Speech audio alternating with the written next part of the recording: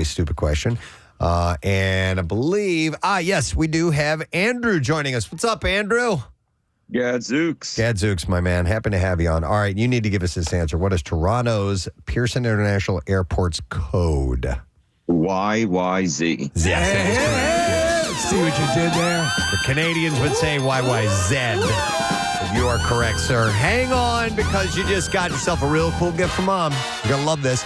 Steven Singer Jewelers Moon and Back Diamond Necklace featuring a diamond-encrusted moon and a heart with a secret message of love, I love you, to the moon and back. And you can order now for free shipping and to arrive in time for Mother's Day at IHateStevenSinger.com. So this rhythm, this is the Morse code for YYZ, and that's how they got it. That's the origin of the song. So they were flying into the airport and heard that.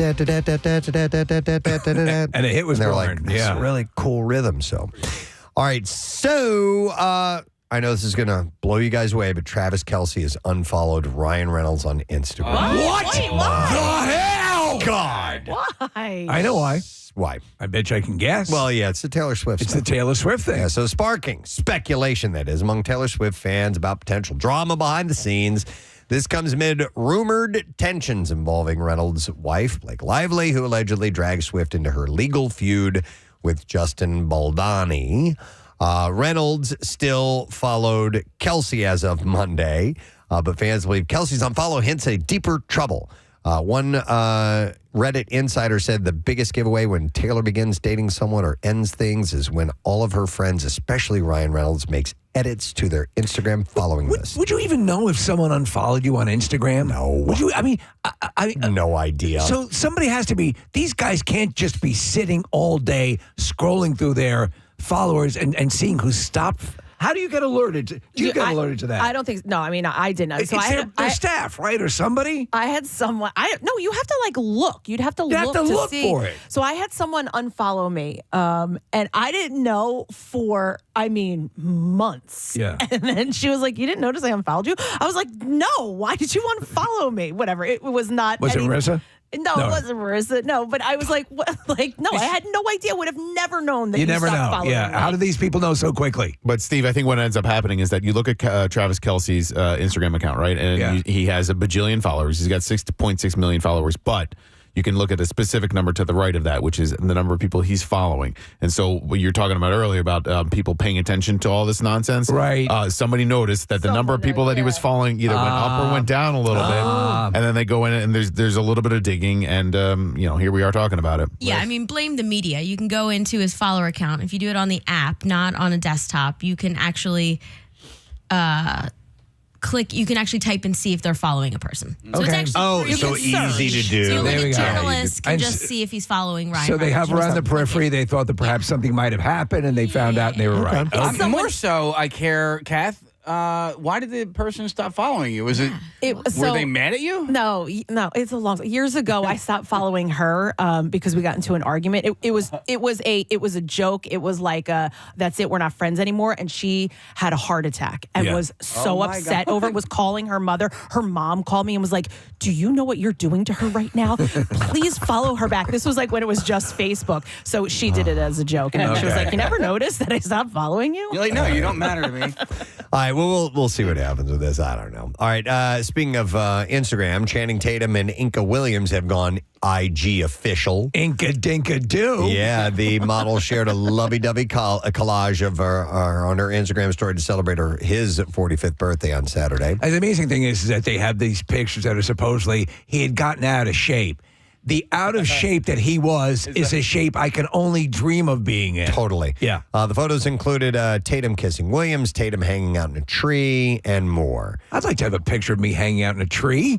She added, happy life to the handsomest, kindest, funniest, stupidest, most gorgeous human ever. You're stupid. Hey, when we first got here 20 years ago, there was a picture and somebody's hanging out in a tree. Who was that? I don't know who was up in the Is tree. that Jackson? No, it's Matt Kors. Is it Matt Kors that's hanging in the tree? Yeah. Oh, man. And he writes, merci. And I think there's one of me hanging in a tree, too. You hate that picture. I know. I was fat.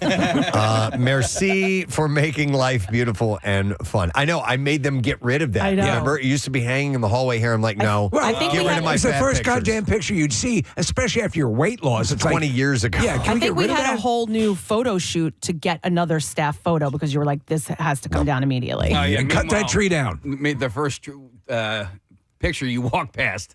I'm like 280 pounds. You are, Yeah. I know, Yeah. you're big Yeah. in that picture. Yeah, I don't. But I look at it different. I'm like, oh, good. I don't look like that I don't anymore. feel like that anymore. Listen, All right.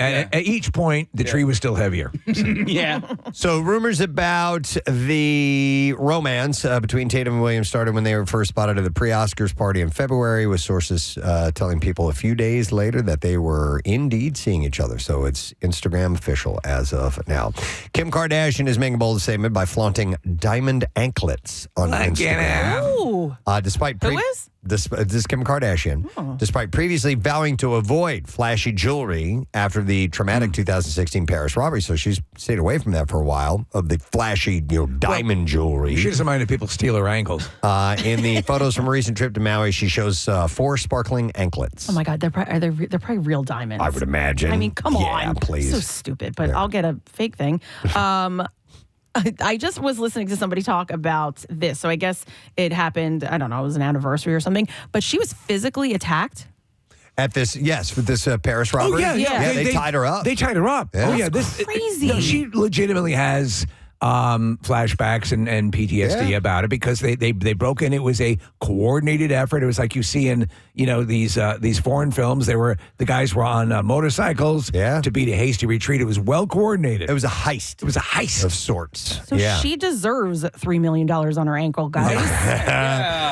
Those thieves had stolen about $10 million in jewelry, including Kim's $4 million engagement ring from Kanye West. She is expected to testify. That was my favorite swastika. The trial in Paris next month. Until then, her post is seen by some of her fans as kind of a symbolic defiance to her attackers. Let me see. What else is worth mentioning to you guys this morning? Oh, yeah. Okay.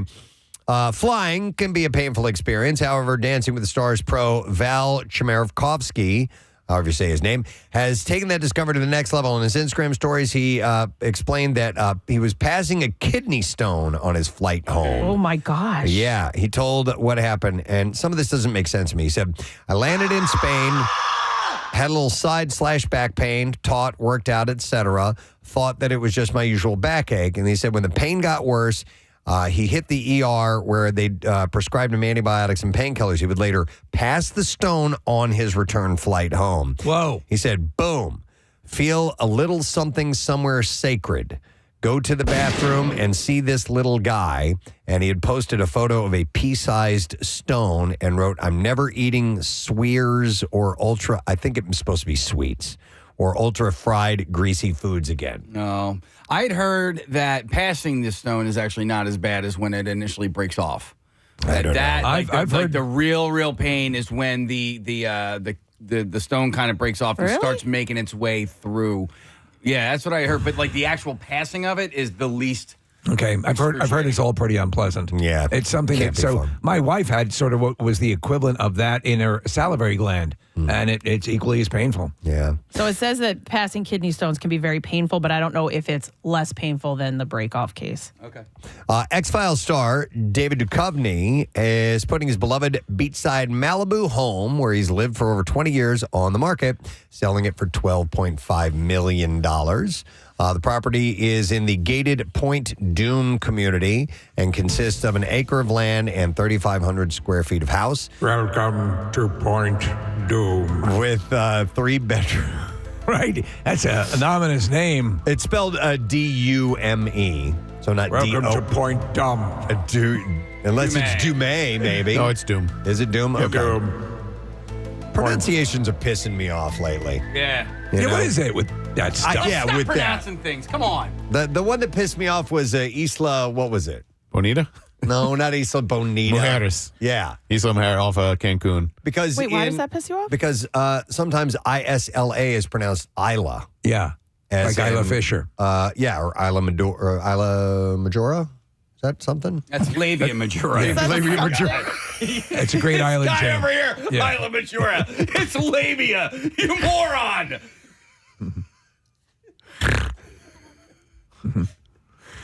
Casey really busted my balls on that one. I caught you on that one. I'm sorry, dude. That was It was good. I was out of turn. Labia Majora. Yeah. All right. So anyhow, this is a 3,500 square feet of house, 3 bedrooms and 1 bedroom refurbished train caboose at the edge of the estate. Cool. Yeah. I know. Is that a caboose? You got a caboose? You live in Point Doom? Yeah. What are you, Skeletor? Cool. All right, here's a little rumor. Stranger Things star Maya Hawke may be on the verge of getting married. Exhibit A, pictures of her walking in Manhattan yesterday sporting a big rock on her left-hand ring finger. Was it actually a ring or a rock? I think it was a ring, Steve. While that's all anyone has got to go on, her reps have responded to people's inquiries or have not responded, and it comes just a week after she and her boyfriend, Christian Lee Hudson, appeared together on the red carpet for opening night of John Proctor is the Villain at New York City's Booth Theater. I kind of love her. I think she's great. Really sweet and fun and funny. And yeah. They first met 4 years ago through their work in the music industry. So she's a singer as well, by the way. Not a dancer. No. Mind you. Let's see. Some viewings of a Minecraft movie have seen exceptionally rambunctious behavior. We've seen the videos and whatnot to the point where some theater chains are issuing warnings and moviegoers that got too out of hand were actually being escorted out. Well, there's a saying, if you can't beat them, join them. And Warner Brothers announced yesterday there will be special, what they're calling block party edition screenings of the movie. Yeah, take advantage of it. And the screenings will encourage fans to sing along and get a little crazy during their favorite moments. They said in a statement, Warner Brothers Pictures, Legendary Pictures invite fans back to the theater to experience Minecraft movie together in a whole new way. You know the moments, you know the lines, you love the songs, and now it's time to get loose, laugh out loud, and belt out those lyrics like a true Diamond Tier fan. That's a great idea. Yeah. It gets people to go back and buy more tickets and go and be and do it like they want to do it. This is job one for the movie theater chains. They're trying to get people back in. You had the big hit, Sinners. You've had a big turnout to the theater for that. If you can get gimmick stuff like this to take off and get people back in, you're going to win. That's what you need. All right, so it's hard to believe that with credits like Batman, Argo, and Good Will Hunting, Ben Affleck was surprised that his other hit, Armageddon, made it into the Criterion Collection. He said, I didn't think of it as that kind of movie when we did it. He was reflecting on how he shares it's an achievement I'm proud of, and I didn't intend to be as good. But he's actually talking about the commentary that he made. So I've known about this for a while because I do have the Criterion Collection of Armageddon, because even if it's not a movie that you are that thrilled about, Criterion does this great job with commentary and making up features. Okay, I don't know what Criterion Collection Criterion is a company that will buy these classic movies, and they can be new, or I say classic. Let's just put it this way: unique in cinema, for some way. Okay. And they will release these remastered, loving collections, Preston. So when you talk about Weezer releasing a collection of 15, a package that contains all this stuff, Criterion does that with movies. There is the Criterion Channel, and we had Patton Oswalt in after we had talked to him just after he had been to the Criterion offices and went into what they call the famous Criterion Closet and pulled out movies that he loves. So what they do is they treat these movies in a loving way, and one of the big things with them are having people who are involved in the movie do a running commentary on the movie, giving you insight as you're watching it. And his was notable for how he's, in a humorous way, dismissive of Armageddon. All right, it's him talking about that. Here we go. Do you want an example of his commentary first, or his comments? Have him talk about the comment first, and then the comment from the movie. All right. I didn't know any better than to be really honest, but I won't spoil it for those of you who are interested. It is an achievement that I am proud of and didn't intend to be as good as I now think it is at the time. All right, so here's an example of that commentary. I asked Michael why it was easier to train oil drillers to become astronauts than it was to train astronauts to become oil drillers, and he told me to shut the up. So that was the end of that talk. I was like, Ben, just shut up, okay? This is a real plan, all right? I was like, you mean it's a real plan at NASA to train oil drillers? He was like, just shut your mouth. See, here's where we demonstrate that, because Bruce is going to tell the guys that they did a bad job of building the drill tank. He did a see, he's a salt-of-the-earth guy. And the NASA nerdonauts don't understand his salt-of-the-earth ways, his rough and tumble ways. Yeah, that's right. Like, somehow they can build rocket ships, but they don't understand, like, what makes a good tranny. Like 8 whole months, as if that's not enough time to learn how to drill a hole. But in a week, we're going to learn how to be astronauts. Oh, 1 whole week? Now you know how to fly into space? I need my guys. Why do you need them? They're the best. Everyone's the best. Why are they the best? I don't know. They just are. I'm only the best because I work with the best. I think this is actually the entire commentary. Yeah. Oh, that's great. I love it. All right, 2 more quick things I want to fit in before we get to the clips. The trailer for Welcome to Wrexham Season 4 just dropped. Teases a hilarious new rivalry between Ryan Reynolds and Tom Brady. And Reynolds says he's not playing, thank God. And is he allowed to play? And Brady fires back in the clip, calling it a friendly competition, but not so friendly. The season will follow Wrexham AFC's jump to League One for the first time in 20 years. According to the official logline, fans can expect to see the stakes get higher with a new level of intensity, competition, and cost, all while the club continues to be plagued with injury and fans demanding the signing of new talent. It looks good. They've leveled up again, haven't Yes, they? they sure have. Yeah, they had another winning season over the weekend, so they get promoted to the next level up. Crazy. Since those guys have taken over. They're the kings of that town, man. Back from the dregs. Yeah. They were on the absolutely just the end of the run, and they've completely flipped it. Sometimes when you put some money into something, star it can power. work. Yeah. All right, and then the last thing, and I love this story. Dick Van Dyke has come out as a huge fan of the hit series A Man on the Inside, which is a wonderful show. Stars Ted Danson as a retired professor who goes undercover for a private investigator inside a retirement home. And according to Van Dyke's wife, Arlene, the couple are fans of the show as well as good friends with Danson and his wife, Mary Steenburgen, who has been announced as a guest star in the show's upcoming season 2. Van Dyke, who is nearing his 100th birthday, would love to make a cameo on the show. So reading this story, and it just made me think, Preston, in recent memory, or just over the past couple of decades, what celebrity do you remember reaching the most advanced age and still being vital? Betty White, George Burns. George Burns is the other one that I was going to think Those of. are the only 2 Steve. that come to mind. Yep. I don't know if I was forgetting any. Yeah, the people that get to right on the edge of triple digits. Steve, Norman Mailer. Norman Mailer as well. Yeah. Yes, yeah. Oh, and Norman Lear. That's who I was thinking of. Norman Lear is who you're thinking of. Mel. Yeah, you're right. I went along, but yeah, No, Norman Lear is who I was thinking Norman of. Mailer's the author. And Mel Brooks is getting close. Yeah. And He's in still his does 90s. interviews. He's in his 90s. And so. Carl Reiner looked to be on a good path. He was looking good, yeah, right? he looked good, yeah. But he didn't see that bus. So, no. He didn't get hit by a bus. Wait, I was like, what? He didn't get hit by a bus. Wow, yeah. And Mel Brooks turns 99 next month. Wow. Hey, man, I know it'll never happen, but wouldn't you love to just spend some time with Mel Brooks? Because he's a very, if you want to watch a wonderful interaction, Martin Short as Jiminy Glick interviewing Mel Brooks is hilarious. So you know he goes along with this stuff. Yep. So even if it's not on this series, the Dick Van Dyke Show, the legend has no eye of retirement, though his travel is an issue at his age. His wife said if they come to our house, he will work all the time. All right, let's do some clips. Genevieve O'Reilly reprises her role as Mon Mothma in Andor Season 2. And in this clip, she expresses what it means to play a character that never got full focus in the past. It's wonderful to have an opportunity and a platform for us to learn about her.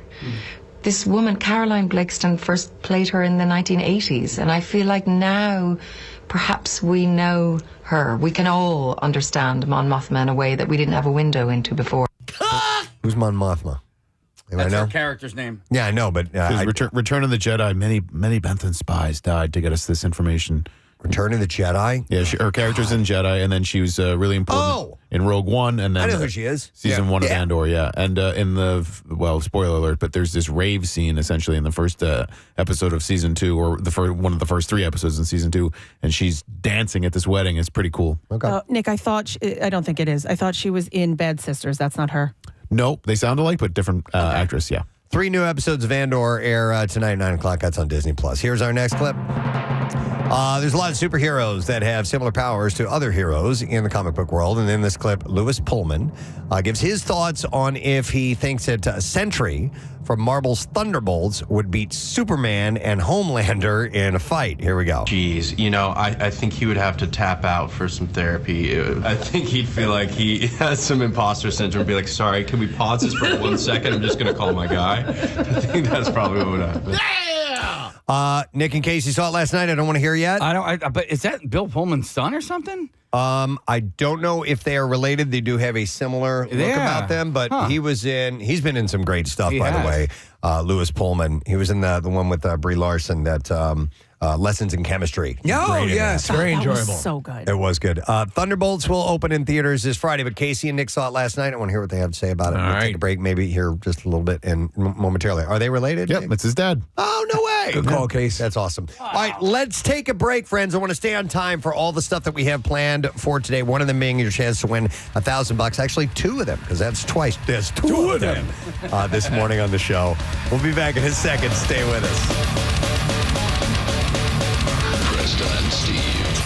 Your boobs are out. Hey, chick. Hey, chicky baby. Down and dropped in the water trying to fix herself.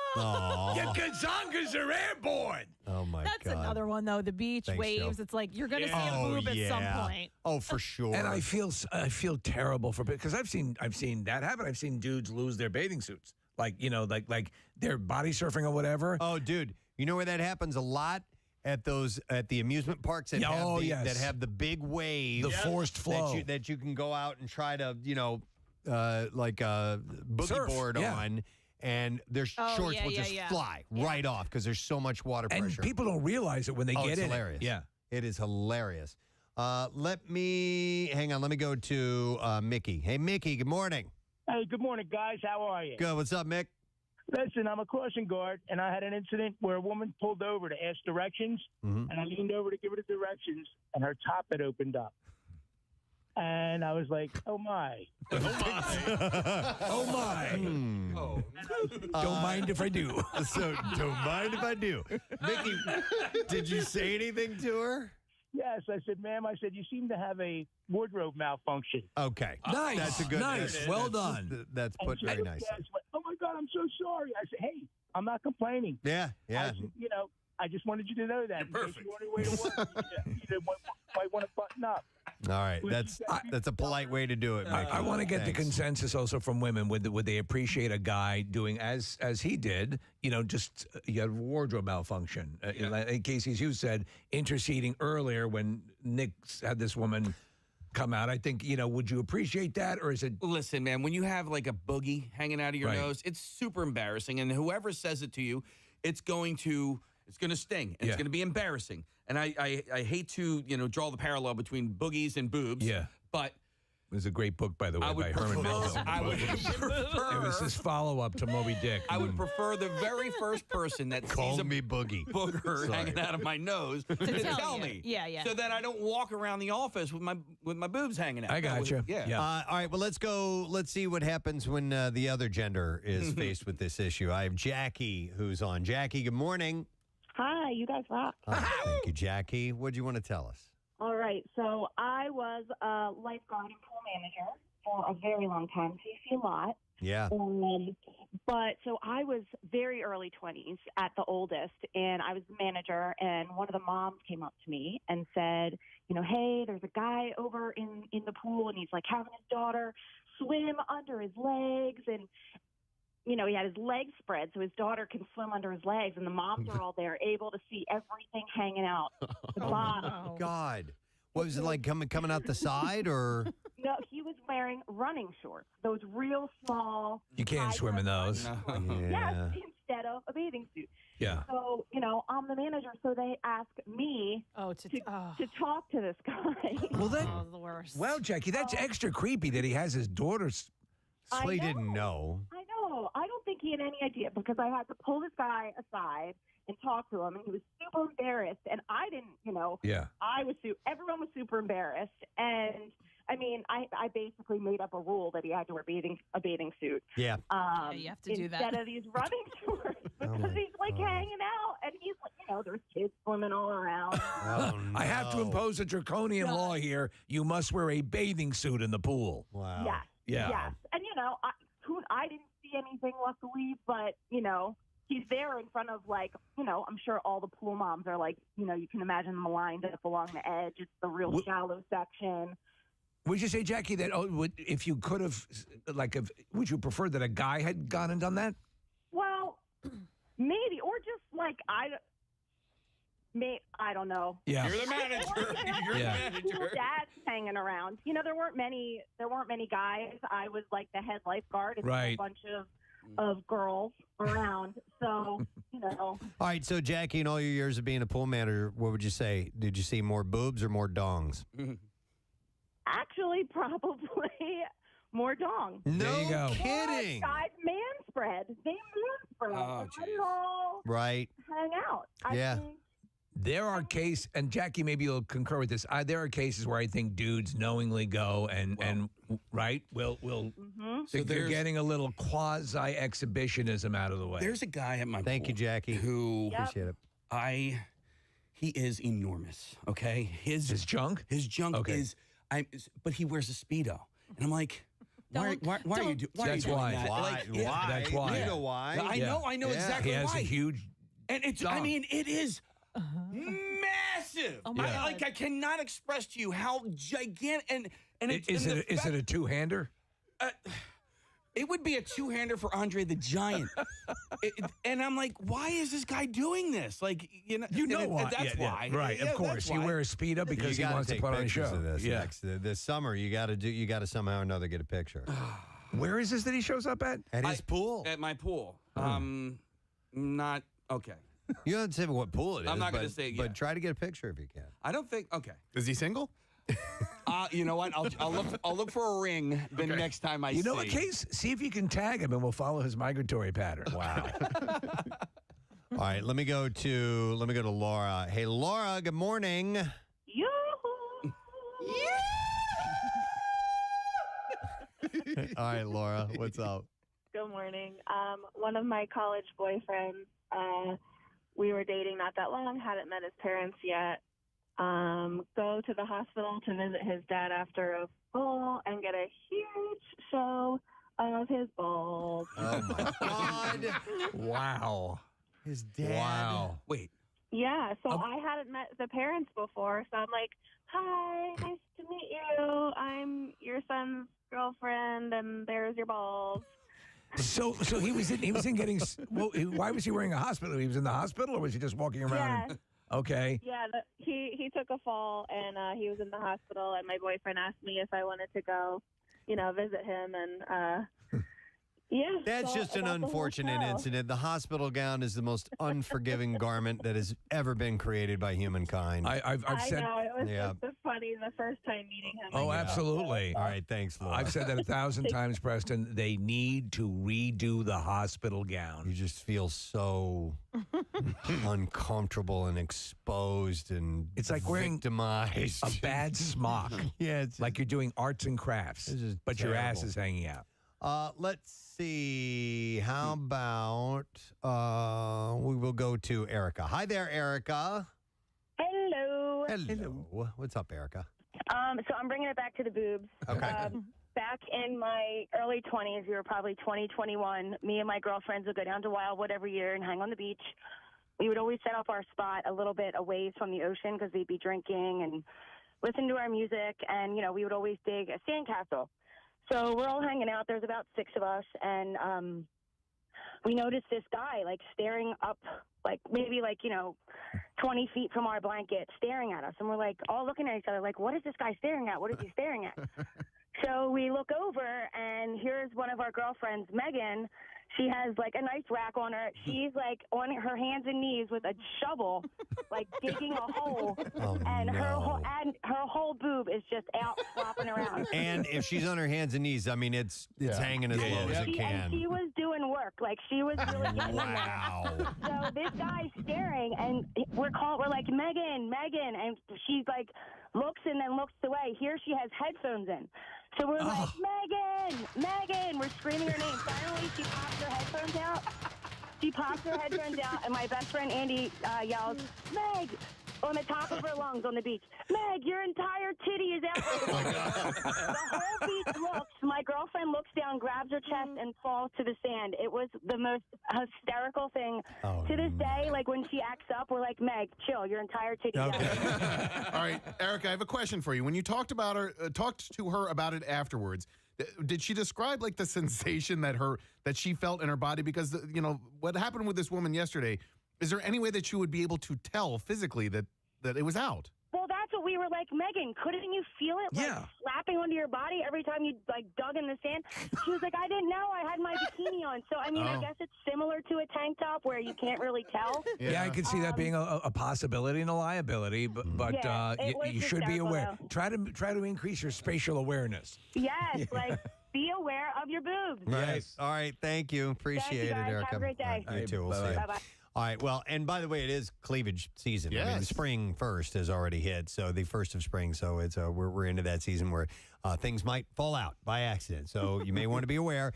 And I assume that if it does happen, ladies would prefer that you politely let them know next time. I'll say something. Instead of walking through the rest of the grocery store with a boob hanging out. But Nick saw a boob in the wild. It is a sure sign of spring, ladies and gentlemen. That's a wonderful thing. All right, we're going to take a break. We'll come back in a second. We have bizarre file stories on the way when we return. Make sure you stay with us. Preston and Steve. On 93.3. Today is National Cheesesteak Day. Yes, it is. Got an email that says, hey, Preston and Steve Show, happy National Cheesesteak Day from Whizzle Truck. We were at the Camp Out for Hunger last November. They're great. And we are just about to hit our 1-year anniversary of being in business. Over 100 events in the area in such a short time. And today we're feeding some well-deserved hungry people at Pico. Couldn't think of a better way to celebrate the day. Sincerely, that is from Chris and the rest of the Whizzle team. Whizzle faux shizzle. Faux shizzle, baby. I'm not going to have a cheesesteak today. I'm kind of watching what I'm eating. I'm trying to hit some weight goals. I hit my little goal earlier this week, and I want to hit my medium goal by tomorrow. So your weekend, though, you give yourself a little latitude. I think I'm gonna. Weekend I always give myself a latitude. We've got a Pudge's nearby us, which makes a great cheesesteak. So I might go by there and celebrate National Cheesesteak Day a couple of days. It's been forever since I've had a classic. Really? Like a classic cheesesteak that are, you can find them anywhere. Here, we live in Cheesesteak Central, but calorically, it's always a tough thing to reconcile. But if you're going to go all in on the weekend, you give yourself a bit of a cheat. Yeah. I have to think now where I want to go, what I want to get. I have a friend who's a member at a golf club, country club called Applebrook, and they make when you go to like an upper level where they use really quality meat and stuff like that, it's to die for. So I'm gonna have to dive into one soon. I don't think about calories ever. Like I really, I don't. I got you. But I'll probably do a cheesesteak every probably 5 or 6 weeks or something like that. Yeah, and I have Thunderbird is the place that I go to. That's just it's a wonderful place. And everyone has a great time. We got the meat. Thanks, Kath. Don Felder, a guitarist of Eagles fame, is going to be joining us later on this morning. We're also going to have, Kathy was talking about golf, the 2026 PGA Championship is coming to Aronimink Golf Club in May of next year. And we are going to have the director, and I hear he may have some tickets for us to give away. That's pretty wild. Those are not cheap tickets. No, I know. It's a great event. It's a special event that happens only once in a great while in areas. So we'll let you know. We'll let you know what's going on. Anybody get anything about Paige Baranek? Marissa's working on it. Right. She said thumbs up. So. All right. Oh, we're working on it. All right. Okay. Sorry. Wait, Marissa and I need to work on our sign language together. Semaphore. Be understanding what she's saying. All right. So before we dive in any conversation, I did want to hear about this. Nick and Casey last night went to a screening of Thunderbolts. And I'm still waiting for the MCU to have this return moment where we all go, okay, yes, we're back in. You haven't returned. We still haven't returned, but it is a really solid movie. Okay, it is building towards something. I'm not, this is not Endgame. This is not Infinity War. This isn't even Thor Ragnarok. But this is I thought, a solid step in the right direction. I thought it was a really good movie that can be a great bridge to whatever comes next. I thought Captain America, the one with Anthony Mackie and Harrison Ford, was okay. It was entertaining, but I wasn't blown away by it. And quite frankly, probably could have been a television show as far as like progressing the Marvel Cinematic Universe. I thought Last Night was really good. I love all of the characters involved in Thunderbolts. I think that like the John Walker character is terrific, and Red Guardian with David Harbour is terrific. And by the way, both of those actors have been in studio. They have. And I love Florence Pugh. She's really, really good. She's great, man. And Julia Louis-Dreyfus, awesome. She's really good as sort of like the foil and all of it. And actually, 3 of them have been in. Sebastian Stan's been here too. Yeah. Wait, no, 4. David Harbour? No, didn't. Wait, did you already say? I said David Harbour and John Walker. Okay, yeah. All right, so my bad. And Sebastian Stan, yeah, they've all been in here. So I'm hoping for things to really turn around in this universe, because when the last Captain America film came out, the one with Anthony Mackie, I told all my kids, I'm like, let's go see the movie. None of them wanted to go see it. And that kind of stung me, because I'm like, that used to be our thing. We would go to the Marvel movies together. And I want that back. I want... Take me, Preston. No, I'll say this, is that, again, yes, it is not. There were signs, there were murmurs. You saw a heartbeat here and there through the Captain America film, but not solid. So if this is going in the right direction, if they're building like what they did with Daredevil, again, a solid step in the right direction, not great, but heading there. Yeah. Let's keep it going. Yeah, I really thought it was good. And I don't think that it was great, but I think it was good. Here's what I'll say about it, though, as well. Go see it in the theater. The cinematography was terrific, and the sound, the hearing the explosions and the action sequences and stuff like that. Some great fight scenes. So for me, Steve, this one, Thunderbolts, this is a movie theater movie. I don't think you needed to for Captain America. I think you probably could have just waited until it was on home. No, you're right. Disney Plus or whatever. But this one, I'm really glad I saw in the theater. And by the way, again, I love that theater experience. Same. Yeah. And then also there are 2 end credit scenes. And the more important end credit scene is at the very end of the credits. All right, so stay not to the middle absolute credit. end. Oh. All right. Yeah. Okay. All right, definitely. Okay. So I saw this article, thought it was kind of interesting, and wanted to bring it up to you guys and see if you had similar experiences. It's keyed off of the story that I read is keyed off of there was an interview with Gayle King did with George Clooney, and George was talking about his wife Amal, and he said, "We've never had an argument. We still haven't." Do you believe that? I don't believe that. I don't believe that. So this article is about humble brags that make couples sound arrogant. Yeah, I can tell you one that was a classic, one that I thought was arrogant. And it's not that I don't completely believe that it happens, but years ago, Sting's claim of 6-hour sex sessions with Trudy. Yep. Really? Yeah. Well, I think you don't break for fried chicken or they something? ended up clarifying that later on, Steve, that it also involved like meditation and yoga and It's all, not and they sex. all counted it part of this tantric experience that they had. So that's what they backed up on that later on. But relationship experts say that these are some of the most eye-rolling inducing statements that couples commonly make that drive us crazy. All right. And the first one is, we never argue. We never argue. Do we, you dumb bitch? When a couple tells her this, couples therapist Natasha Silverman says it makes her wonder what they're sweeping under the rug, because every couple has tension at some point. Well, it's like, what we do is we just ball it up. Just go Dwayne Johnson, just push it down inside. Shove it down deep. No, she said it's a complete myth that couples should avoid conflict and be deliriously happy. It's not going to happen. But what it is about, though, is arguing well Yes. rather than not arguing at all. So I think maybe people speak out of turn and they say we never argue, but maybe they disagree and they have ways of arguing that is actually constructive. Like a rolling pin. Like like smacking them on the head with a rolling pin. Yeah. No, but that's exactly right. Learning how to convey your thoughts, learning how to have exchanges. And listen, in the best of homes with what you think are the most idyllic relationships, there's got to be, you mean to tell me, unless it is that Amal and George never see each other. That could be part of it. But, they're only at events where everyone's happy and so on and so forth. But if you're living in the real world, I can't.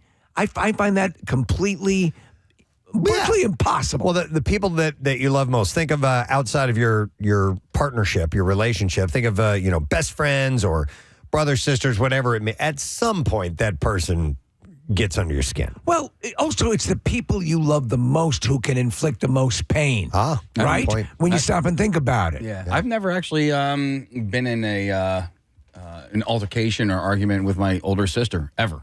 Yeah. Not one time in our lives. But how long have you guys been married? Well, we've been together for 50 years, but you got to think, we lived under the same roof for a really long time. And just for some reason or another, she and I, we've always gotten along great. Okay. Yeah. How about this one? Does this work for you? We always have sex. Me and my sister have sister? sex all the time? No. It's been a while since we've. I mean, it has to be the right mood. Yeah. So that's a humble brag. We always have sex. So that would fall under the Sting sort of thing. But you said he walked that back. Yes, it was a while after that. Having well-matched sex drives is great, but that doesn't mean that you'll always have that luck. Patterson says it's frustrating when people suggest they've cracked the code and have a perfect sex life. Things are never always perfect. Yeah, and since my prostate removal, I just shoot confetti now. So Yeah, that's right. Yeah. All right, here's another one that is a humble brag considered amongst couples that can make them sound arrogant. It was love at first sight. Shut up. Did you ever have a situation where you would confuse, or did you for a second think that you had love at? I remember being enchanted by Claire pretty quickly, but I wouldn't call it love at first sight. No, I remember seeing Rochelle and going, that chick's hot. Damn. I'm going to go fire on her, see if I can get some stanky tonight. And it took you like 2 years, didn't it? It did. Yeah. I feel like the only time you can actually say it was love at first sight and it wasn't like hyperbole is when you're looking at your child being born, right? Like, yeah. Otherwise, yeah, I know what you're saying. Yeah, you don't know that person yet. Well, they might be attractive. Yeah, I want to bang her. But even with your child, don't you have to wait and find out what they're like? What's the personality like? Yeah. So the odds are good I'm going to really like you, but let's talk. The therapist says even if it really happened, it's not as glamorous as it sounds. In reality, we're talking about chemistry, and chemistry is a lot of chemicals like cortisol and dopamine that create anxiety. And semen. Both anxiety, fear, and excitement are processed in the same way by the brain as arousal. Oh, yeah. So, all right, here's another statement. We don't air our dirty laundry with anyone. It says complaining too much about your partner isn't healthy, but having someone to talk to about what's happening in your love life definitely is. I agree with that. I've been, over the course of my life, I've been with couples who are, all of their fighting, all of their antagonism is out on display. Like, in fact, that's kind of the thing that they would do. They get, him, he's always, or her. And it's like, I don't find this enjoyable. I don't find living your stress tacitly any good time. Although, and I think we've all observed this before, is that when couples decide to air their dirty laundry on social media, give me some popcorn, man. Listen, doesn't mean you don't love to watch. Hey, even if you're at a restaurant, or if you see a fight between a couple go down, I hate it. If it's short of like, I don't want to see a fist fight, but where something's going on, sometimes it makes me automatically uncomfortable. Yeah, I really? feel, I can't stand it. And so let me clarify, like in person or both. okay. Online, spilling of the tea, gossiping, like whining about the husband or the wife or whatever. To me, that it irks me. It gets under my skin. I don't like hearing that. I don't like seeing it online, and I don't like, certainly, Steve, don't like seeing it in the public. Oh, wow. So we used to live in this neighborhood. We lived in a flag, the people behind us lived in a flag lot, so they were like behind our house. Yeah. And the couple, in order to not argue in front of the kids, would go outside. Oh, that's right. I remember your story. Yeah. It'd be like, Shell. And you would Come here, they're at it again. we used to be able to hear it through the wall of we had a duplex, and you'd hear it, and you'd listen. I freely admit it's a loathsome thing. Yes. Claire and I would sit on the steps right because it was right next to. I mean, it's coming through the walls. As long as you don't hear like a physical fight. You're hearing it's compelling like over to a me. pocketbook or something. Like, I'm sorry. Yeah. I'm going to sit down and have some snow caps. I remember my first home was a row home, and the people connected to me, they're like firewall. I don't know what was in between, but we could hear every word. And remember, I mean, it was actually pretty sad, but I mean, it was an adult son that lived with his elderly parents. And he was yelling at the dad about never coming to his Little League games. It was like so That's sort of sad. Yeah. Childhood trauma. Yeah. Oh, man. Yeah, No. it was really sad. But I mean, we would hear them fight about everything, food, what they were eating, like, and it was like, oh, here they go again. Yeah. When we sold the house, we went over and knocked on the door and we were like, hey, we just want to let you guys know the house is going up for sale. So you might see people like, please be quiet. And I think they got the point because it like they wanted you out. They just It was like funny for him. I think they knew, they knew we could hear them and I'm sorry. We'll keep it down. Right. That bitch. Yeah. And then I only have one more on this list, and it says, when couples say, we never go to bed angry. The therapist says, sleeping on it is okay. These experts confirm. So don't feel like everything has to be fixed before bedtime, no matter how romantic some couples make it seem. I know the old axiom of never go to bed angry. Not feasible. Sometimes this is not 100% possible. Making a conscious effort to say, let's table this. Yes. Let's sleep on this. Yeah. Let's revisit this. No, I think it's better. Hopefully to let cooler heads prevail. Yeah. What you don't want is to be introduced to an inflammatory subject as you're walking up the steps. That's the best part. You guys know that used to be my thing with Rochelle. And for the overwhelming amount of population who don't get up before 4 o'clock in the morning, don't understand how valuable that sleep time is. And so You go to bed, I just want to let you know you're a complete disappointment. I would get, I'd literally be walking up to bed and I would have been getting the silent treatment for like an hour beforehand. And then I get, we need to talk. And I'm like, no, we don't, not now. we had an hour before this. Why? Because we were being silent. Yeah, exactly. Yeah. You should just walk around with earbuds in. I didn't hear you. Once I finally sat down when we weren't under confrontation and said, listen, you got to do me a favor. Yeah. If you have an issue, we need to discuss this well before bedtime because I can't do that. and it ended up being one of those important conversations that we had in our relationship, and it made a huge, huge difference. If you're the people who, and I think most people want to avoid conflict, especially with the person that they love the most, you know, but the truth of the matter is, if you can work out those skills, try to stick to them. You won't do them all the time, but it does make things a little bit easier. Yeah. That's where OJ lost. Right. So this is an interesting little, article about humble brags to make couples sound angry. You know, a way to solve things is to headbutt the other person. That's the way. That's what you do. Headbutting is really the way you make a strong case for your argument. It's a classic headbutt. I've never headbutted anybody out of anger. Certainly not as a 50-year-old man. But so tell the story. No, I'm not. No, I'm not going to tell the story. But when you are, let's say, getting into a kerfuffle, and your first move is to headbutt somebody, you should aim for their nose, right? Like you're not headbutting them. Well, I'm going like to propose a radical concept. Right. I'm going to say that at a certain age, maybe past 11, you probably shouldn't be headbutting someone. You know?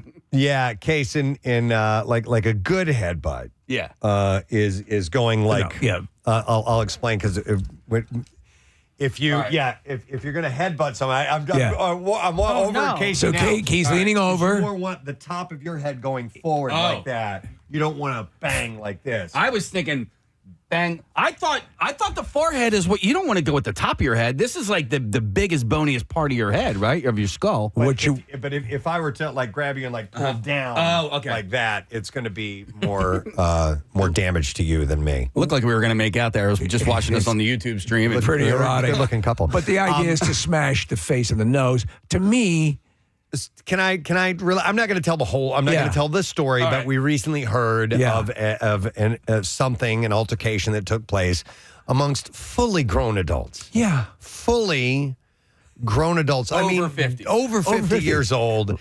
And somebody headbutted somebody else. It was in a bar and got into a full-on fight at a joyous event, mind you. Oh, is this what you were telling us the other day? I wasn't. Oh, I meant you, Preston. I meant you. Yeah. That's what I heard secondhand about something from somebody that took place. Right. And it got us into a short conversation of what fully grown adult, who's not like a slobbering alcoholic and a barfly or whatever, living that type of lifestyle, gets into an altercation at this age at a party for, At a celebration. A celebration, a special event. Hey, did you eat all the taco dip? But I guess you got those types, but you think you outgrow that activity, that attitude? In a normal, listen, obviously fights occur, wars occur, things like that happen. But at what age do we think the concept of throwing down for things that are not like I'm being attacked on the street? Exactly. Like where you're just upset because someone put your coat on where the dog sleeps. Yeah, or spilled a drink or whatever it is. Or somebody's talking to somebody in your group and you don't want them talking to somebody in your group. Just talking. Right. Just talking. Yeah. Where you can't, with words, get your way out of it. I'm thinking that's a game that should be over mid-20s, maybe early 20s. So. Yeah, by the time you get you're to still your 30s, college, maybe. Yeah. I mean, to me, it's like it shouldn't even be college. You know what I mean? Like I know, but when you know what I'm saying. I do know what you're saying, but like like younger minds, they tend to be emotional, and they're unable to meter or tamp down their emotions, especially in an inebriated state or something. Have you ever been headbutted? No, I have headbutted. Have you really? We, I went through a headbutt phase with my friends. We used to headbutt each other, and it was stupid. And the night before I went to start my very first radio job, January 2nd, 1990, my best friend, and it was my idea. I looked at Steve. We had this look we would get each other. Case it was like this. That's headbutt time. Okay. Oh, Jesus. So we would do it voluntarily. It was your thing. It was so stupid. Like you were two I rams. was 21. Where would your headbutt land? On his this head? time, the day before I start my new job, it was 2 days before I start my new job. I give Steve the look. Yeah. And then we go to headbutt, and he caught me on my eyebrow. Oh, no. And I got a full-on shine. Did it split open? No. Oh, my God. But I got I go to my new career. Hi there. With a black eye. I'm well respected in my field. I'm a full-on, fresh, purple black eye. You need to understand, my dear friend and I, we have a headbutt thing that we do. We have this look that we give each other. We know. I'll show you what it's like to say, and then we headbutt each other. Now, let's get to work. Yeah.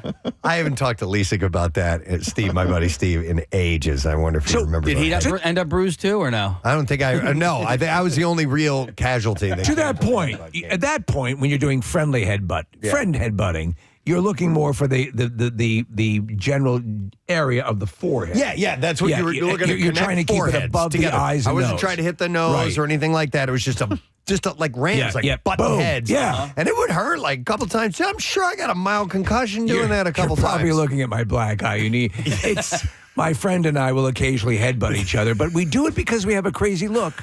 Yeah, we're part of the HBC, the Headbutt Club. You know what? Here's where we could go with this conversation. Mm-hmm. What other stupid, pain-inflicting thing would you do with your friends? We did them all. On purpose. Purple nurples. Dead arms. Dead arm. We did dead arms for a long. Me and my brothers, me and my friends, for no good reason. Also, like we went through the punch buggy phase, but sometimes the punch buggy phase got really violent. But I mean, not to like catch somebody off guard, like for flinching and get them. Right. But I'm like hit me. Yeah. Hit me now. Yeah. You know what I mean? That type of thing where you voluntarily take the pain Stomach as well. punches. Yeah, we Stomach do that. punches, ball taps. Thankfully, I wasn't part of the ball tap crew. The BTC. Yeah. We didn't do that either. It's not to say that I haven't been ball tapped, but it wasn't like I think ball tapping came into vogue after I graduated from high school. Ball tap is going to make you puke. Yeah. And that's the one issue. None of the other ones, all of them will not get that visceral gut reaction that makes you vomit. Oh my I can't God. believe you said the ball tapping thing. It literally, I was just at hanging at a friend's house like a month ago, and all the guys started ball tapping each other. Oh, dude. It's like, you are in your 40s. It's not fun. I'm going to grab it for you so it Okay. doesn't disappear. Thank you. I saw one text that I can't believe this one. Hang on a sec. Nick's got to find it. Somebody Right said here. they went through, he said, I went through a full beer smashing it over my forehead phase. Oh, I had a Holy friend hell. who did that. Is that like a Stone Cold Steve Austin thing when he smashed beers on his head and then drank it? I don't know. So you're I don't talking think about his- you're holding it by the thin part of the bottle and smashing And the smash it. No. Can, I would say can. Probably this- smash Oh no! it. So my friend in college, his wasn't a full beer though. He would finish the beer and then break the bottle over his head. He just It said was- I thought bottle. It was when he was finished at the bar and he was ready to leave because he knew he would get kicked out. So he would do it at the end of every Why night. not just start a fire? You know what's so funny, Kath? My wife's friend, when they were they had a house down the shore in Sea Isle, and every time it was time for him to go home from the bar, he would just take his shirt off, and then they'd get kicked kick out? him out. He's like, I got to go home, and he'd rip his shirt off, and then the bouncer would come, you got to go. And that was how Done. he would exit. Could you just leave of your own volition? Yeah, that's why just I need to be thrown out. No, it was something they wanted to do, but you'd have to wait until the end of the night because you'd get kicked out. So when you were ready to leave, you did that thing you wanted to do. So at some point he just wanted to take his shirt right, off. exactly. All right, so growing up, purple nurples. Maybe I'll just leave. Purple nurples were a huge thing in my household between me and my brothers. And it got so bad that I actually got nodules inside my nipples from getting... You had nurpletosis. Yeah, I did. Yeah. Well, you can't call them T-twisters, right? No. So dumb. All right, so I know we're talking about surprising inflicting pain on people. One of the things that thankfully this never happened to me. Case you guys ever used to do bowl burns? What is a ball burn? No. Bowl burn. burns. No, but you did it with like lighters. You know, it was No, the same, I knew a thing. couple guys that had like permanent scars from that, Steve. So a pipe of marijuana, if you're doing marijuana, Nick. So some of them will have a big metal bowl, and if you would get that thing hot while you're smoking it, and I mean like burn your skin, second, third degree burn. Oh my God. And you just like hit somebody with that. So you like brand them? Yeah, big time. Horrible. I don't know if this is if it was staged or if it was real, but I saw it on Instagram where the dude farts into his hand and then he puts it into his friend's face, and then when the friend reacts to that, he ball taps him, and then he does something else. And to me, Was that Mitch McConnell? It was not. It's gonna make you laugh. It was him and Bernie Sanders. I'm gonna cup your big fart and I'm gonna put it up in your face and then I'm gonna ball tap it. But it's a Mitch series is a of like. The guy is hilarious. It's like a series of like 3 or 4 things in a row that this one guy does to his friend. It's Well, hilarious. that's just arranged. Yeah. No. But it's none of here. Actually, we're watching a video right now.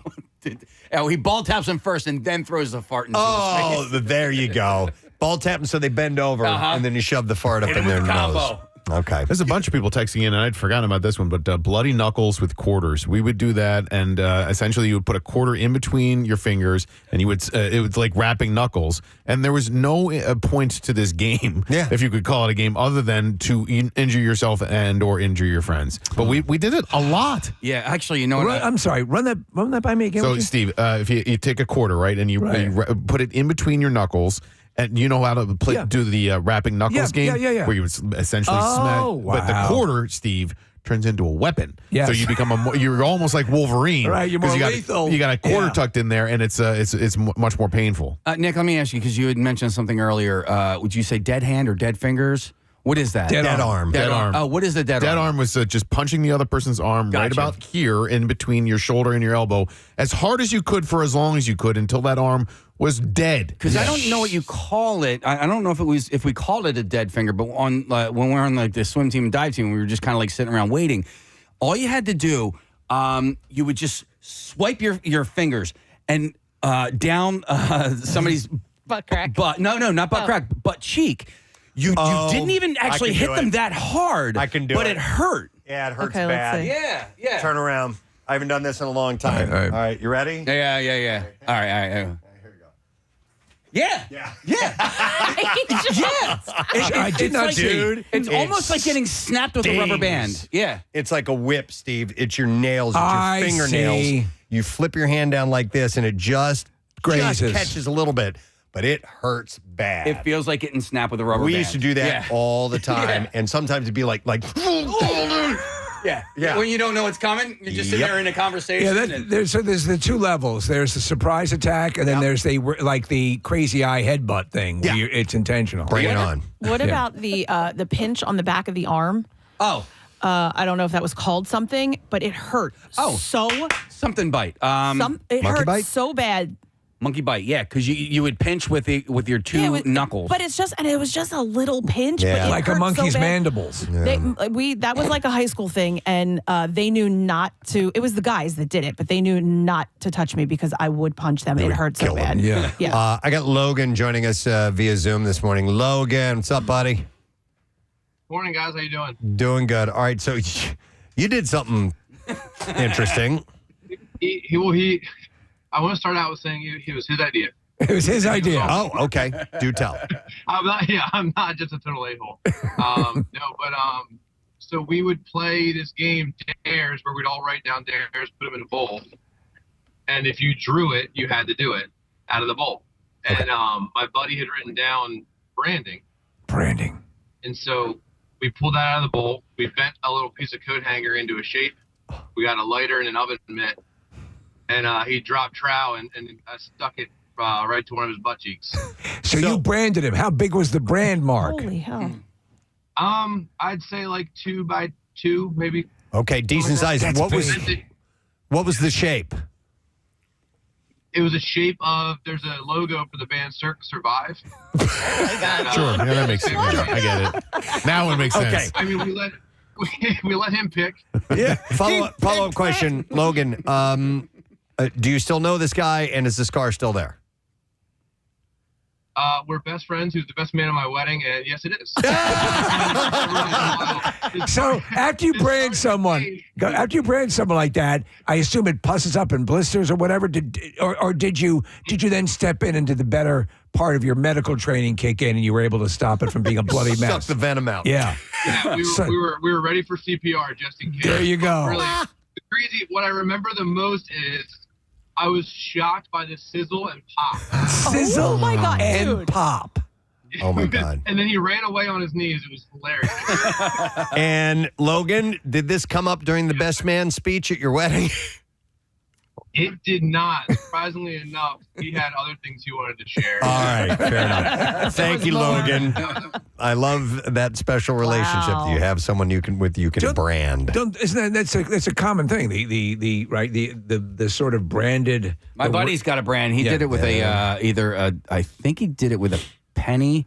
But the scar is the size of a quarter, or at least a half a dollar.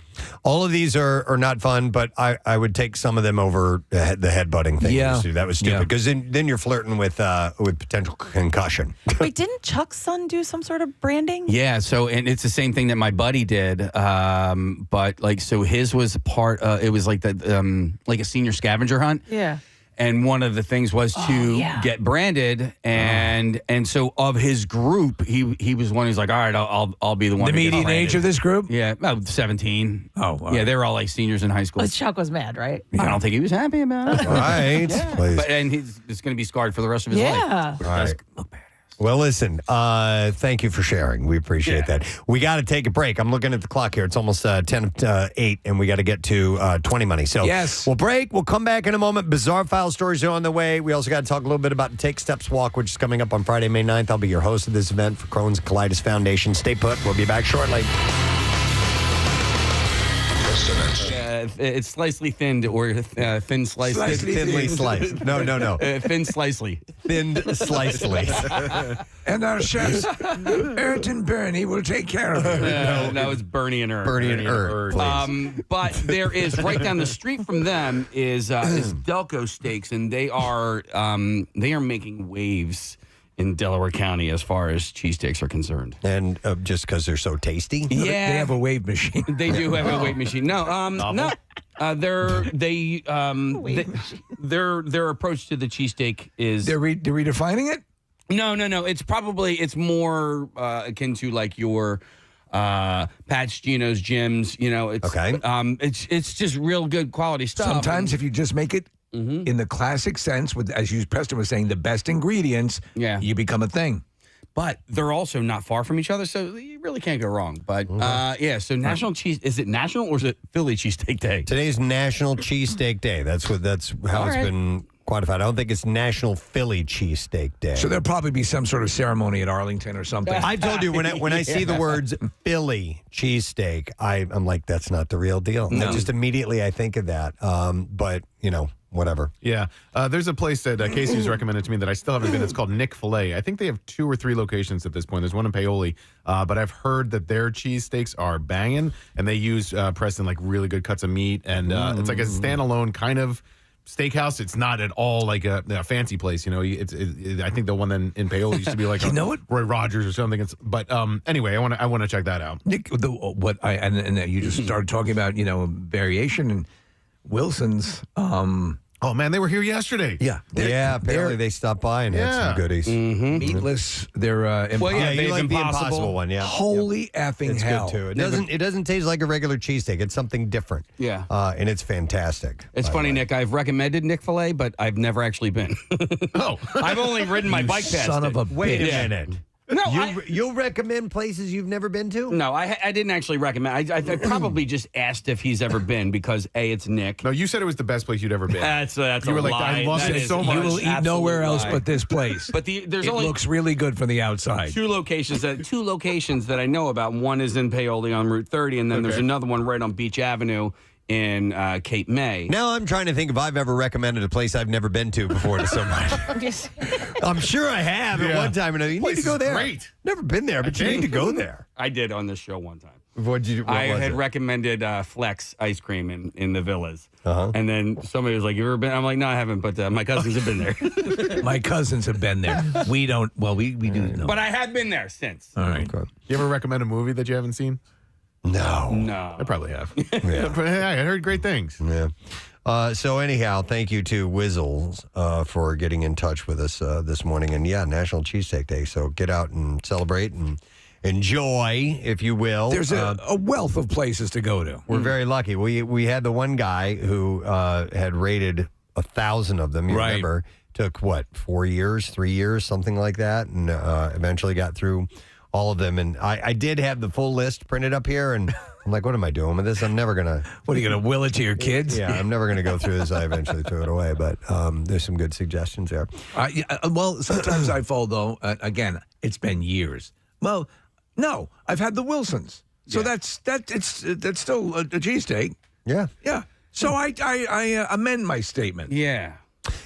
Speaking of eating, I saw this interesting survey. It was done in the UK, but could definitely be tailored to pretty much anywhere.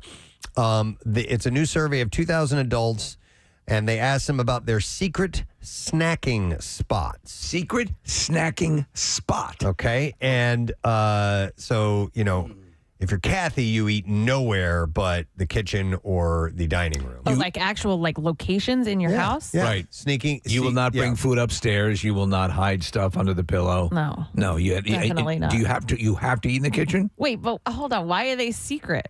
Okay. Oh, well, go ahead. Explain. I had a secret snacking spot. Why? And I do too. I'll explain in a little bit. But you go ahead. Sometimes we won't have sweets in our section of the house, but my mom always does in the basement. So Okay, so you sneak down there? I will sneak down there. Okay, all right, and it's all right. even better if she's not there. I got it. Because then I will go absolutely crazy. Then you can put a bra on. That's stealing is what that is. Does she come home and she's like, what happened to my... No. She has more sweets than she can handle. Okay, I mean, she's all right. like a bird anyway. He's like Norman Bates in the basement. That's funny. Casey's there with the wig on, sitting in the rocking chair, eating Charleston chews. I mean, Kathy, last night, for instance, I finished my dinner. I worked out hard yesterday, okay? I ran. I did a whole bunch of stuff. I earned it. Okay. So I opened my freezer. He wants to neutralize it. Okay. I opened my freezer, and the ice cream that I was expecting to be there was not there. And we had no other sweets in the house. And so I snuck on down to my mom's, and I grabbed some. And it was like leftover Christmas candy, a cookie or two. or two. Or two. Yeah. Some of her medication. Just a little bit. All right, so She's not going to use all this amoxicillin. the secret snacking spots, and feel free to share yours if you will, 215-263-WMMR. So there's 20 of them, and number 20 on this list was my secret snacking spot inside a freezer room at work. So when I worked... Oh, my God. You too? Yes. Yeah. Okay. At McDonald's. Yeah, when I worked at York Steakhouse, that was the name of the place. I was the food bar attendant. I've told you guys this before. I would, because I wore an apron. Okay, and it had an apron, had pockets on it. Big pockets. And I would grab stuff from the food bar and slip it in my pocket. So it's stuff you shouldn't have been eating. And then I would go into the freezer and eat it. No, that was my secret. So that's why you have snacking spot. to have to sneak. Yeah, you're hiding. From one. There's still an application, though. Not at all home. of them. Some of these are other than hiding. But if you want to hide, if you're going to go, you have something that you want to eat out of your significant other's eyesight. Right. And that's really what it is. Like in the movie, This is 40. This is 40. Remember, he's out over the trash with can. the muffins.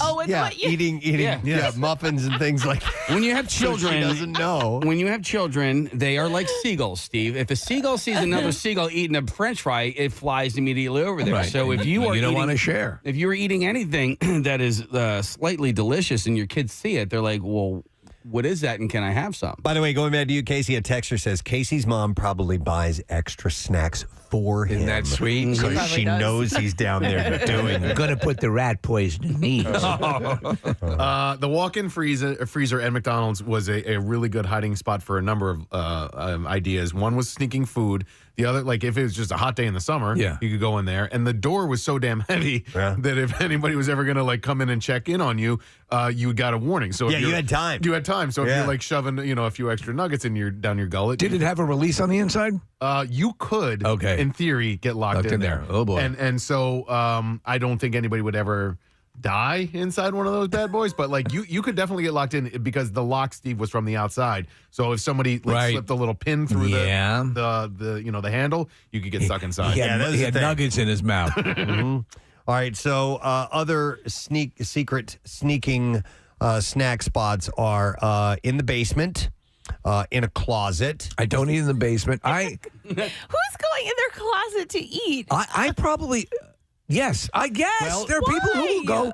There are people, like Casey said, in some cases, depending on the size of the closet, you don't want to invite the troops to join in. This is my thing. I'm going to eat it by myself, and I don't want to be discovered. Or if you are sneaking it, there's also another movie scene from Parenthood. Yeah. Where Rick Moranis' wife. Oh, yeah. He's very controlling over what they eat, and because, we need to stay in shape She and all can't this. stand and it. whenever she would get pissed off, she'd go and she had this shoebox filled with Twinkies and things like that, and she would slip off and go eat them. Well, there's a mindset too. Like I can, again, I'm not doing it so clandestinely, but I will be in the kitchen and I will move out of the doorway, standing, because if you stand, you can turn around quickly. You can put it in the refrigerator. You can hear someone getting up. Yeah. So you got to stay mobile. You got to stay on your feet and ready to respond. Yeah. And so I'd say right in the kitchen. Yeah.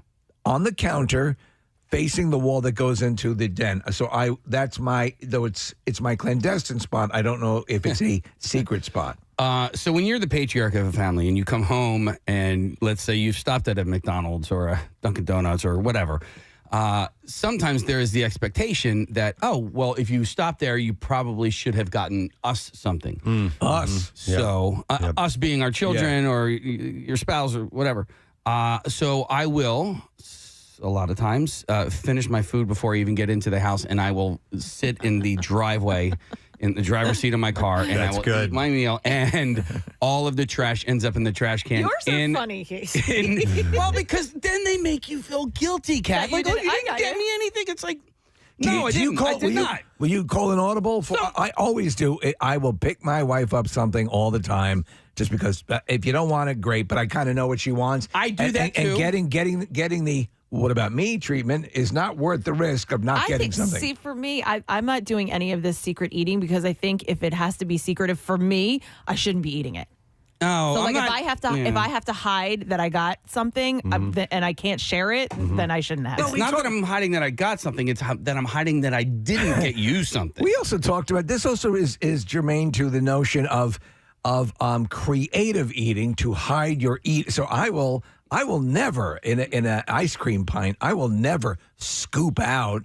I will shave off top layers so that optically from the So it top stays flat. Even and if it's split like parts chocolate, parts vanilla, I will reconstitute the line so you can't quite tell. By the way, Casey, I know for sure there are people that do exactly what you do, that eat every last crumb, clean it up, finish, make sure there is no evidence left over that I stopped anywhere on the way home. Oh, and it's even better if you can crumple your bag up into a tiny little ball. And the top trash bag in the trash can has a little bit of an opening that you can squeeze Cram it in there. They'll never know. They'll Who's never going to go digging around in that trash? If to you find can this? crunch it up big enough to put it in a cup. Yeah. Oh, even better. Yeah. And then crumple I was the just cup. drinking. What, I can't drink? Yeah. Let me go to some calls. I'll come back to this list, but it's secret snacking spots, and I have Brittany who wants to chime in. Hi, Brittany. Good morning. Good morning. Hey, Good what's morning, up, Brittany? So I had a secret snacking spot until about 3:30 this morning. Oh, I have a drawer underneath my bed. okay. That's meant for clothing. So, but I have some clothes in there, but I also have some snacks. Well, it was about 3:30. I heard some crinkling, and it turned out to be a mouse. A mouse was in your snack stash. I heard it. No food upstairs. Food in the bedroom. So I got up at 3:30. I took all the snacks downstairs. I put them in a bag, put them in the fridge, and I threw out any trash. And I vowed to not do it again. No. All right. Well, I could see that. I could see that being the end of that for you. But That is. Yep, that's the but end. maybe like putting it in an airtight container, or You like have to be something like yes. that. No, She's out. Brittany's out. That's it's done. By the way, 93.3 WMMR Philadelphia. It's okay. I have diarrhea. It's time for a Preston and Steve 20 Money Keyword. all right, the word is judge. Allow me to spell that Judge. All right, the word is judge, Judge, and you have until 25 minutes after the hour to enter that.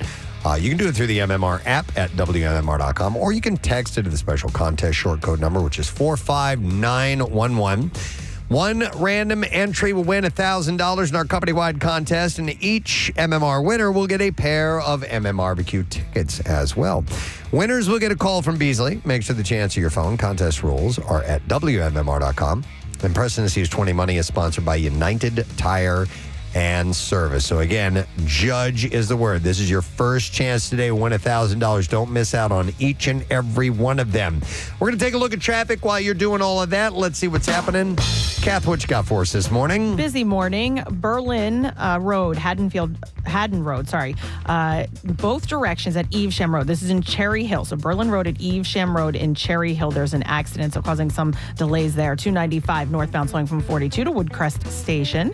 And then on the southbound side from 30 to the 42 freeway. 55 northbound slowing from Deptford to 42. Schuylkill Expressway eastbound slows from 202 into Belmont, the Boulevard to University. Westbound, Fair Avenue to South Street. The Boulevard to Gladwin. 95 southbound jams Cotman all the way into the Vine Expressway. The Vine westbound jams 95 to Broad Street. Blue Route northbound heavy 95 to the Media bypass. Southbound side from Ridge Pike to the Schuylkill and then Broomall over to Media. This traffic report brought to you by Wawa. With Wawa's new $2 for $6 menu, craft the order you want with options at $2, $4, and $6. Limited time only. Gotta have a Wawa. And that's your traffic on 93.3 WMMR.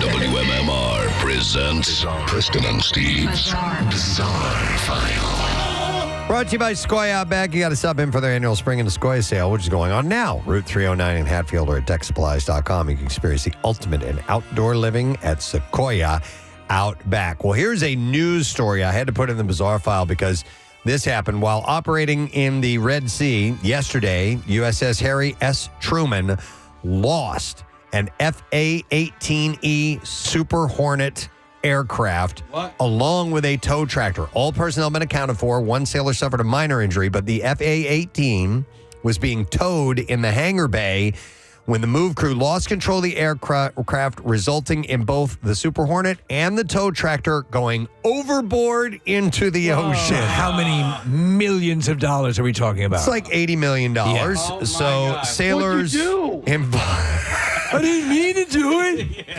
Sailors involved in the tow operation quickly moved clear of the area before the aircraft fell into the sea. An investigation in the incident is currently underway. John, can I see you in my office? Despite the loss, the Harry S. Truman Carrier Strike Group and its embarked air wing remain fully mission capable, the Navy says. According to some unconfirmed reports, a jet fell overboard as the carrier performed a sharp turn to evade a Houthi fire.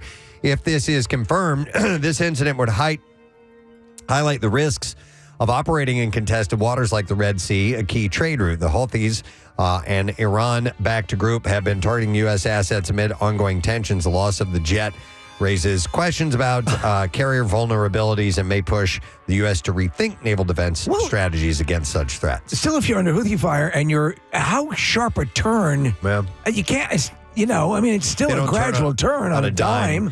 Yep. But I guess if it's listing, if it's leaning enough and the plane isn't secure, put the parking brake on. It starts moving. So Carrier Air Wing 1 aboard USS Truman sailing in the Mediterranean Sea. This is not the first time this has happened. So this happened in July I remember of seeing 2022. footage. And F-18 Super Hornet had apparently blew off the flight deck of the aircraft carrier due to bad weather. Oh, we lost another one. Was it shot down? No, it just fell overboard. The mishap was not related to the aircraft going overboard during flying activity, but occurred as the carrier was hit by an unexpected brief period of intense winds and heavy rains. Which you usually find outside. A week later, the U.S. Navy announced that the aircraft was successfully recovered from a depth of 9,500 feet. Listen, by a team from Task Force. If a car gets flooded, it has to be written off as a total loss. Yeah. You're going to pull that out of the water? Well, they had sensitive material they got to get back from those things. All right, here's a different story. A woman from China claims that she caught herpes by holding the microphone too close to her mouth at a karaoke lounge. I believe it. Really? Yeah. The Was unnamed, Gary Lauer before her? You guys are going to love this one. He was singing Strangers in the Night. And Strangers in the night. Sweetie, I'd wash that off. The unnamed woman took to China's version of TikTok. Lovers at first sight. Share the story of how she became infected with HSV-1 virus, which usually causes cold sores around the mouth. She had visited a karaoke lounge and got a bit carried away during her performance, holding the microphone much closer to her mouth than she should have. Sometime later, pustulant blisters appeared around her mouth, but It's a new restaurant on City Line. although they were painful and itchy, she didn't pay too much attention to them, and they eventually went away. Only they came back in a matter of days, and this time the woman sought medical attention, learned she had the virus. The woman said that she was certain she had become infected with the virus from the karaoke microphone, adding that she had never had herpes blisters before that, and she's been struggling with herpes for the last 8 years, and cold sores started appearing on her cheeks this year as well. Wow. Wow. Well, yeah, I guess it does make sense, right? Yeah, so dermatologists have yet to confirm her story, but one can actually get infected by touching, other things that other people have touched. This is not a call to action. We've got to get rid of karaoke. I think we've got to end karaoke. For you can only do it with a live band. That's the best way to do it. There was a woman that sued one of the cosmetic, the big cosmetic stores. I forget which one it was because remember she put lipstick on and I was it Ulta? It was either Ulta or Sephora. I just didn't want to say their names. I don't know which one it was. It wasn't their fault. Yeah. But I see those lipsticks in there, and most people probably put it on their hands, but somebody's putting it on their lips. I'm like, how does this look?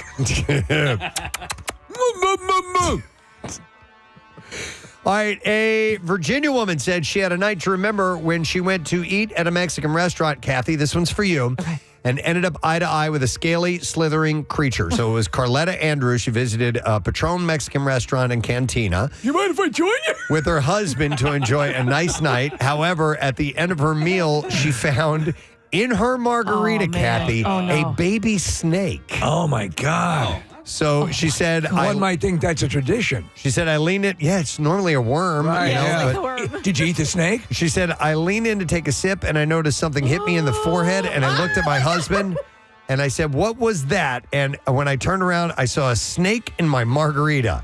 There's a snake in my margarita. She said that she saw the reptile move and wrap around her straw. I would die. Workers attempted to remove the snake with a stick, but to no avail. Another restaurant goer eventually grabbed the animal and then took it outside. It's not a cobra. You can just pick it up. She said, I left shaking. I was traumatized. The restaurant offered to move her to another seat, but she decided to leave instead. And now she's worried maybe there are more snakes in the restaurant. There was a possum in my cheesy bread. The owner of the restaurant said that the snake likely entered through an air conditioning unit. And he also reportedly said that no precautions are being taken to keep the incident from happening again. Well, that's comforting.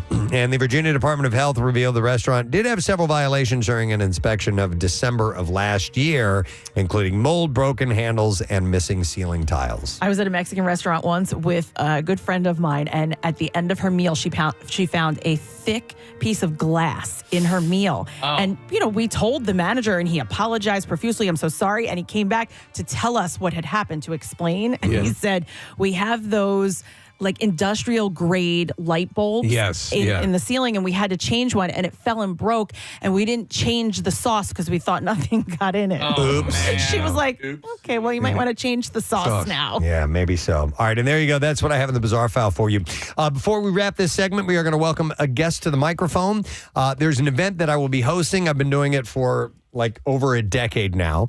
And this is a little bit change up this year for the Take Steps Crohn's and Colitis Walk, because as opposed to doing it on a Sunday, which we've done traditionally for years now, it's going to be on a Friday and in the evening, Friday, May 9th. This sounds cool. 7 p.m. at Citizens Bank Park. And there are a lot of great events that are taking place. Casey's got some music for me to play here. Everything comes down to poo. From the top of your head to the sole of your shoe. We can figure out what's wrong with you by looking at your poo. There you go. It's true. Absolutely. And we would like to welcome this morning from Virtua Health's Crohn's and Colitis Center, Dr. Sanket Patel. Hey. Thank you for having me. How you doing? I'm surprised you didn't sing along to that, Dr. Patel. That's your life, right? Yes, every day. All right. Well, listen. So I've been a part of the Take Steps event for, like I said, a number of years. My youngest has Crohn's, and so that's how I got involved with that. But it covers all inflammatory bowel diseases. What all is underneath that umbrella that people may be aware of? So ulcerative colitis and Crohn's disease fall under the category of inflammatory bowel disease. In our center, we also manage, microscopic colitis, indeterminate colitis, which sort of when the diagnosis between Crohn's disease and ulcerative colitis isn't clear. Okay. So one of the things that opened up my eyes to how serious of a condition that can be for some people is when I went to started going to this event and hosting this event. It was hearing from the heroes that they have, the people that come up and tell their story that have personally had Crohn's affect their lives. And sometimes it's the actual patients, sometimes it's parents of patients that come up and speak. And I remember there was a woman who she tried taking her own life because it was unbearable. Because the pain was unbearable. I think she had ulcerative colitis. And so we're talking about a very, very serious condition for some people here, right, doctor? Yeah, it can be debilitating. People live in silence oftentimes. They get, they live with symptoms for years before getting the diagnosis and then appropriately being managed. Is it sometimes because they're embarrassing, conditioned and they don't want to share that with other people? There is a stigma around it. Yeah. There is, often, people just learn to live with it, thinking that it's normal. Yeah. They just need to be heard. All right. Well, this is one of the biggest events in the country that takes place to raise funds for this. How is research coming these days? So it is, I often tell patients if there were ever a good time to get IBD, not that there's ever a good time to get IBD, right. It's 2025. We have lots of different options. We have lots to offer patients, and patients can live a normal, healthy life with the available options. It wasn't that long ago where we only had few options. Now there's a slew of options and more coming. That's great. My youngest now lives with it and has very few issues now. And we found the proper course of treatment over those years. It took a while to find what was working, but probiotics and things like that have helped out. So if you're curious about this and you want to be a part of it and either find out what kind of a solution might be there for you. You can come to this event. You can talk to the professionals. There's tons of doctors like Dr. Patel that are there, and obviously everyone that's involved in this has a connection to this as well. What exactly? What have you been doing personally for tackling a cure for all this? So, I direct the Inflammatory Bowel Disease Center over in South Jersey, and we have created a multidisciplinary care team to help manage IBD.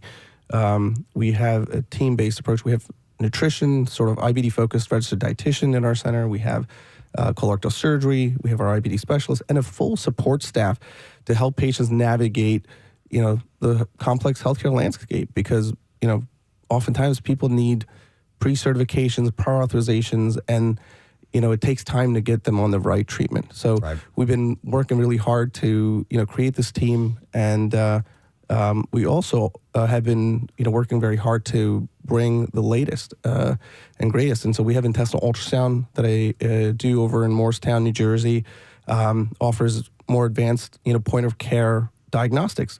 I can show patients what inflammation looks like right there in the office, and easier to understand. How many people in the United States guesstimate are suffering from some form of this?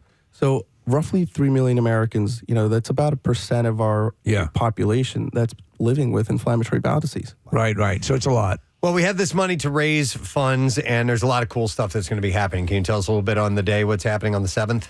Yeah, so it's going to be a fun event. It kicks off at 5 p.m. There's a tailgate in Lot P with food trucks. The festival itself opens at 6, and then we have, a lot of fun activities for the kids, face painting, magicians. There will be superheroes are usually running around. Superheroes, exactly. Yeah. And then I'll be also participating in Dunk the Tank competition. Nice. So, You'll be the donkey? I will be in the... You're going in, right? I'm going in. All right. I did last year, too. So, all right. And it's like a full circus carnival thing going on. And since it's the evening, we're getting a fireworks show. Oh, wow. Like the Phillies fireworks show, and you know how good that is. Yeah. So that's going to be pretty awesome. Yeah, that's at 8 o'clock, and it'll be... really fun event. It's a glow-up event, there, and families, friends, colleagues, lots of people join to support those suffering with IBD, raise awareness, and raise funds for research.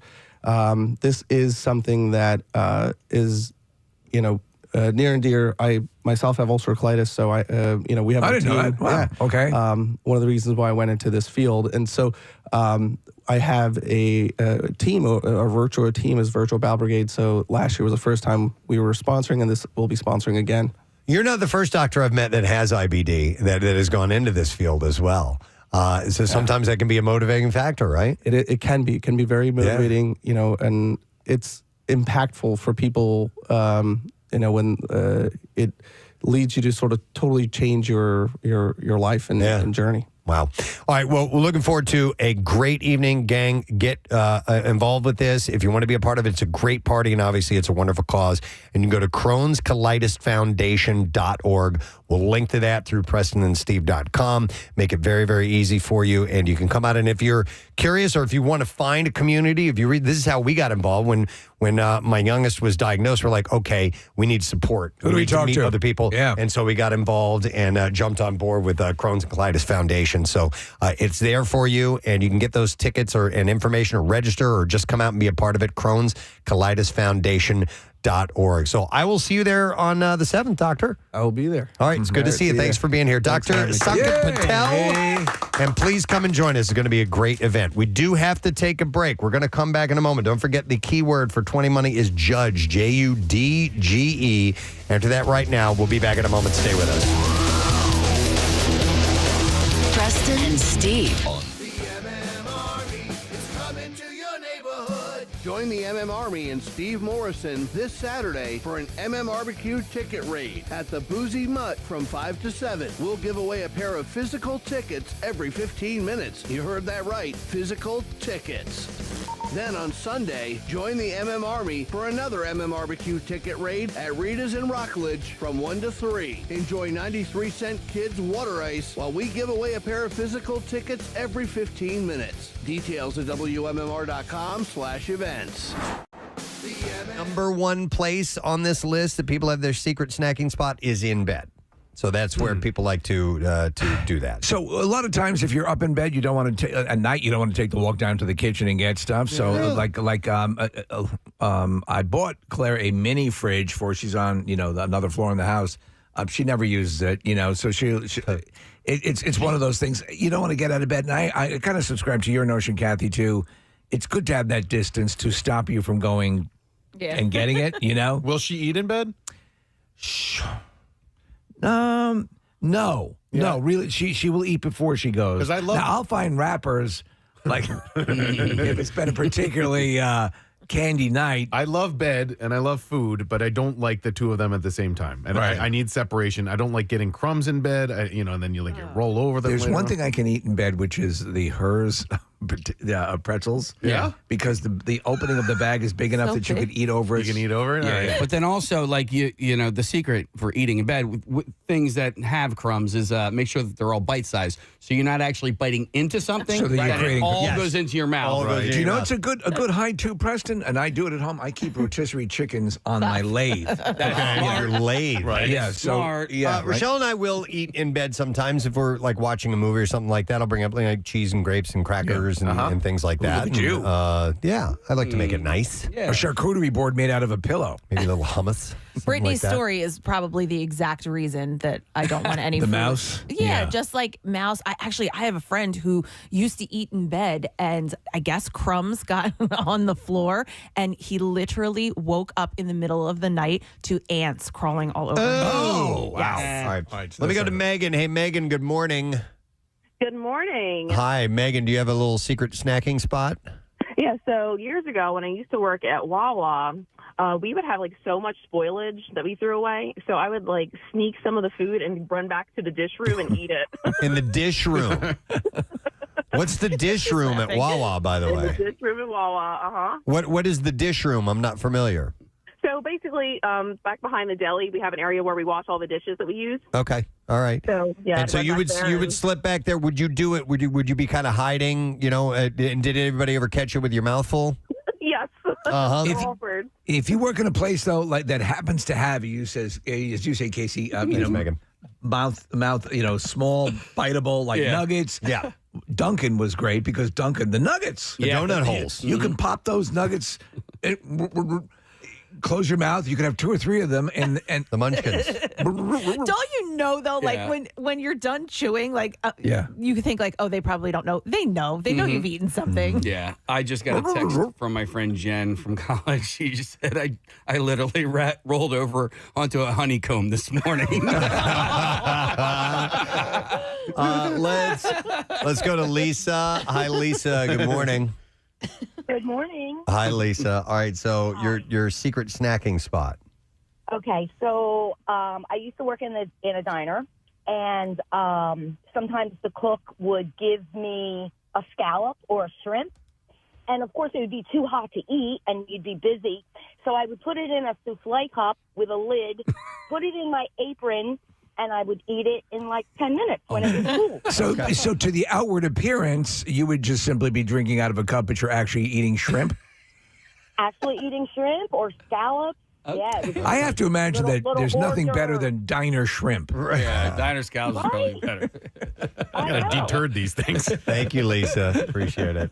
I will when I go to the grocery store. I do this now, and I always felt kind of guilty about it. But grapes are a crapshoot, man. Sometimes you get them and you take them home, and you eat it, and you're like, oh, what the hell? This batch sucks. Why am I alive? Well, they're sour. Yes, And I hate that. I do too. So I will put the grapes in my cart. Give it a little taste. I will be walking through shopping, and when I'm alone, I'll snag one of those bad boys and take a quick Just bite. one? Just one. Okay. Listen, what, like a fistful of grapes? No, I just wasn't sure. That was a great movie, by the way. Fistful of Grapes for Clint Eastwood. And I feel kind of bad because grapes are sold by weight. I wasn't sure if they were sold They by are. the bag. They're sold by weight. So if I sit there and ate a bunch, I'm stealing. Is at that it point? inappropriate? I don't think it is. If you're in the produce section and you take one grape to sample, I've seen people do that. I'm sure people do it all. I don't the think time. that's frowned upon. Is it? I don't know. Is it? I'm not going to find out. If you're in the meat section, can you cook a piece of meat over a lighter I don't just wanna to get- see how good it is? I don't want to get banned from my grocery store, so I hide it while I'm doing it. Yeah, I can't imagine. You think somebody would say something to you if they saw you eating a grape? Especially your big celebrity. Sir, don't eat the produce. Let me go to Mr. Elliott. I didn't recognize you. Let me go to Colton. Hey, Colton. Good morning. Good morning. Good morning, my man. All right, so secret snacking spot. Well, I mean, I think every guy has it at least. I mean, I'm a car guy. I'm a garage guy. I mean, everybody's got the garage. Everybody's got the beer fridge. I mean, you just, hey, I got to go do this. Like last night's garbage night. Yep. You go out, you're doing garbage. You have a beer while you're out doing garbage because you know you're not going to get interrupted while you're in the garage. Yes. So it's just a nice place to have, that one beer that you got to have at night or whatever, and you're not interrupted while you're doing it. Yeah. So you do it. You pick your area. You come up with your cover story. I'm going to go polish this turkey in the garage. Colton, are you Exactly. slamming that beer while you're out there? No, I mean, that's why you have to make up a good enough backstory that, hey, I'm going to be out there for like 15, 20 minutes Right. or so. Like, it can't just be like, hey, I'm going to go grab a, 9mm wrench and come back. Well, you said take out the garbage. Taking out the garbage takes about 30 seconds for me, so. Well, no, because I have a garage can that I have to do. I have recycles that I got to. So there's I'm going to straighten up a little while I'm out there. Yeah, I gotcha. Yeah. I gotcha. I'm going to rotate the half and half. All right, that's a good one. The garage, definitely. All right, thank you, Colton. Appreciate it. Let me go through a few others. We got tons of calls here. So, other ones are, like I said, in a closet, a public toilet. No. Oh, dear Yeah, that's God. like a brothel or an yeah, right. alleyway with junkies. In a child's playhouse. Just any random child. I don't know. A public changing room. Oh, what the hell? In a swimming pool. I mean, I don't mind that if I'm at a pool party or something like that. But to me, that'd be very obvious if you're going into the pool with a turkey leg. Yeah, exactly. Up in the attic. Okay. But in the laundry room, in a hot tub. Some of these aren't secret snacking spots. Like No. you said, Steve. That's you want to be out of the line of sight. all right. How about this? During exercise. What? No. Occasionally, I'll put cheese wheels on my bar instead of plates. I can't eat during exercise. Like, No, me either. breathing too Oh, much. it's very easy. I don't like to eat right before exercise neither. either. When you guys are curling, you don't eat French soup? No, well, maybe I should try because I do like that. In a storage room at work.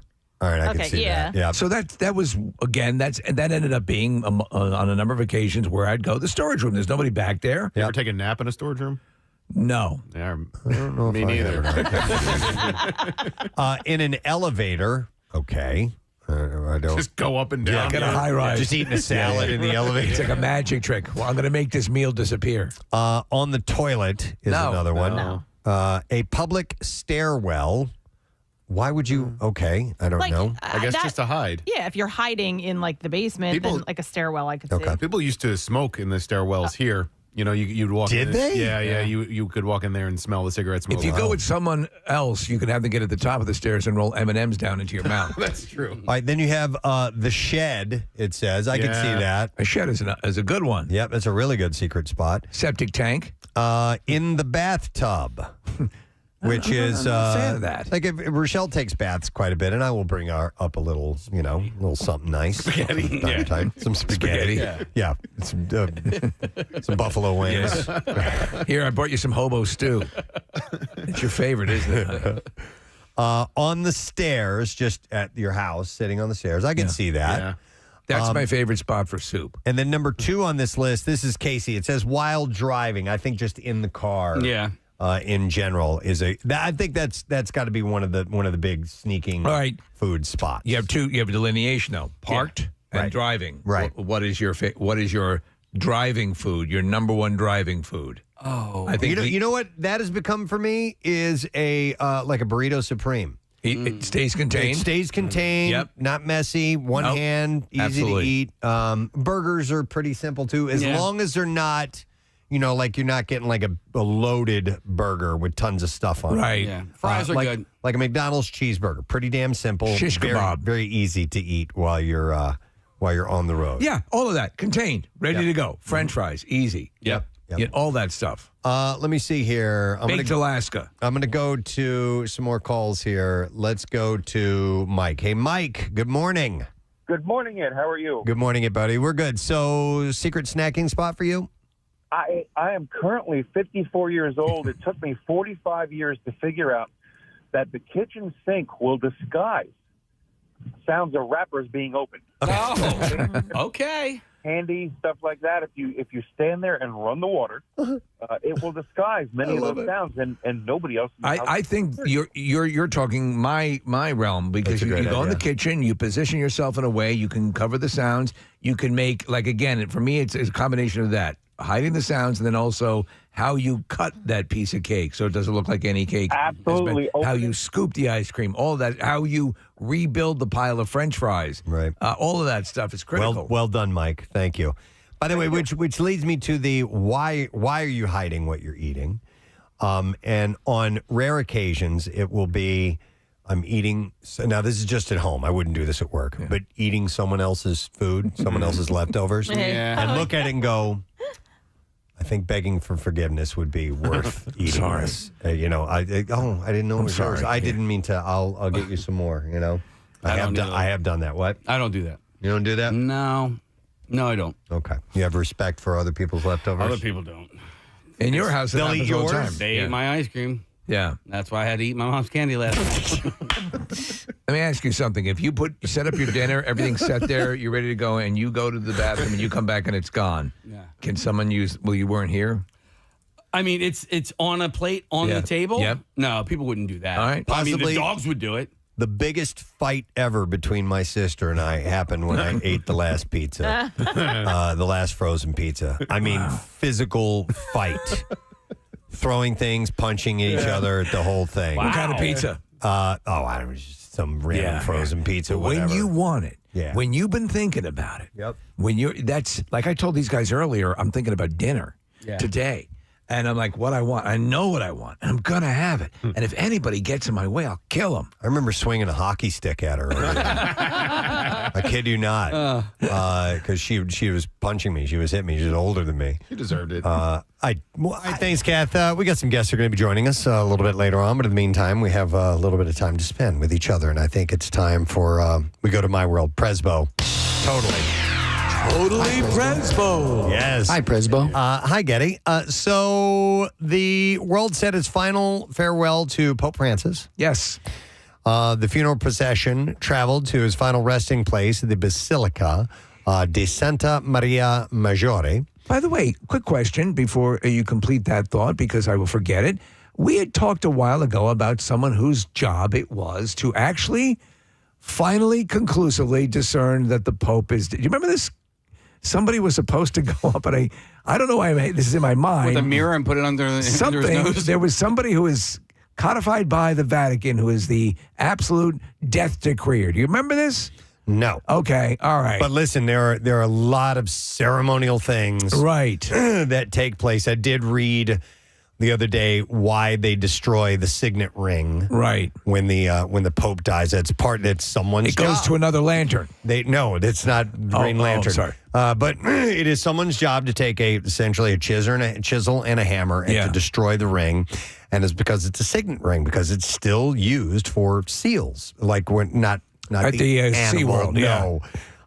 He can play a horn. He blows it. It's a whistle. He blows it, and they follow commands. No, it's a wax seal. Yes. So they'll use that ring, and it's like a signature. Yes. And so when part the of the person is procedure. gone, they don't want anybody to impersonate anything official, so they destroy the ring. Side note, I love wax seals. I don't know what it is about them, but They're cool. They are really cool. I actually had one of the kits to do it. Yeah, we had that It was too. one of this cheap thing that had the supposedly our family crest on it. Yeah. You could seal wax.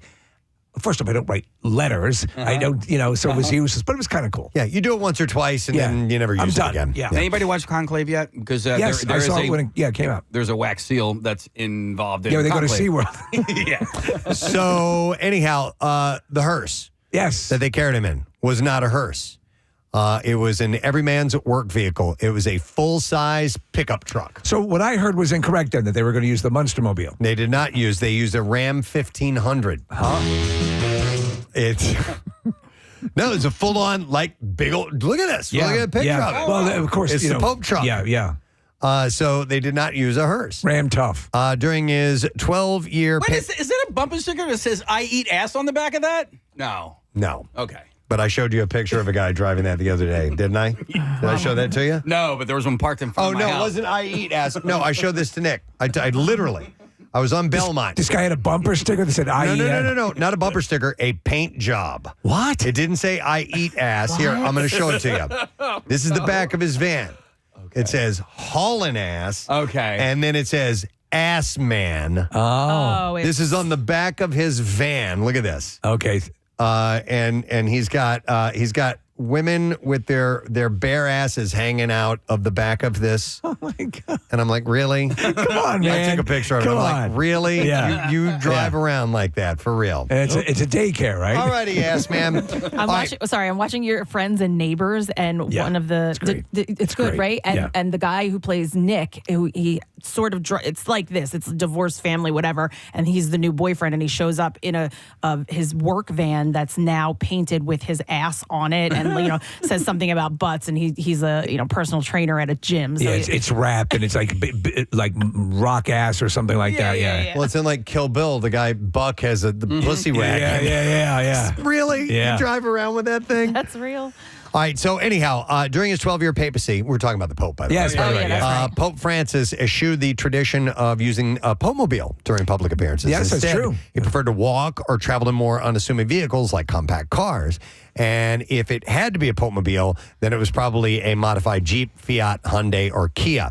Pope Francis also had an affinity for trucks, having utilized a first-gen Nissan Frontier during a visit to Mauritius.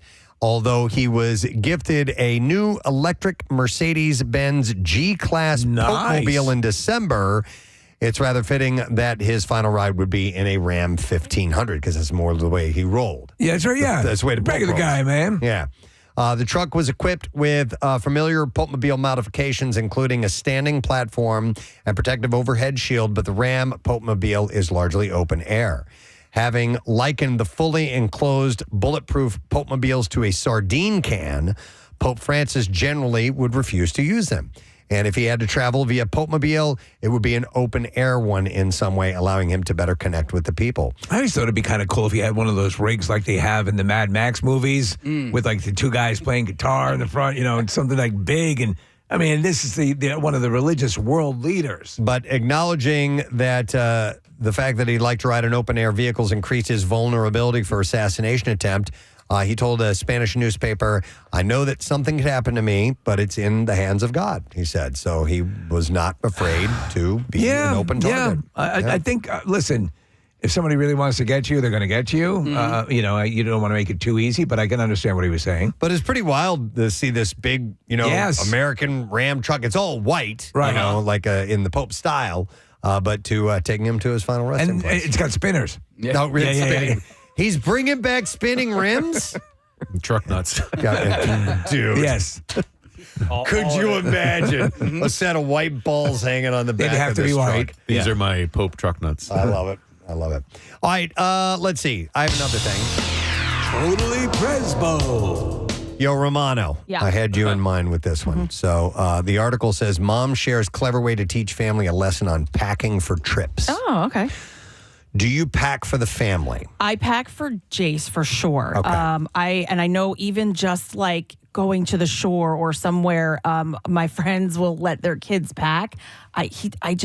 I don't see it. I know I probably should, but I just don't see it. That leads to a luggage full of chicken nuggets, right? Yeah. Like he would throw clothes in there, but they wouldn't match. Right. He tries, but I don't know. What are you, a little idiot? When we were little, and my little brother was little, we were going to like Virginia Beach or something like that. My mom let my little brother pack for himself. And I guess, listen, she was overwhelmed. She had 4 little kids. We get there, and his suitcase was like full of Matchbox cars, and like that was it, you know. When I was, and this was pre-K, I was going to run away from home, and I packed, and I grabbed a bag, and I figured the only thing I needed to hit the road was grape jelly. Okay, that's all you need. That's all I needed. Honestly, you can trade it, you can eat it. Yep. Took it with me. We took a camping trip out west when my brother Josh was probably 7 or 8, and we rented an RV for a stretch, and my brother Josh packed away like half of the pots and the pans in the house because we were going to go camping. Stop it. So for like 2 months, my mom was like, "What happened to all the pans that we had?" And they were in his closet in the suitcase waiting for the trip, and the trip wasn't until like August or whatever. He was just ready, man. He was ready. Yeah. Preparation counts for something. Kath, you know what? I love packing. I really enjoy it. I don't know, maybe there's just an excitement about where I'm going, but even when I'm at that destination and I have to pack to get ready to leave the next day. You don't mind doing that? Not at all. Do you go for the on the trip out? Take it a long trip. Do you do the multiple pack, unpack, do it 2 or 3 times, 3 iterations to pare it down to the absolute bare bones minimum? No, or does no. your first pack take? I'm a first take. You're I'm a first take guy. You're yeah. a complete packer. And usually, like if it's a longer vacation, Steve, what I'll try and do is go like outfit a day. You know what I mean? Yep. And then I pack those all together, and then I get my extras. I'm like, okay, I'm going to need a couple extra T-shirts, and you know, I don't pots and pans. But even still, like when we were in Clearwater, Kath, like I actually took a picture of my area after I got done packing for the evening because it was just like perfect. It was, you know, everything You was had just, everything ready. all I had to do was just wake up and take a shower and then go. So I am a very efficient packer. I do pack, take some things out, but so the end result, I'm pretty efficient in what I need. If I come home with an extra outfit, it's like, oh, okay, but I don't usually. But I think that's why I have to pack for Jace. So Rochelle used to pack for the whole family except for me, and so there was a lot, 3 kids, but that's why this story kind of rung with me. This woman named JJ Benka is her name, but she packs a lot. She brings a lot of things that people might need just in case. Yeah. Having allergy meds, a sewing kit, blister bandages, and all this stuff gives her peace of mind, but her husband thinks that all that stuff is unnecessary. So she got tired of hearing him complain about that she overpacks, and she decided to teach them a lesson on the value of being prepared. So she let them pack for themselves. Okay, good. On a recent trip. Like it. But she secretly packed all the items that they didn't bring just in case. Right, okay. Now, when they needed things while they were traveling, she would hand them over, and then she would charge them 20 minutes of uninterrupted leave mom alone chill time. That's great. I love it. So she was charging them That's great. for the things that they needed. Charge them money. Yeah, but she just needed, it was vacation. That'll be $10. And she wanted no responsibilities when it came to that stuff. So if it was, she said like the kids, she knew they'd be in out of water. So nobody likes to put on a wet bathing suit. So she would bring an extra bathing suit, more than one bathing suit. Yeah. They wouldn't do that type of thing. So she managed to find a way to get something out That's of really that. funny. So when you travel and you're going to be at a place where you can just go to the store, you don't go so crazy like I'll get this when I get there or whatever. Or I bring everything. Yeah. I never do that. I mean, clothes are mainly what I have in mind. Clothes, When I'm packing, yeah.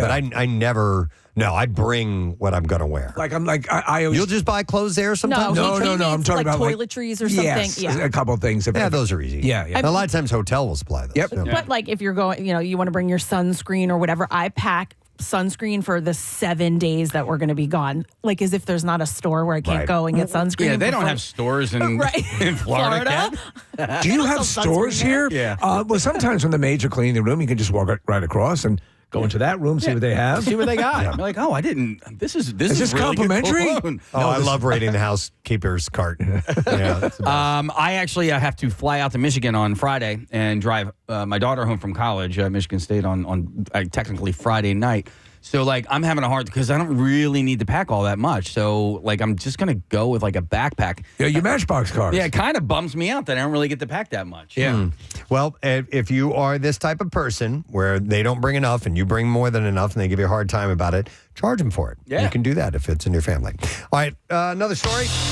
Totally Presbo. So this one stood out to me because of the name. This is a story about a guy, and I kid you not, his name is Walter Frankenstein. Walter Frankenstein. Yes, and I was He's like, the nicest of the Frankenstein family. I was like, that's an interesting name. I never got into medicine. A more interesting story. Walter Frankenstein survived the Holocaust by hiding in Berlin with his wife and infant children and spent his later years educating young people to keep the events alive in memory. He just passed away. He lived to 100 years old. Amazing. Yeah. Survived the Holocaust and lived to 100 years old. What a story of survival. He passed away Monday in Stockholm. He was born in 1924 in Flatau, which is now Poland, but was then part of Germany. And 3 years after the Nazis came to power in 1936, he was no longer allowed to attend the town's public schools because he was Jewish. And with the help of an uncle, he spent his mother sent him to Berlin, where he could continue his education, and later trained as a bricklayer at the Jewish community's vocational school. He stayed at the Jewish Arbachs Sash orphanage, where he met Leonie Rosner, who would later become his wife. And in an interview in 2018, Frankenstein described how he witnessed Kristallnacht. Yes. The night of the broken glass. Yes. November night, 1938, Nazis, among many ordinary Germans, terrorized Jews throughout Germany and Austria. They killed at least 91 people, vandalized 7,500 Jewish businesses, burned down more than 1,400 synagogues. Up to 30,000 Jewish men were arrested and taken to concentration camps. And starting in 1941, he had to do forced labor in Berlin.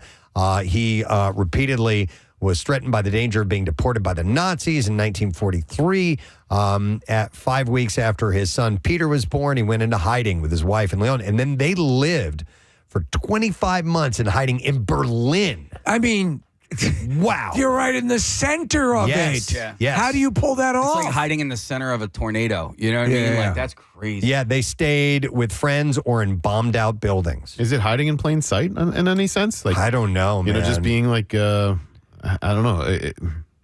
Knowing how doubt it. dangerous it is and just living your life anyway. I would have beaten a hasty retreat out of that area if I could have. Yeah, that's the thing. So I thought it was Well, pretty. the schools were good. The name had turned, had caught my eye to the story, and then I started reading about It's it. astonishing. These stories of survival are incredible. I'm telling you, man, I know I've mentioned it 1,000 times, but Geddy Lee's book, his memoir about his mom and dad, oh my goodness. You know, they met at Bergen-Belsen. They got married at Auschwitz. Yeah. It was insane that they survived. They bounced around from concentration camp to concentration camp. It's a tour you don't want to make. They were separated for a while, and this story of survival just blew me away. And Getty has all the details of it. It's really worth a read.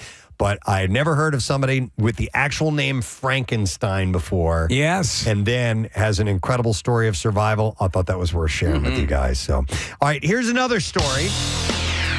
Totally Presbo.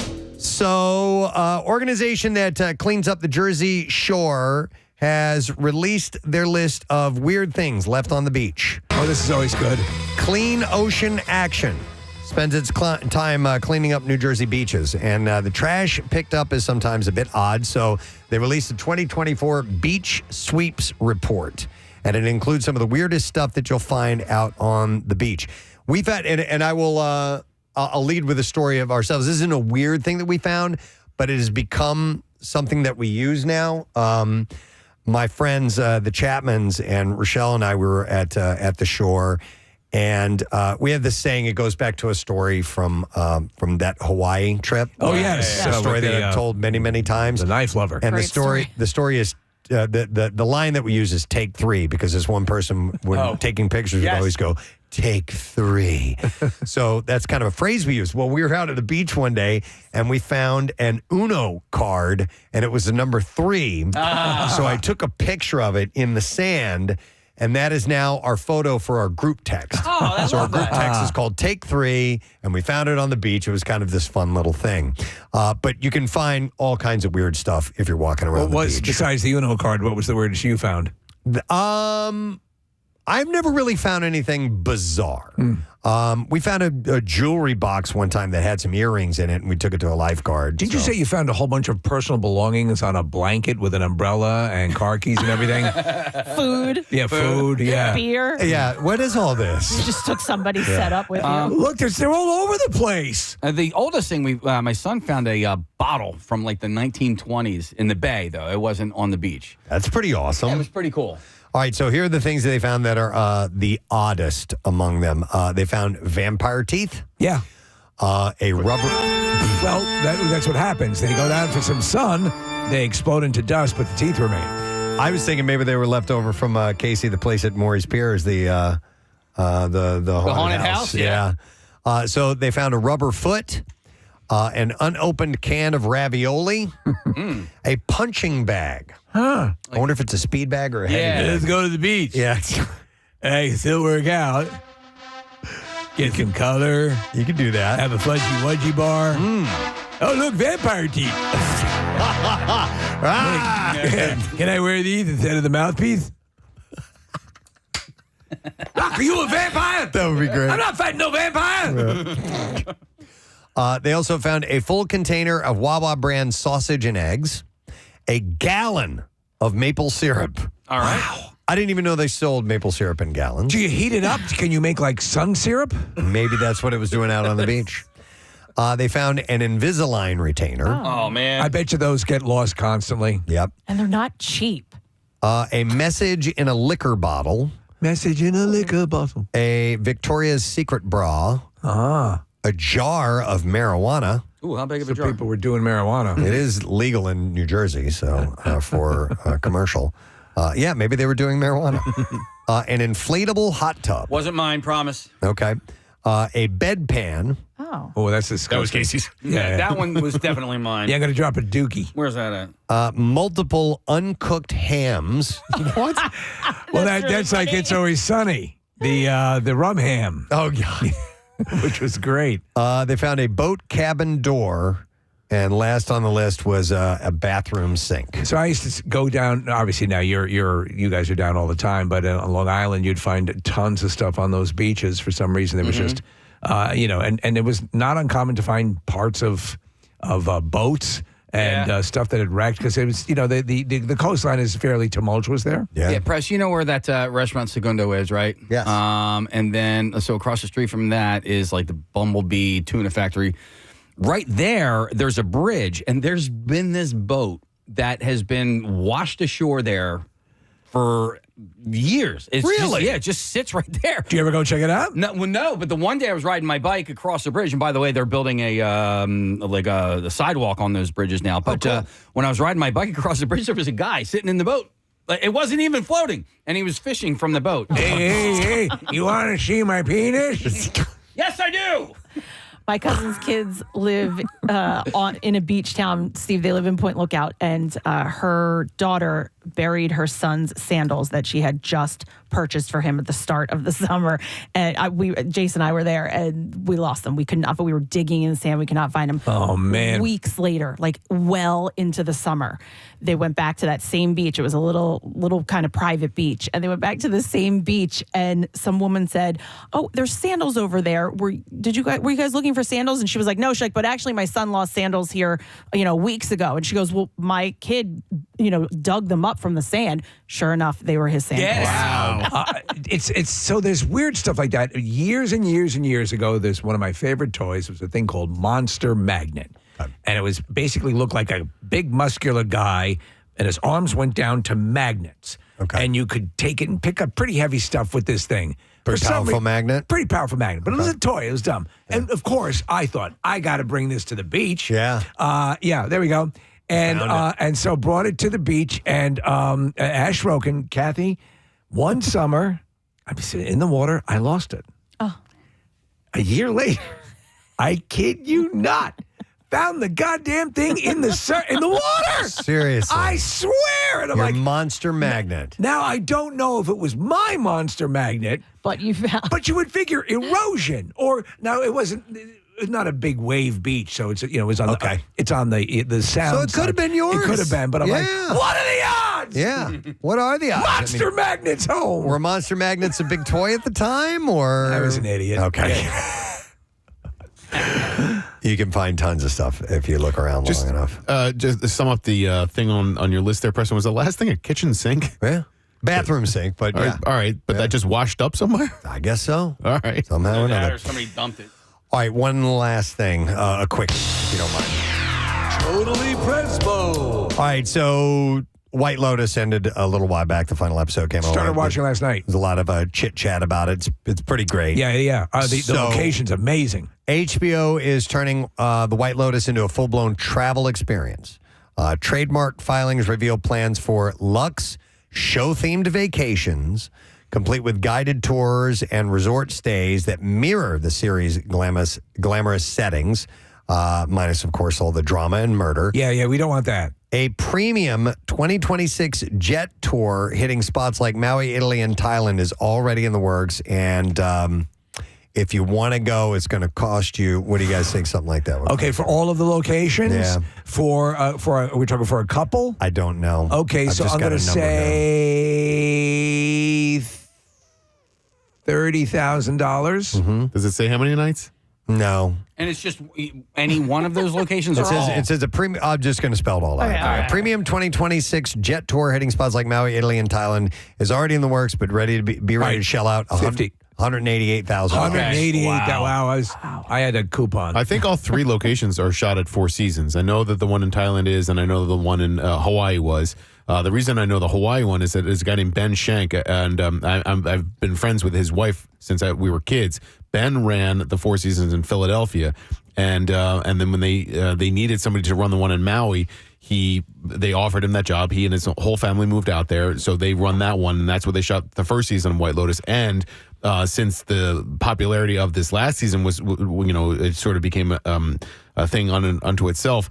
They hired Patrick Schwarzenegger, Arnold's son, to come and do a lot of promotion for them at that Four Seasons, the one in Maui. So Ben has become friendly with Patrick Schwarzenegger. Shut up. Because he's been there. But Preston, all three of those seasons did so well for the tourism in Thailand, in Maui, and in Sicily that this is a no-brainer. I mean, I'm sure people are going to sign up for this. So for you guys, of the three locations, what? I think so. The one was in Sicily, but I think they shot that on the Amalfi Coast, didn't they? Oh, I thought it was in Sicily.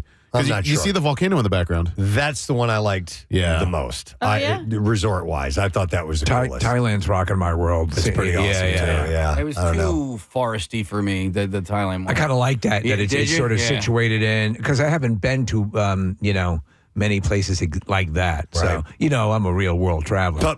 But I understand it can be really, really hot in Thailand. But they can turn that off. Yeah, they can. Yeah. Oh, Okay. hey, Well, fair Turn it enough. down a little bit. But anyhow, there's also White Lotus merch coming from chic towels to high-end luggage.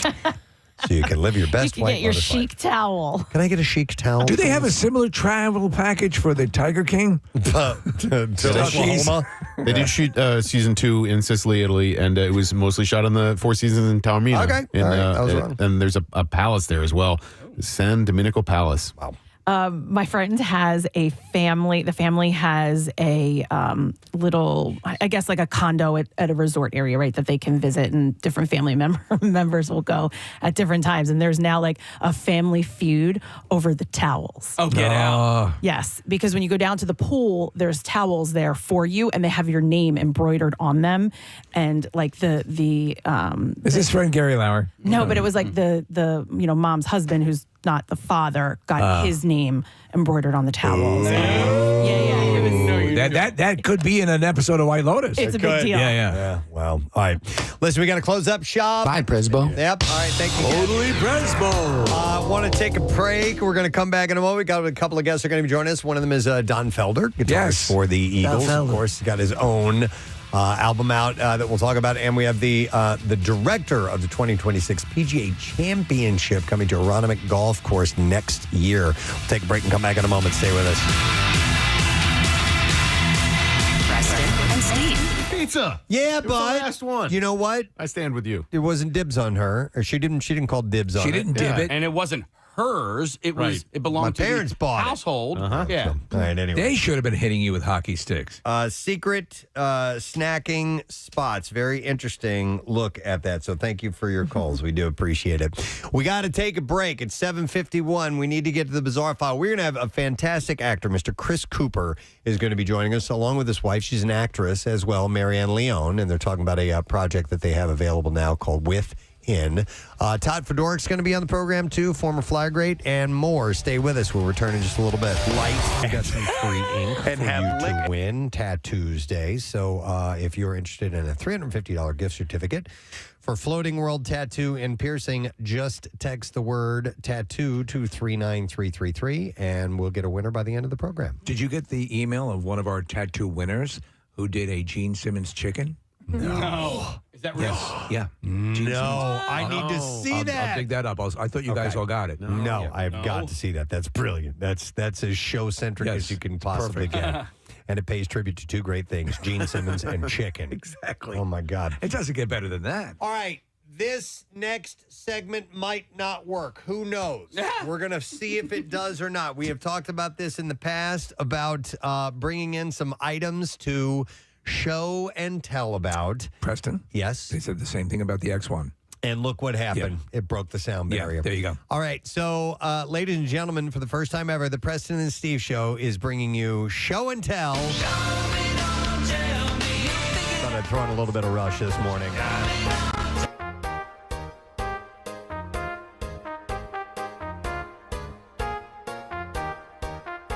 The teacher, Preston, we'd like to see you. Oh, my God, yes. And your show and tell what you have for us today. I remember sitting there with a big brown paper grocery bag. Oh, yeah. With whatever it was that I brought in, and we would all sit on the floor. And like Steve, the teacher would call you up, and it was your turn, and it was so exciting because you would have seen a couple of people go by then, and you know that yours is way better than theirs. And you'd have and you could bring in things like a new cool toy that you had. Like, look at this, what this does. Yeah, totally. I could be the a-hole kid who criticizes what the other kids brought. Yeah. Oh my God, because I didn't bring anything. Totally. And then, but everyone starts to pass out because you brought some stuff that you baked into the. I poisoned them. So I had I only remember one show and tell ever that I participated in, and it's because on my way home from school one time I found a gardener snake.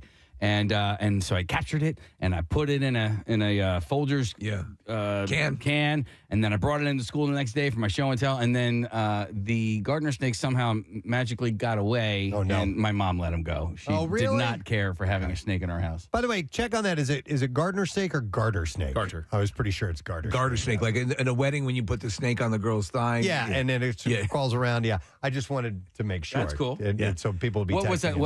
I said it the wrong way? No, garter. Yeah. Garter snake. The snake that you are talking about has a gray mustache. Yeah, you said a gardener snake. A Jim Gardner snake. So what I brought, speaking of show and tell back in the day and when the kids would be there, is what I've mentioned before. I brought this to my third grade show and tell and recently found it. Wow. And hopefully... This is a good one already. I haven't brought this in for you before, and it just dictates, it just shows exactly what a different time it was, because, ladies and gentlemen, I brought to my third grade show and tell a World War II bayonet. Oh, my God. Bayonet. You actually brought that into school? I did. A weapon. A weapon. weapon. This is a knife. Mm-hmm. It's probably a good 10 inches long. Good Lord. And this was a bayonet that I bought in an Army surplus store. Yeah. If you brought that today, the school would be surrounded and the SWAT team would be I'd be entering. expelled.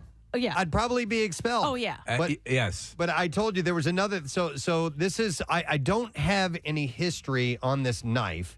Other than it was clearly sharpened quite a bit because it's got a section in the middle that's curved. Yes. Unless it was made that way, I don't really know.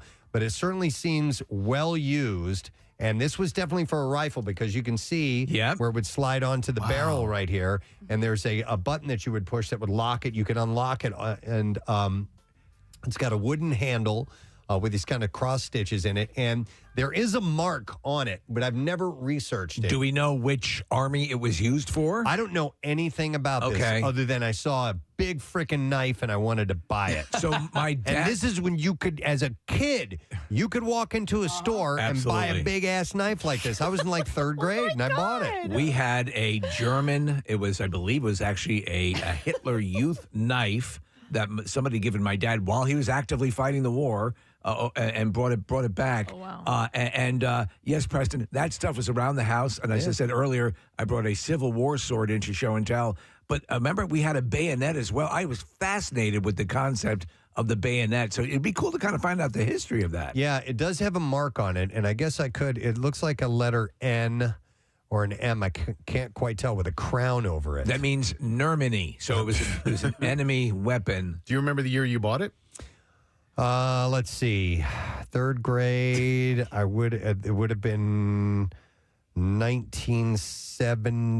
1978. Somewhere around How then. cool were stores like that to go to surplus? And Preston, 77. They would sell dummy grenades. Oh my God! Yep. They would sell. Well, I told you another item I brought for show and tell, and I've told this before. It was a Vietnam War era incendiary bomb. Yeah. Okay, so it was literally a bomb casing. Yeah. It was about 2.5 feet long. It was orange. Had a fin on it. Had the front. Had an arming pin and everything on it. And I had looked it up. It was incendiary, so it was for creating fires, is what it would do. It wouldn't explode, but it would just spread fire all over the place. And it would be for torching villages, I don't know, whatever, burning babies, what they do. I don't know. But What bad babies? Like German babies. German babies. Well, yeah. The worst. The Viet Cong, who were fighting at the time. Yeah. But I brought that in. You could bring that in without any concern. And listen, I think it's insane that we were able to do that stuff back then. Yes. And there's reasons why you can't do it now. But I found that stuff fascinating. Me and my friend Bubba at the time was his name. Yeah. We were way into Steve, like playing war. Oh my God, that's all what the we did time. all the time, and with the full size GI Joes, and when you could get your hands on equipment like this, Preston. When I brought the full Civil War sword into, it was a cavalry sword too. I think it was a cavalry officer brought that into school. I was proud because I had a story attached to it. We just used that sword. My pool was above ground pool was frozen, and I ran the sword about 50 times into the frozen pool liner. Oh man, my So wait a dad minute. loved that. So it was a Civil War era sword. Yeah. What did you guys ever do? Those things are worth a ridiculous amount of money. I guarantee you, it walked. My dad, when my mother passed away and we moved, my dad held the most crazy garage sale. Wow. Like things I had just bought ended up in the garage sale. I'm like, He just sold where is? everything. I sold it. It's like, Dad, this is where you can't run a garage sale. Yeah. So I don't have much to tell other than that I took it to show and tell as a kid, and that's just insane. It's a that beauty. this thing was allowed in there. So would you want to find the history on it? Like, would you want to figure out? I've had it for a long, long time. You know, it's not something you probably take to Antiques Roadshow. There's probably not a lot of inherent value to it, but I bet there's a story behind it. And like, so you could talk to a military expert or some weapons expert, and I bet they could track down like the rifle that it was used for, the era that it was used, that kind of thing. Probably. It's pretty beat up, but yeah. Still. I mean, I can't believe that they sold it to you.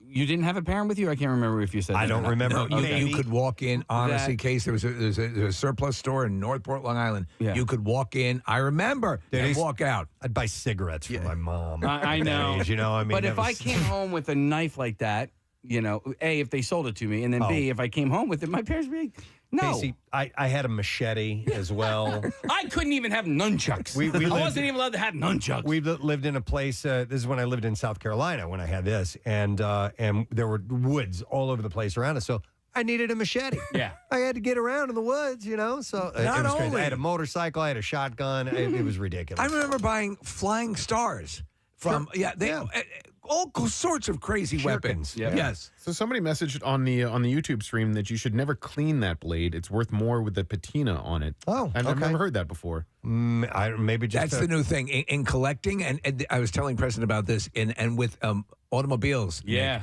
you don't restore them. No kidding. You let them if you can find them and let them be their original with a little bit of rust, a dent. All that makes it worth more these days. Casey, do you see that? There's like small bits of dirt and mud on there. That was from me as a kid, jamming it into the ground or whatever. It's Hitler's blood on the edge. Maybe that's what that is. That's what it is. All right, so that's what I have for show and tell. Thank you, Kathy. Do you approve? I mean, I'm not into weapons. Okay, all right. But it's good enough. All right, let's get another show and tell. Hey, wait a second. Can I send Kathy down to the cafeteria to get the pints of milk for snack?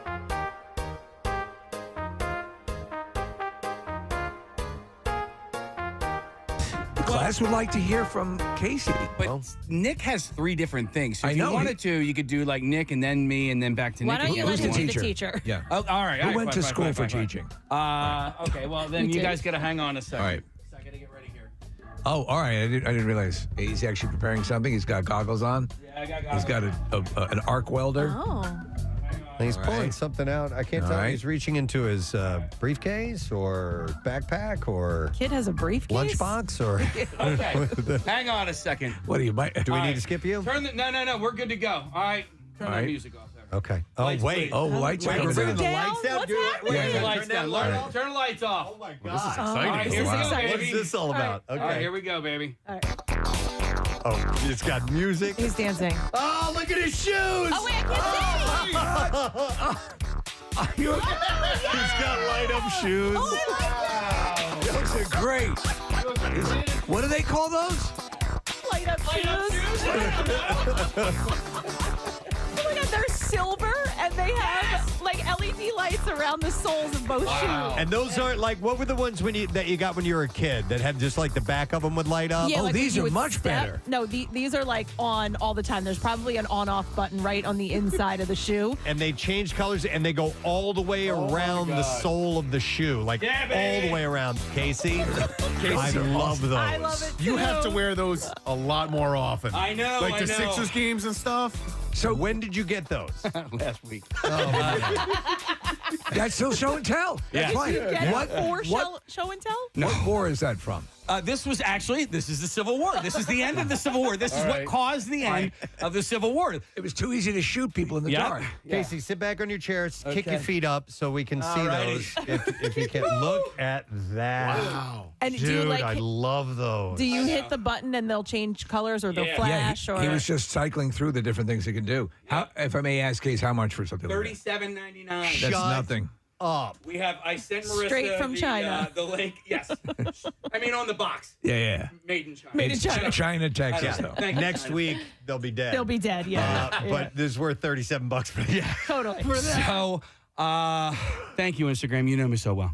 Instagram showed me these things, and I was like, okay, let me go to, because the ones that caught my eye were American flag ones. Oh, I like those for your birthdays, the 4th of July. But they didn't have them in my size. So how about the Chinese flag? No, I didn't. They didn't have a Chinese flag either. But so when I went to the site, they had these ones, obviously like super shiny silver, but they had like goldish ones, and but, I was like, well, I got to get the silver ones because silver goes with more. Well, than let me gold. tell you something. These are excellent. Those are excellent. Preston, that's... I love them. Is it okay if I get a pair? Absolutely. Okay, That's why I'm all showing You it to guys can walk around at night along the boardwalk? Yeah. Yes. And then, so I sent Marissa the link. She can share that if you want. What kind of battery does it take? Oh, so it charges. So here's Okay. You have to run really fast. Yeah, you got to run really, really fast. Runs They're on kinetic exercise energy. shoes. No, so it runs like All right. this. It's got a And when battery you on the inside. You run that right to your pacemaker? Run it right to the pacemaker, and you're good to go. Oh, that's excellent. Casey, do you mind if I ask how much they cost? $35. Oh, you said $37.99. Gotcha. All right. Yeah. Yeah, $38. That's awesome. Yeah. One other question. Yeah. Can you strut around the room one more time? Hell yeah, I got For the music.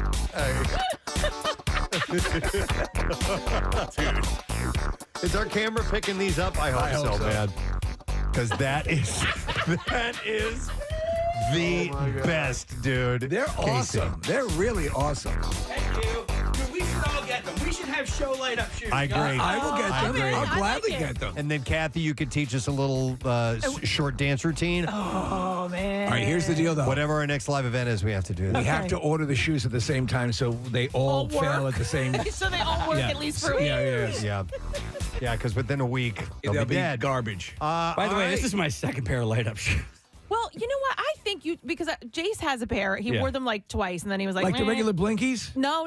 He has what Casey has, and I feel like you told me you sent me the link, and that's why I ordered them. Okay, wait. of these, like this style, not like not Well, 'cause metallic like that. The but other yeah. ones that I have they're a cloth white shoe, and the whole shoe lights up with these LED lights. Okay, and they're really really cool.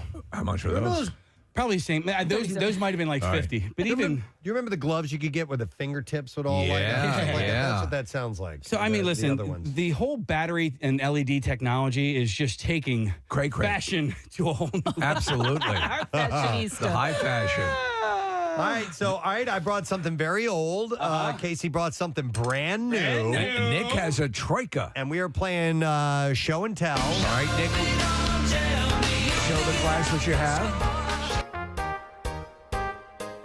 All right, thank you very much, Kath. So there are a lot of big golf events that are going to be taking place in the Philadelphia region. One of them is taking place very, very soon at the Truist Championship at Philadelphia Cricket Club. I'm actually playing there today in a golf outing with the Devereaux Foundation, their golf classic. And so that means the course is going to be prepped for people like Rory McIlroy to play golf. Right. Not Preston Elliott. Don't ruin it. I'm going to go and try anyhow. And I'm coming off an injury, too, so I have a great excuse for playing terrible today, which is wonderful.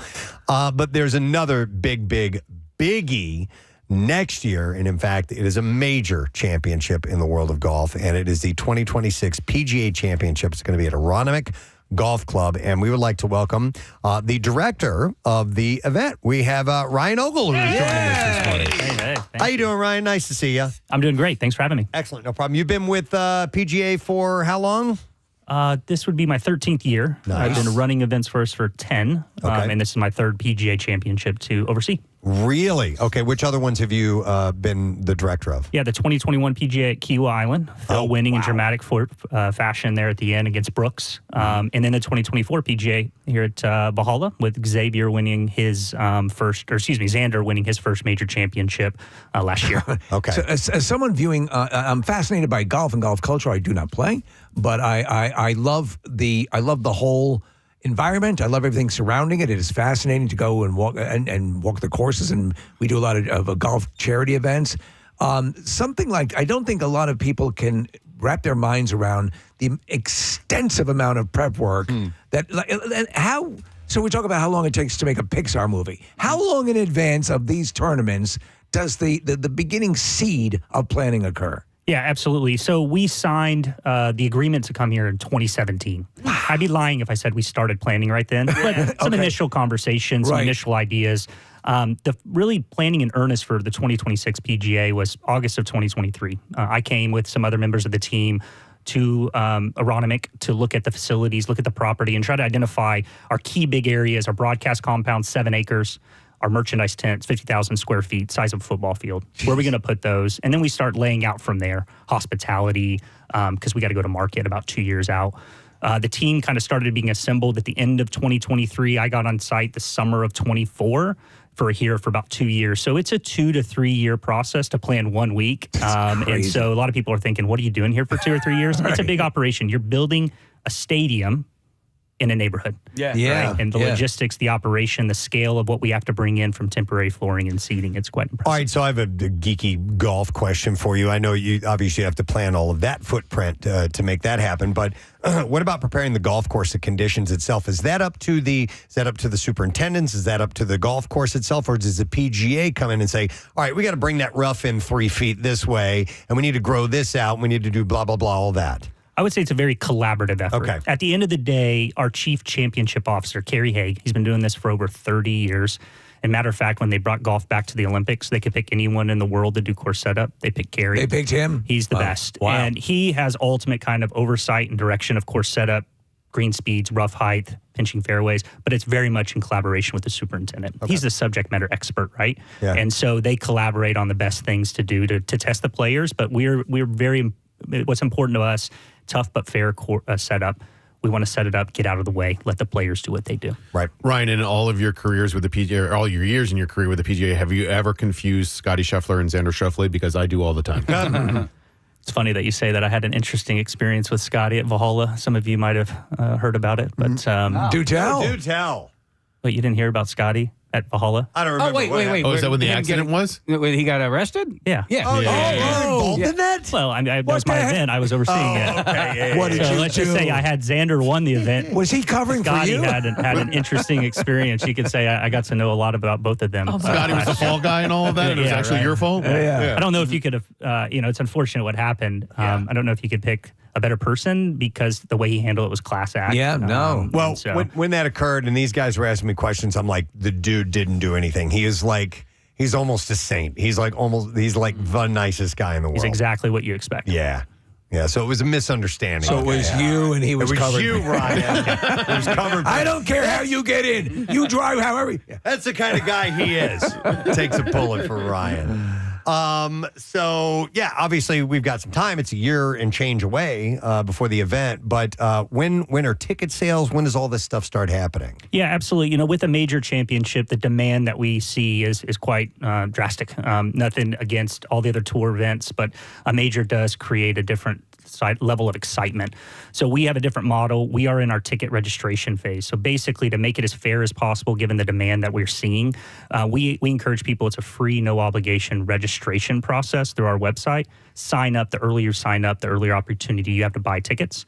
That'll close at the end of May, and we will give those people that signed up a chance to buy. From that private sale, we tend to sell out of Friday, Saturday, and Sunday, the most in-demand days. Yeah, no doubt. So we're trying to get everyone excited. Hey, go register. It's a free, no-obligation process. Takes about 15 seconds. We're doing that now. We're about to recruit 3,200 volunteers. That'll start in a few weeks. So now is the time to get involved if you want to be there next May. That's what I was curious about volunteers. My buddy Matt O'Donnell works over 6ABC, and I remember when the last event in Aronimink came around, it was a BMW sponsored event, 2018. Yeah. And so I went to the event and watched it, but he was volunteering and doing some work there, and I'm like, that might be kind of fun to do. Sure. So, do you have room for Preston? We have people that travel across the nation to volunteer at multiple events, including ours. I mean, it's a dedicated, passionate group of people, both locally, but beyond that. A lot of people come in and visit. I wanted to ask you, because this is such a Preston talks so glowingly about all the courses in the area, and then we have a wonderful golf atmosphere, and people travel from great distances to be a part and play the courses here. But yet it seemed to me, to my casual observer eye, that it is passed over often as an area for a lot of this activity. Is that changing? And what do you think has been the mitigating issue to this point? Yeah, our event, the PGA Championship, hasn't been here since 1962. Yeah. A major championship hasn't been here since 2013, and it's not a regular tour stop. Why is that? Philly is a great golf area, great golf courses, great golf fans, very passionate, a big market. It's hard to, speculate. I think the one thing that would help is if you had a large corporate sponsor that wanted to bring a regular tour event here, right? Okay. A lot of times you see, say it's FedEx's event that's in Memphis, which is a tie to their headquarters. Could you find a big sponsor that wants to bring an annual tour event? I think for the rotating majors, the only challenge is there's only two. It's the U.S. Open and it's the PGA Championship, and they go across the country, so they can only be here every 10 years. Right. I know after us, 2030, Marion will have another U.S. Open, which is great. And then I think 2040. It needs more golf. It deserves more golf. And I think it's showing why with the Truist Championship. And then they'll show why next year for our event when they show up and show out. Okay. I went to the BMW one as well at Aronimink a few years ago. And I remember we parked all the way out at Oaks and they have shuttles. How difficult is it? I mean, there are so many different parts of the operation, but literally parking, getting people to the venue, all these intricacies in planning. I'm sure you're working on that already as well. Yeah, I'd say there's a few big challenges in everywhere we go, and some of them are the same, some of them are different. This one is definitely parking is going to be one of the biggest challenges. There's not a big lot. I wish we were closer to the stadiums. Can you use Manifest Destiny to take control of homes, blacktop them, and then just turn them into parking? Nick, I'll tell you what I did for that same thing. It was the AT&T one. It was at Aronimink. I was like, I'm not driving Oaks. I had a scooter. I had a Vespa at the time, and there was a house that was kind of under construction, and I rode my scooter into this thing, and I parked it behind a dumpster, and I was right across the street from Aronimink. You're probably looking for dumpsters. I'm looking for scooters now. That's what I'm looking for. Yeah. How many jobs are created as a result of you guys coming to town? Yeah, from a temporary setting of people that didn't work for the PGA or our vendors, there's about 1,000 temporary jobs that are created around the build, the week of, and the teardown. We bring in hundreds of vendors for multiple months at a time. Look at the economic impact. It's going to exceed $125 million. You gotta love that. Direct, indirect, and induced spending. Generate over $10 million in taxes at the local and state level. So, the impact is great. Plus the exposure from a global broadcast, right? Yep. It's putting a spotlight on the area, on the region. We're assuming the bulk of that $125 million will be advertising on Preston and Steve show. Sure. I'm sure you've already seen the bump, right? Yeah, absolutely. No, but there's said as we've learned when like in 2013, all these events that take place surrounding it. There are parties that take place, corporate events that end up happening in and around the area. I assume we're looking for Justin Rose to win this one.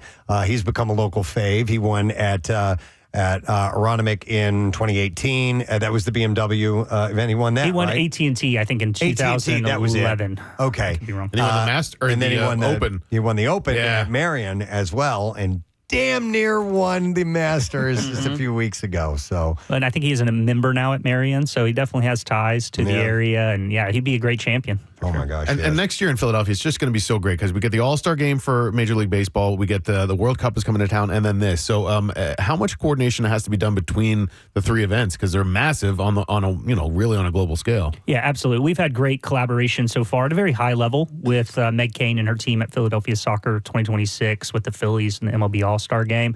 There's also the first round, I think, of the men's March Madness is taking place before us. You've got the NFL draft in Pittsburgh that kind of talks about the calendar of Pennsylvania, but then we're hyper-focused, of course, in Philadelphia. Great collaboration. I think there's more opportunity, which we're starting that process. We want this to be a celebration of 250, celebration of Philly, and all of these events add unique angle, right? Your soccer diehard fan is a little different than your diehard golfer. Yes. And so it's kind of sprinkling a little bit for everyone, and we're excited to be a part of that, a rotating major. What a great year to pick Philly. So obviously you have they're rabid. Preston, I think if it's not his family and the job, it's golf that's in his mind all the time. You have your acolytes. How aggressive and how much of a concern is it for the PGA to be soliciting new fans and developing a new fan base? Absolutely. I think it's imperative for golf in general, right? And the great thing we're seeing is there's more younger golfers. The second fastest growing sport at a youth level is golf, right behind tennis. You're seeing more women and people of color get in the golf. Women now make up 28%, which we have more room to go, but that's still nearly doubled in the past 5-6 years. People of color make up about 23%. It's important that the game of golf picks that up. And then our spectator events are kind of the first experience with a lot of them. They come to a golf event like, wow, this seems cool. Let me go try pick up a golf club. We really try to lean into the non-golf fan experience. So our tickets, what's really unique, all of our tickets are food and non-alcoholic beverage inclusive. So when you buy a ticket and you show up to the course, you walk to a concession, you grab something, walk out, you don't pay. It's all part of the ticket. Oh, excellent. And what we've seen is this has increased our customer experience, our operations, but it's created a new kind of twist on the event where people come for the whole experience, not just the golf. And it's been extremely value additive to our guests. It's very smart. And to promote the sport to youth, there's groups like First Tee and things like that you can search out and find ways to make it a little more. Golf is it's not a cheap sport to get into. That's part of the hurdle that people jump over learning it. Yeah, there's great programs like Youth on Course that partner with clubs and offer $5 green fees for juniors that are part of the program. The First Tee is incredible. We have our PGA Junior League Golf, which is Little League Golf. So you get jerseys with numbers. You play on a team. That's awesome. That's growing tremendously across the country. So finding new ways, new avenues to get youth in, different people that maybe don't get exposure. It's literally T-ball. Yeah, exactly. Off-course golf is growing. Your Top Golf, your simulators. Yeah. And there's actually more people playing non-green grass golf is what we call it. But that's a great path to green grass golf. Sure. Non-green grass golf is what, simulators, launch monitors and stuff like that? Technical jargon word, okay. I wasn't familiar. Green grass and non-green grass. Interesting. So, Ryan, you're going to give us some tickets to give away, right? Yeah, you know it. Okay, so we're not going to give them away right now. These are pretty awesome. So, what type of a ticket will you give us that we can eventually give away? Yeah, I think we're going to give you the most sought after day. That's Sunday of the championship. So when a champion is crowned, 2 tickets. They include your food and non-alcoholic beverage course wide. So you come out, enjoy the golf, enjoy the food, enjoy the fellowship, and have a great time at a great property. Yeah, we have to put a glow on this. Yeah, we will give those away. We don't just say, hey, 10th caller. Yeah. Let's give this. I don't really like the sport, but I like to eat. We're going to. That guy. Yeah. Congratulations, sir. Yeah, Hope you have enjoy your hot dog. Have a good time. But we will give them out in the near future. But if people want to find out all things about the PGA Championship and these other programs that we mentioned too, does the PGA website have information like that? Yeah, to pgachampionship.com/2026 going to be your best bet. If you want to register specifically, PGA Championship /register. Excellent. Cool, man. Well, thank you for coming in this morning. We'll make sure people are aware of what's happening. I know it's a year off, but you got to make your plans now. These things are these are big events. So hell, they've been on it since 2017. Yeah. We'll talk to you between now and then, I'm sure, Ryan. I hope so. Thank you. Appreciate it. Ryan Ogle, guys. Aronimink Golf Club, May 11th through the 17th, and it is the PGA Championship coming back to Philadelphia at Aronimink. All right, Case, you want to take a break? Yeah. And come back? Yeah. Okay, so that's what we'll do. When we return, we have Don Felder joining us of the Eagles fame, and we got another shot at you winning $1,000, by the way. Preston and Steve, 20 money. We'll be back in a moment. Stay with us. Preston and Steve. Or the lights going off. Can you dance? Or has been used in a pitch battle during a war. Very little dancing, but I do have three things. Two of them are related and from my childhood. The third is something that I've referenced on the show many times, and so I'll start with that. How is it? It's my 1984 Topps traded. Oh my God! Doc Gooden autographed rookie baseball card. Wow. And was this the Hampton Inn? This was the George Washington Motor Lodge right off of 202. There's a Home Depot there now. Doc Gooden and Darryl Strawberry were there signing autographs. It was $8 a pop to get their autographs. And how much is it worth now? At least $4. I don't know. I bet you if I could find a Mets fan who was willing to buy it, I could probably sell it. But at the time, I bought it. I bought it from Classic Collectibles in the Gateway Shopping Center, and it cost me $30 to buy, and then I paid $8 more for the autograph. Well, and at this point, you have to keep it. I mean, it's part of what it's you're part known of the for legend. here. It is mint condition. So you have Darryl Strawberry, and do you have Doc Gooden as well? Well, this is the Doc Gooden. Oh, I'm sorry. Yeah. So this is the Doc Gooden, and by the way, on the front of it says Dwight Gooden, and on the back it says Dwight Gooden, but he signed it Doc Gooden. So that might make it more worthwhile. Yeah, he signed it with his nickname. Topps put out a few different collections every year. Yeah. So they would put out like their normal baseball card set, and then they would put out like rookies sets or traded collections or limited or whatever.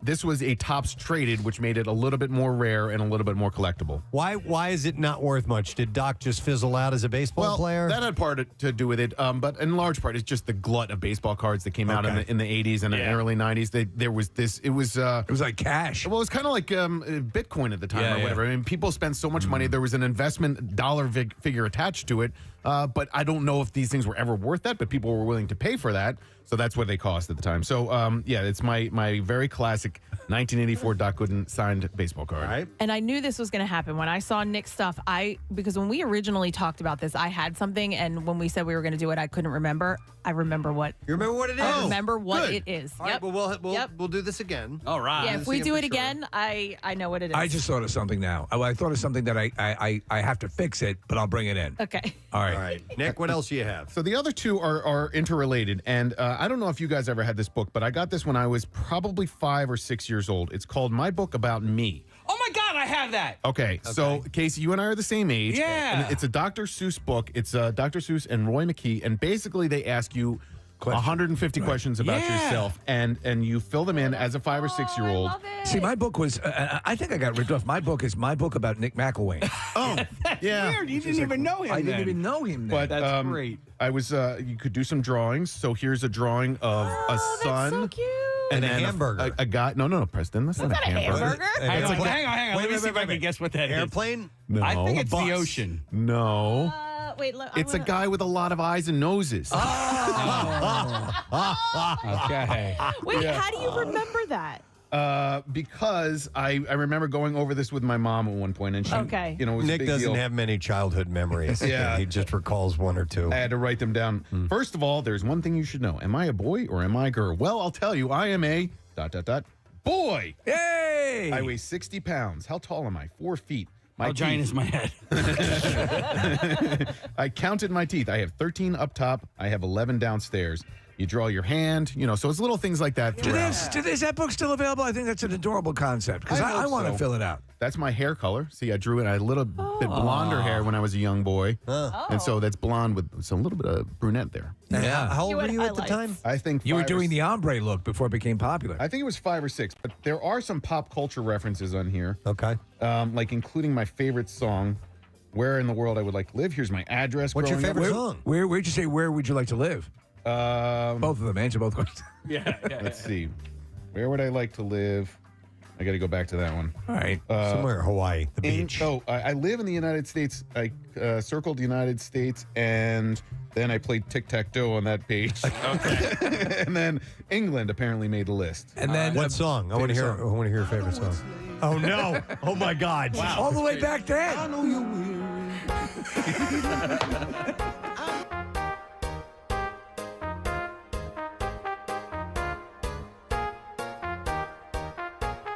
On Amazon for $10. That's adorable. It is 60 steps from my tree to the mailbox. My favorite color back at the time was red. Apparently, I owned 170 buttons. Wow. You would go around and get autographs from people in your life. So Like Doc Gooden. Yeah, right. Maybe that's what started it. My Aunt Ann signed it. My Uncle Michael signed it. Our mailman, Ralph K. Lapp, signed Your it. Your mailman. Yeah. I got a policeman's autograph. I got an autograph of a man with a beard. Don't you think that's amazing for a kid to do that? To basically be interviewed, but to talk about, to be able to express what they're experiencing. It's cool. Yeah, it was really fun, and I'm glad that I found it. I don't know if it was in my mom's house or in my house when I moved or whatever, but I like to collect leaves, rocks, food. There you go, food, cans, and autographs. So this is okay. What else do you, Nick? What else do you have for the class? Well, all right. So I was trying If to you're find just tuning in, this is show and tell. On Well, the you do the Preston next State item. Show. Give me, and I'll look through it and see if Yeah. I can find anything. And if I were to get a birthday present that year, and I know that I didn't get it, but what I wanted was more than anything in the world, a BMX bike. Wow, that's a good one. One of the questions: what kind of woman are you attracted to? That's a good one. And then this is just something that was. We can go over it if you want, but it's an autobiography that I wrote of myself in 6th grade. So I used sort of that as inspiration or whatever. A Nick in Time. The title What of it a is great title. A Nick in Time, yeah. And All I right. believe I had to write the title page, Casey, had to appear in perfect cursive. Wow. So that's where I did that. So these guys were stored next to each other. Read a little bit of that if you would. All please. right. I'd like to hear it. The dedication. Some of it. Okay. Call me Ishmael. Chapter 1. Although I've only been alive for 11 years and 11 months, I think I've had an interesting life so far. I know that I've been lucky to do many things and go many places and had opportunities that other children have not had. You wrote this? Yeah. I am thankful for the good. I had a ghostwriter. Yeah. Okay. I am thankful for these good things and also for being a part of a strong, loving family. Well, that's nice. My family background is rather unusual. My mother is Irish and Italian. Her mother's parents, my maternal great-grandparents, were born in Ireland and came to America in the early 1920s. I knew both of my great-grandparents, Martha and James Kelly, and I got to spend quite a bit of time with them when I was a baby before they died. It's very good writing. Really well written. Do you mention the raisins and the meatballs, which I'm a fan of? I don't, but here's an interesting fact. I think I may have mentioned this on the air at one point. This is about my mom, Kelly. She did whatever jobs she could, waitressing, house cleaning, caring for other children, and she got a job as a cashier for the Acme supermarket near her home in Elkins Park, Pennsylvania. She made $17.50 a week with the Acme and raised 4 daughters. Wow. Her second daughter, Martha, was my mother's mother. She died of cancer when she was 47 before I was born. I'm sorry I never knew her. I think we really would have liked each other. Is she Nick? Is she the aunt that said cassette? That was my dad's mom. Oh, okay. Had the cassette player, yeah. So there's also all sorts of different chapters in here. That you have that is so freaking wonderful. Here's a picture of me when I was 5 months old. I'll hold it for the camera. But Casey, you mentioned the big head. Oh my God. Oh, I thought that was a jack-o'-lantern. And look at how tiny you have written quite a bit of text in this book. Oh, is that Nick. typed? Oh, it's typed. Okay, I couldn't tell from here. So, well, this is written, but the portion of the autobiography is typed. And your mom held on to this? Yeah. See, I think if my mom had been around, I think she would have had a story. Yeah, I've kept a lot of stuff like that my kids I think have. moms are probably. Oh my God! Here's my dog from 1986, Tugger. Tugger. As a puppy, and then It's a picture, right? He's not in there. yeah, and then here's. Oh my God! He's still. Oh my God! Oh my God!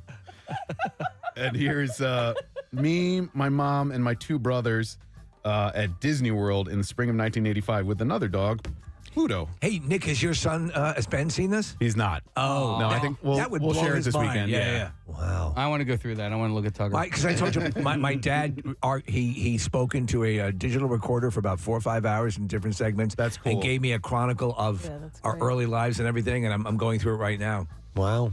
That's really cool, Nick. Nice. That's well awesome. done. Hey. All right, And then the third? Well, I think don't have that time? was his third thing. Oh, that was your third? Yeah, Doc Gooden, the Book of Me, and the May I say, autobiography. all you guys had good stuff. And by the way, Nick, a number of people are texting in saying that your Doc Gooden card is worth about $445. I'll sell it to you right now. So I don't know if you guys knew that I'm an artist. This is a bird. with a penis. Now, I think That's a tail. That's Oh. that's No, a that's tail. a It says red tail, but it penis does look like a swallow. penis. That's the a- Dr. Seuss bird. All That's right. the bird I drew. Nice job, Nick McElwain. Thank you. It's show and tell. And I think we have time for Marissa. Marissa, what do you have for the class? She just ran out of her office. Yeah. So she didn't know she was going to be doing it. Yeah, she was telling me out before we started the segment. She had one just in case we didn't have enough, or we had too much time. She's filling out Yeah. one of those Dr. Seuss books right now? Well, she wasn't sure if the segment didn't go anywhere and we had extra time, we could put her in. But She's got a big package. we got of- just enough to do another one, and then we got a break because we have some guests coming up in a moment. All right, Marissa. Is that what is that, a canned ham?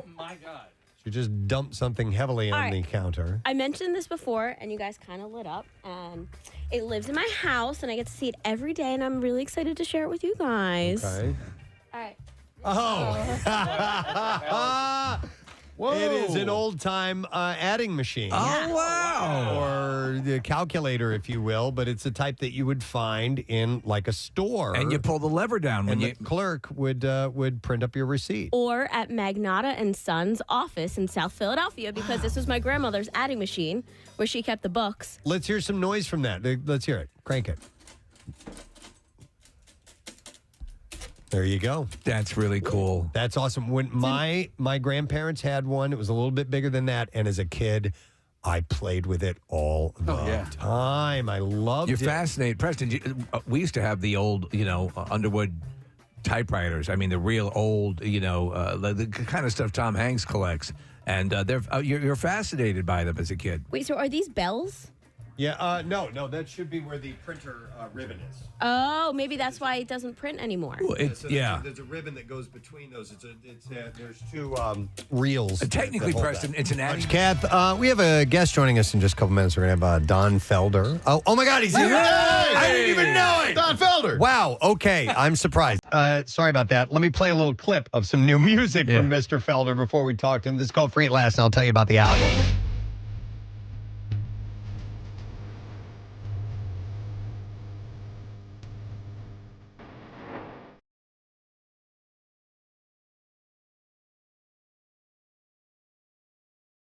So the songs on this new album are actually from 50 years of demos. Yeah. That he has re-recorded, and it's called The Vault, 50 Years of Music. It's coming out on May 23rd. Now I can officially welcome Mr. Don Felder. Hey, Don, how you doing, man? It's good to see you. You I'm sure you don't remember because you've done tons of interviews, but you stopped by and paid a visit with us in our studio years and years ago, and it was just a cool moment because we've been fans of yours for so long. So thanks for coming on again this morning. It's good to see you. I'd like to stop by next time we're out on the road in your territory too, and pop in the morning if I can get enough sleep and get down there. You guys must be pretty early in the morning to be up and out on radio. So not really if I can rock get star down there, time. I'd love to come by. Yes, absolutely. We will hold you to that. I got to tell you, Don, I'm so thrilled right now as a father because it was around that age where I discovered your music and the Eagles and became slightly obsessed with a lot of your songs.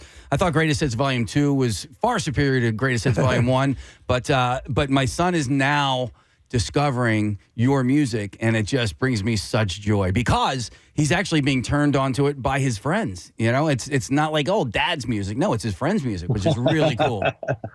Well, my dad's music was Lawrence Welk and Glenn Miller and Tommy Dorsey. That's fine. So there was no way I was going to become a violinist or play a flute or something like that. Versus Elvis Presley and Buddy Holly and all the rock and roll that was going on back in the 50s.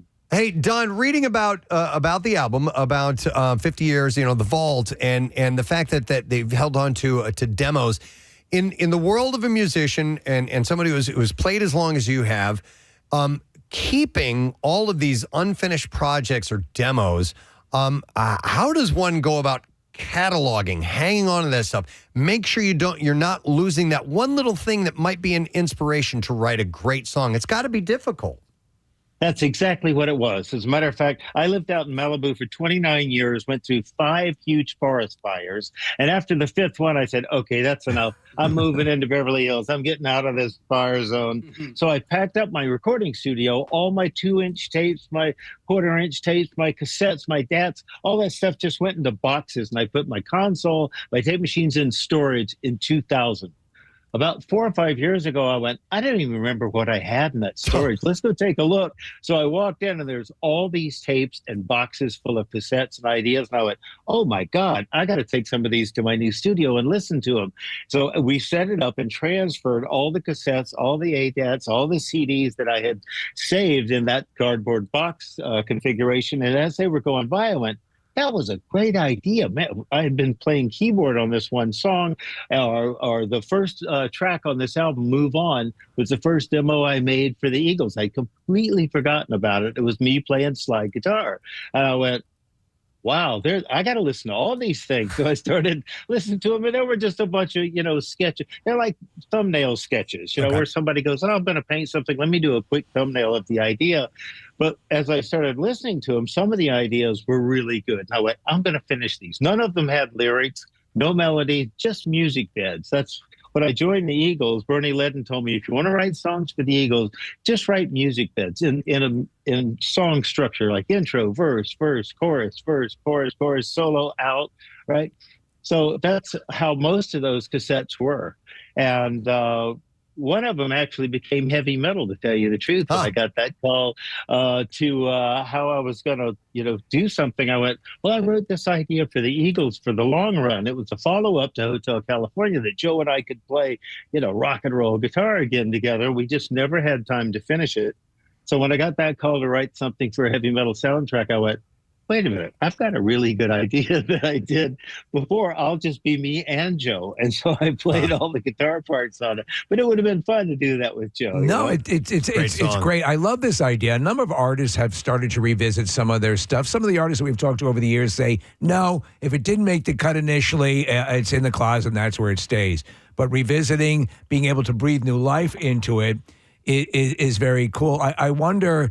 is it akin to looking to it through a photo album over the course of those decades for you to see where you were mentally, or are you surprised at what decades ago Don Felder was musically being excited by? I was the same guy. I was just a little wet behind the ears about recording production and techniques, not musical ideas, but just the one thing I had learned to do when I was in a jazz fusion rock band in New York City was improvise. So a lot of these things that I make up just happen on the moment, and I have to record and catch them somewhere on an iPhone or in my studio or something, or they're just gone because they just flash through. It's like jazz. Sure. So, when I listened back to those, I went, that was a moment of inspiration. That was a nice idea. So I went ahead and finished writing lyrics, rebuilt the whole track ground up. Some of them were in different keys, and then I would sing in. So I had to reconfigure those ideas to me here now in 2024, 25. Don, it's so interesting that you described yourself as improvisational like that, because I've always viewed you as that you play with such intent. Your guitar solos seem very structured. Do they end up that way? Do they start off improvised and then end up with intention? Because I've always thought that you just Don is playing every note he wants to play. That's always how I've viewed you as a guitarist. That's great because I really favor horn players. Their phrasing. They can't play a million notes a minute. They can't shred. I saw Miles Davis when I was 18, and he said more in the first 3 notes that he played than somebody can play in 1,000 notes. It's the notes and timing and choose the way you phrase that's important. Like the solo for One of These Nights. When I heard that track, it's an R&B track. I wrote the bass part to it and all that stuff. But when I was sitting down to write a solo, I thought about Dave Sanborn. What would Dave play on alto sax? It's a sax solo. So I literally wrote a sax solo on guitar. And that's one of the things that makes it so unique. And it's melodic, and yet you can remember it. It's simple enough to remember and sing it. I love this because I am, and I'm glad I can tell you this because over the past couple of months, again, I'm always taking dives into Eagles territory and your music. I can't tell you why. It's a song that I just adore, but your solo, your playing in that is what I'm drawn to. And the video, I love seeing you, to Preston's point, I wanted to ask sort of the same question because everything fits perfectly. And I'm like, in the moment of the session, because it seems to be a video recorded at the recording of the music, is that all what you're feeling? Or, hey, could you do this? Could you do it this way? Could we get this? How did that work out? And I'm sorry for being so nuts and bolts about it, but fascinated by the process. I think the best answer for that question is the improvisation I did on the beginning of Hotel California for the album we did when we got back together. We were on the sound stage. We had an orchestra behind us. We had 48-track recording trucks and about 20 video cameras. And just at the end of sound check, Henley says, this song needs a special introduction. I said, well, what are you going to say? I thought he was going to talk about the way it came about or it being in California, and I was taped in California. He said, no, make up something. So I went, okay, you guys play this chord, I'll diddle. Then you play this chord, I'll diddle around a little bit. Then you play this chord and I'll diddle, and I'll just make it up. So we shot 2 shows, and both times I just made up something on the spot. I hope I'm funny. It's like a comedian walking out, making up something live. Right. And it actually, I think, was the only record that was recorded by the same band, the same song that was nominated for Grammys twice. And it was because of that second arrangement. And it was just the introduction to it was just made up on the spot. That's amazing. So, that's what I like to do is just make up things. Wow. Sometimes it works, and if it doesn't work, it goes to digital heaven. Erase. Bye-bye. Digital heaven. Erase. That's a good album. Digital heaven. I love it. Yeah. Don, the album, The Vault, 50 Years of Music, you have stacked the deck with some serious musicians here. Taking a look at the list of people. I'm a drummer, so immediately I saw Greg Bissonette, Brian Tichy, and Todd Zuckerman. These are some of the best guys in the business, but you went above and beyond. Who else is on this record? Jim Keltner. I've known all these guys for a long, long time. I know exactly how they play. Greg Fillingane's playing keyboard on some stuff. David Page from Toto playing some stuff.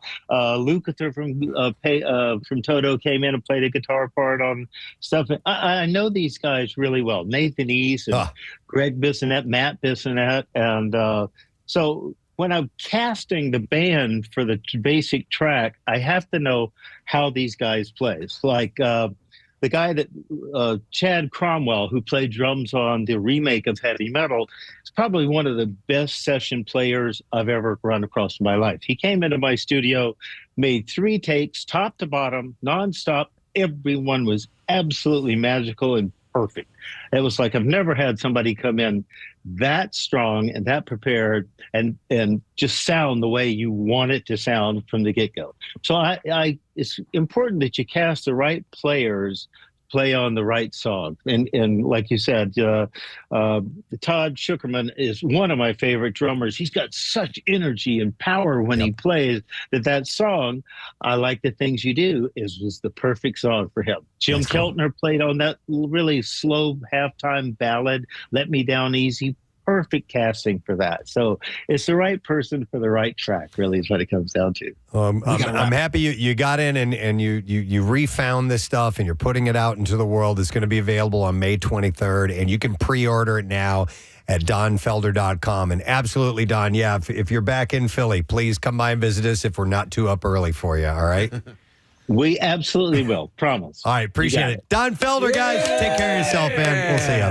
If you're not up too early, not too up early. That's what I meant to say when I said that. He was, I'm going to recount a story that he told us last time he was here because it was so great. It is great. In that famous video footage that if you go on YouTube and you search for the Eagles playing Hotel California live, and I believe it was filmed here in Philadelphia, and it was back in the 1970s. It was when the song was pretty much a fresh hit. And he and Joe are playing that famous harmony guitar solo together. And they're going back and forth. And Don says something to Joe, and they both kind of laugh. And I can't figure out what he's saying by watching his mouth, but they shared some kind of a funny moment. And I mentioned it to Don, and he goes, yeah, I think I remember what that was. He said, I leaned into to Joe, and I said, you're showing. And we were like, well, what does that mean? He's like, well, back in the day, from time to time, it shows we do a little cocaine in between songs. And he was telling Joe he had a little coke hanging out of his nostril. Yeah. And he's like, you're showing. And they were laughing about it. That's what he said. I have no doubt that's the case. So that is the story. Yeah, no, that's absolutely cool. Yeah, I mean, man. Again, how many times have you watched the Eagles documentary? It's got to be 30 times for me. So good. It's so good, and you get a real. It's full of all the drama that surrounds a band as complex and as amazing as this. All the stories, Nick. Often we talk about Fleetwood Mac. It's the same thing where they have just that kind of that collective and then those list of stories, but. When they're playing, I mean, I can't tell you why in that song he's playing, and you brought up a great salient point because it's like this is so perfect. Yeah, and, I mean, he's saying as much with the solo as the lyrics are. Yeah, he picked all the right notes to play. Yeah, so cool. And you know, see, I don't know if you remember, but I think it was you talked about the complexity of the band. I think it was Bill Hader did a parody on the Eagles where they were this tender folky ballad group, but they were all alpha males trying to kill each other. Right. Off stage. They just hated each other, and it was all battle for power. But when they were singing, I can't tell you why. And that's what the Eagles were, man. Yeah, but in those moments when you see them really vibing, and like they're sitting in the back of a limo and they're sharing a laugh and so on and so forth, it's like, it's funny to say, you talk about when you're George Harrison and you're, the third most talented. Luck of the draw, dude. You're a Herculean talent in any other way. But I mean, just what happens. I saw the Eagles at the Wells Fargo Center a few years ago when they did the Hotel California tour, and the current lineup I think is Henley, Timothy B. Schmidt, Joe Walsh, and Vince Gill. I don't think Deacon Fry was on that one. But anyway, it was really good. And sometimes when I go to these shows of like established acts or acts that have been around for a while, I'm nervous that it's going to be a tribute act to the former selves. Yeah. And it wasn't. It was a really great show. And Joe Walsh was hilarious and fun and funny. And the video displays that they had for all the Hotel California stuff in the background was really, really cool. And it was the whole record. It was the beginning to end of Hotel California. It was awesome. Nick Don Felder was telling a story about going to the, United Nations. There was some sort of international music day or so on and so forth. And he's members from, of course, all different countries. And so they ask him to play some stuff. He starts playing Hotel California, and he said, countries, representatives, they all become locked. They all knew that riff. They all knew that song. That's an ecumenical response to something that, he just cranked out, as he said, just diddling. He created a common language. So cool. All right, I got some bizarre file stories, so we're going to get to those. WMMR presents Preston and Steve's Bizarre File. Brought to you this morning by... You okay? Just stretching. Okay. Casey fell over. I thought he was slumped over. My lower back is bothering me. Brought to you by Dermatology Associates of Plymouth Meeting Research Department, seeking volunteers for an alopecia areata clinical trial. Areta? Alopecia? Be cool, have a Rita. Alopecia.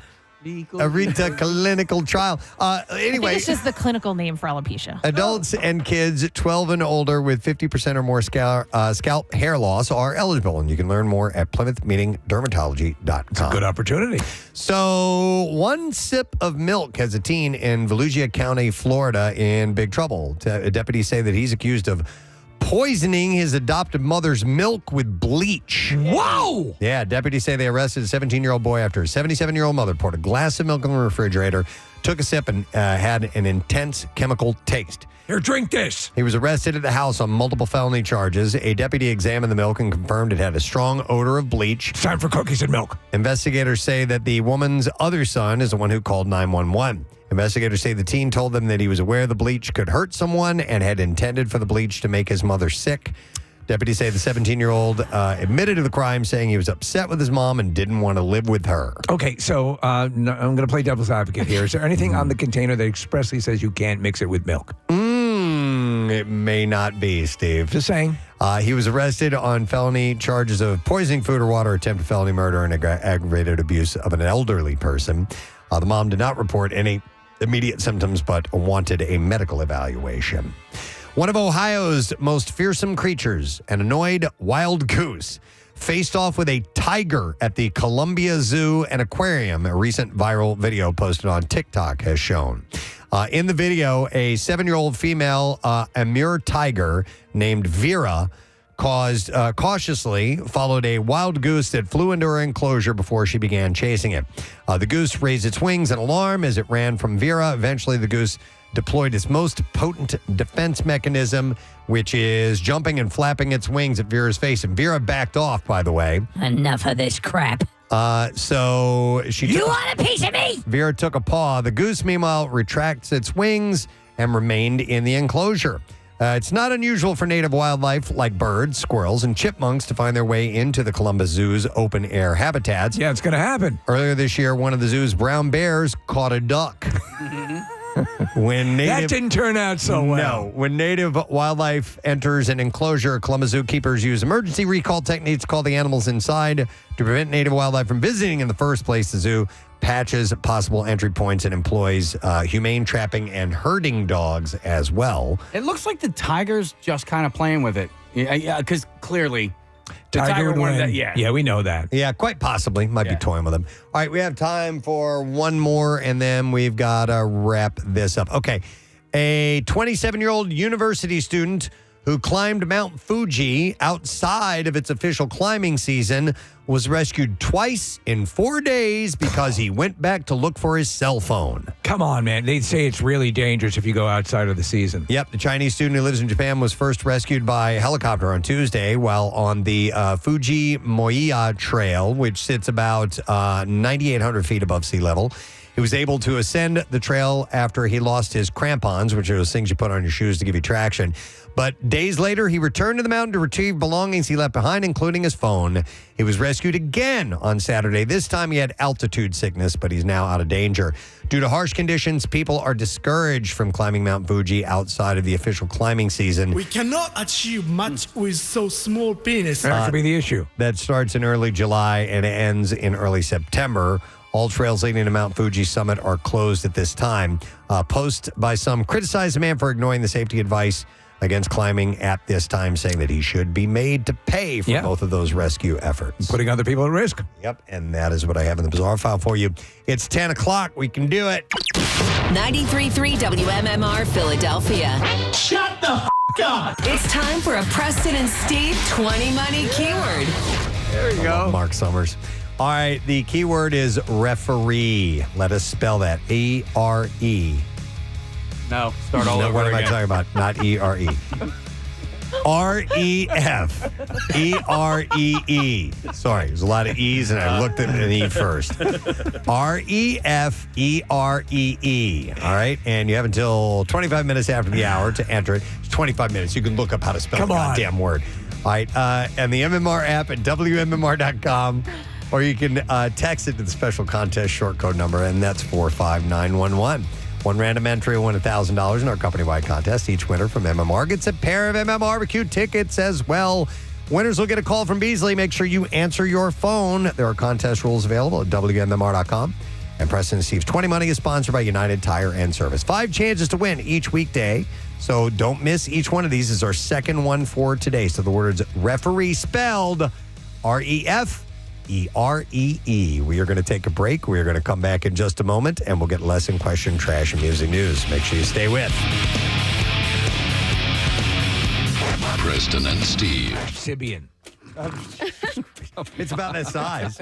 So there's still like there's still addition, or there's still numbers on it from the last thing my grandmother typed, because my grandmother like never stopped working. So my dad or my grandfather probably just like handed her a calculator, and she just like swapped it out. Was like, all right, I'm done with these numbers, and boom, on to the next thing. Was it an accounting firm? What was it? It was Marissa? a HVAC plumbing company. Oh, okay. So they were right there on Snyder Avenue, and my grandmother was in the office and kept the books. See, I want something like. Oh, okay, I have another idea then. Okay, you guys are giving. Kathy, do you have any ideas now? You said you do. Yeah, okay, yeah. all right. I know. I remember exactly what it was. Yeah, I wrote down a couple more things, so I'll be ready for another show. I think, frankly, I think you guys all killed it. Yeah, this says it's a Burroughs portable adding machine. Look at how portable it is. Only weighs 112 pounds. And this is the type of thing that if you were at a general store or something like that, because my grandparents owned a general store, and that's what they would use to ring up the receipts. And Preston, you put this in like an antique store out, in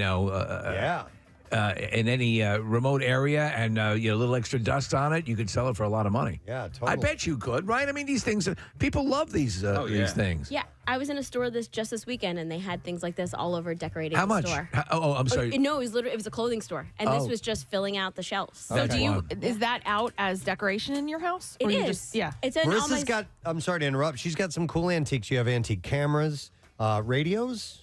Or have you started doing radios yet? I'd love to get an I antique have a radio. radio that's my boyfriend's grandfather. So all the cameras you'll see in like a Zoom call, or when I did my TV show, they were in the background. Those are all my grandparents. They're kind of like the ones that you look down at, Mhm. you know? Yeah. You look down into they're really cool. So it's everything from my grandparents, the old ones, like the Polaroid ones, to the ones my dad used in the 60s and Like the 70s. A Browning camera, like the One like that from Yeah, my grandfather, right. and then a Nikon from my parents and things like that. And then I have photos that I realized later that were like developed on that and are printed and hanging on my wall from those cameras. Cool. Well, oh, excellent. Well done, That's Marissa. awesome. I love Thanks, it. guys. Show and tell. First ever Preston and Steve show and tell.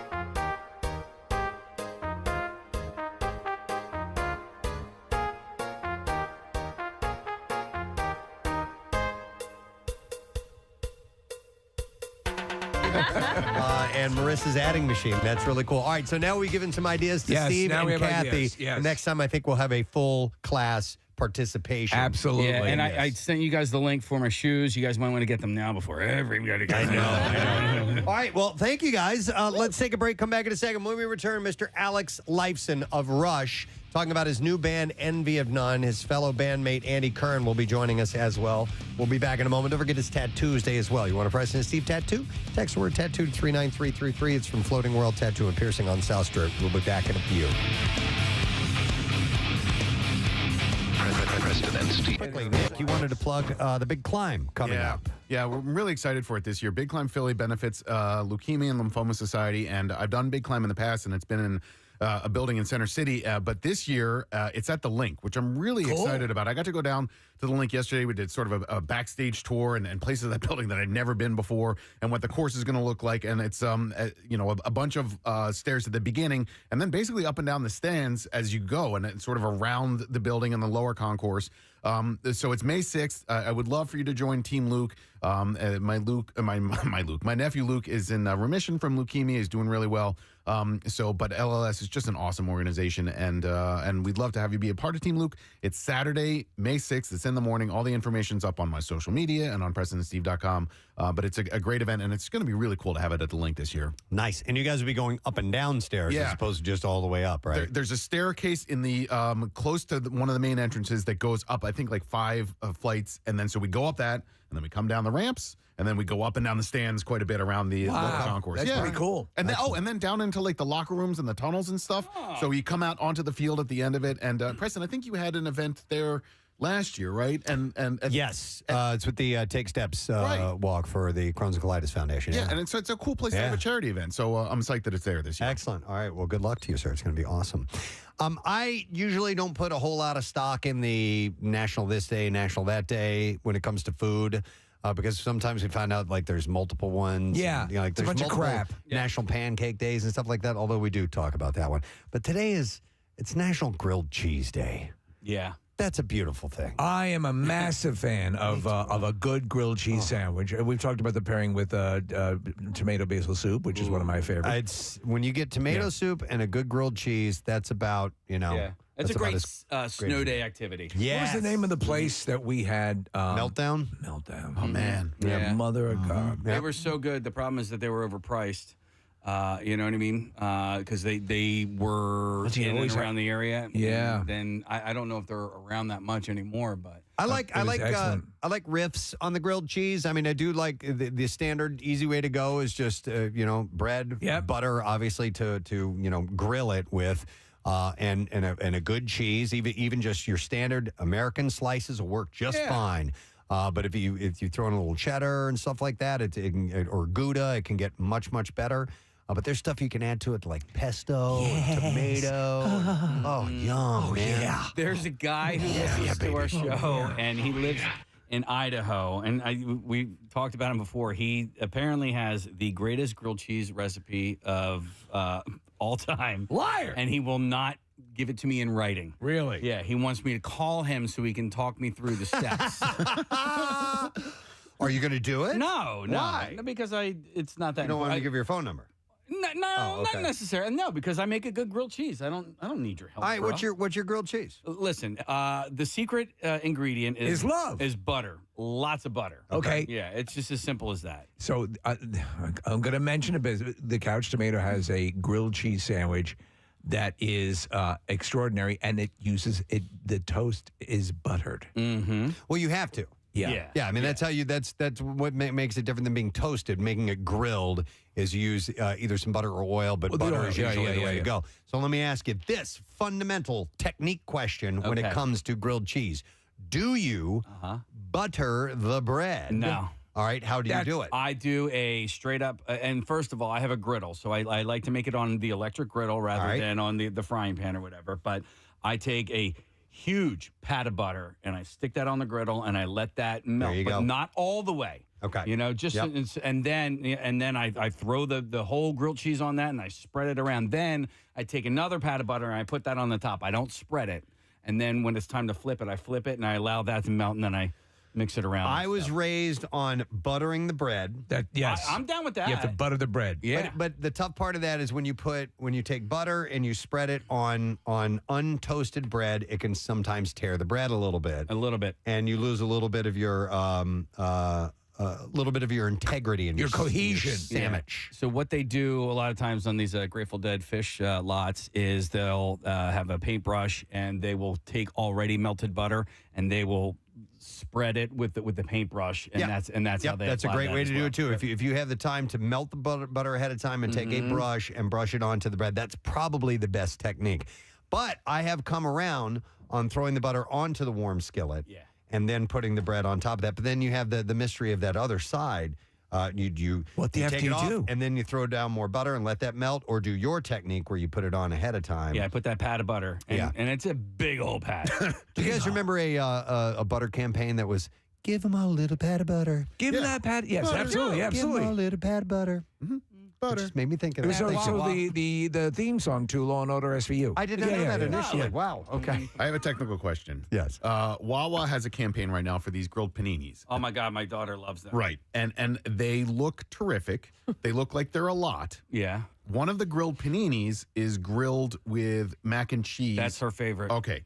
Is that a grilled cheese sandwich. Ooh. Yeah. No, it's a panini. Wait a second. I'd call it a grilled. Well, it's not grilled because it's a panini. Well, it depends it's on. not ciabatta, it's panini. Right, I know, but it depends on whether they butter or use oil to I have a follow-up question. Now there's I know they put it in a panini press. Maybe that is considered that because it may be a grilled cheese with pasta. That's kind of what I'm thinking. You Now, do you think, follow-up question, Wawa would send us some so we could sample them on air? Well, a panini press is a. It's kind of a grilled cheese, right? No, it's a whole different sandwich. It's a panini. Now, let me ask you guys this, because Says Master Chef. Master Chef Kathy Romano. Just a few years ago, 3-4 years ago, I came to this amazing country revelation of using leftover meatballs, and I make a grilled cheese meatball sandwich. Now, I don't necessarily consider it a meatball first sandwich. I consider it a grilled cheese sandwich first. With meatballs, because what I'll do is I cut up the meatballs, I cook them in the microwave, then I put them on, the cheesed bread, but I use provolone cheese, and then I use the sauce to taste, not overly sauce it, but like sauce to taste, and then I grill that with the butter and all that. And I'm telling you, it is amazing. Here's what I'm thinking. I'm thinking the way to get creative with grilled cheese is using the different types of cheese. Once you start to add in elements like meat, you're on your way to a cheeseburger. Yeah, I'm kind of with you on that, You know what Steve. I'm I think saying? it takes it. I think So it's a meatball sandwich and not a grilled cheese. I think so. I think that once you add meat, that's the main ingredient. Right. That has become the main ingredient. The cheese needs to be the star. The cheese needs to be the star. Yeah. Thank you very much. You don't have to That's be the name of my book. And tell us about your book, The Cheese Needs to Be the Star. Well, it's really pretty much a look back at my career in radio. Preston, have you seen the number of texts coming in saying that one should use mayo instead of butter? There's a guy on the line right now, or girl. Okay. Yeah, I've seen it. I have not dared to try I rebuke you. No. I've not dared to try it, but that is a technique. So we have a few people. Let me go to Dave here. Hi, Dave. Good morning. Good morning. Hey, what's up, Dave? Not much. Yeah, mayo is it. It doesn't tear the bread like butter would, and it fries up crisp. Well, mayo is also, It's a wholly different flavor than butter, though. It would make. You know what I mean? I would have to try it, honestly. Yeah. I'll do it today. Yeah. I would have to try it. So I like it's odd because, Steve, I do like mayonnaise, but the idea of searing it like that seems kind of gross. There are a lot of eggs in mayo, yes? Yeah. Yeah, it's eggs and oil. Right. So, Yeah, so yeah. you got both ingredients. Yeah, you know what? But I would there's have no to eggs try and it. butter. Ooh. There's no eggs and And butter, you though. can't tune a fish. If you don't tune your butt. You know, I don't know. dated a girl for a hot minute who they made their French toast with cheese. And so now I'm wondering if you were to make a grilled cheese and then kind of coat everything in the egg wash. Wait, the same way you would. Smells like Teen Spirit. President Steve Show, 93.3 WMMR. Beautiful sunshine on this Tuesday morning. Tattoos Day, by the way. Still a chance for you to win if you have not registered yet for a President Steve Show themed tattoo from Floating World Tattoo and Piercing. So click the contest page at PrestonandSteve.com and get yourself signed up for that. Don't cost nothing. No. You should win that. All right, man, I'm all over the place. I apologize. You got things to do. Get my stuff together here. We're going to do lesson question, and if you think that you may know the answer to one of these questions that I am going to pose to you, you will need to text the word Zoom to 610-660-9333, and we'll send you a link, and if you know the answers, you can click on the link, and we'll see if you end up getting the answer correct. By the way, we are going to give away a pair of tickets to Star Wars: A New Hope live concert Friday, June 20th at the Philadelphia Orchestra, playing that score from John Williams as the movie plays. It doesn't get better than that. Pretty awesome, yes. All right, so let's see. What's Gary Lauer's go-to karaoke song? We're talking about it in the Bizarre File, where someone got herpes from singing too close to a karaoke microphone. And we had a surprise appearance from Gary Lauer on the show. What song is his go-to karaoke song? If you know the answer to that, make sure you text the word Zoom to 610-660-9333. 9333. We'll see if we can get a winner. And while we're waiting for your call, let's do this. The trash business is a gold mine. 93.3 WMMR with Preston and Steve's Hollywood Trash. And it's brought to you by A.D. Moyer, trusted experts since 1939. A.D. Moyer Lumber is your professional source for decks, windows, doors, kitchens, millwork, and more.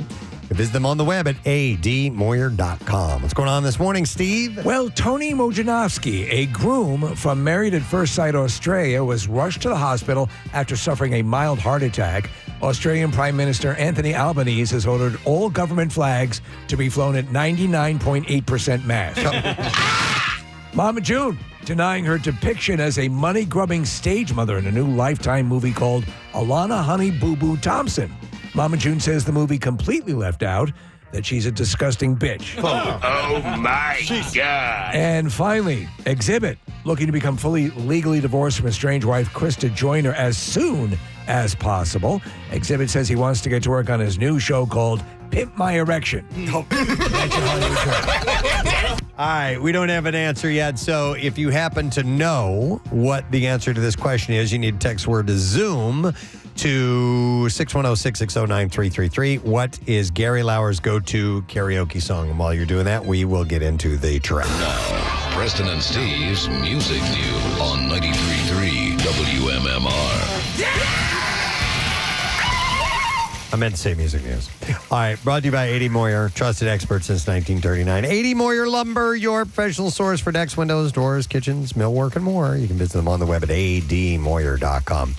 Cyndi Lauper is sharing her reaction to being inducted into the Rock and Roll Hall of Fame. She said on social media that she is humbled to be in the company of so many of her heroes. She said that women have made so many important contributions to music and to rock and roll, and a win for one of us is a win for all of us. And she also thanked her fans for their support. She's been eligible since 2009, and it was her second time appearing on the ballot after previously being nominated in 2023. So I'm very happy for her. Yeah. I've always liked her. She's a super talent. Yep. After rocking 2 sold-out shows at Toronto's Rogers Centre on April 24th and 26th, Metallica decided to spread the love around as they tend to do, and the band made a generous $40,000 donation to the city's Daily Bread Food Bank through their All Within My Hands Foundation. Oh, nice. Neil Hetherington, the CEO of the group, expressed gratitude for the band's support, noting that the funds will help provide approximately 40,000 meals to those in need. And this is the first time that Metallica has supported Daily Bread. They previously donated proceeds from a surprise show at the Opera House in 2016.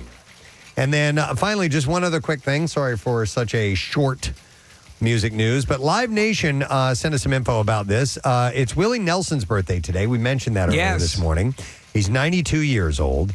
And in honor of that, Live Nation is offering 2 for $92 all-in ticket offer, good for seats at the back of the pavilion for Willie's show. That's pretty good. So what I don't have is the date, but the offer is valid today through Sunday, May 4th.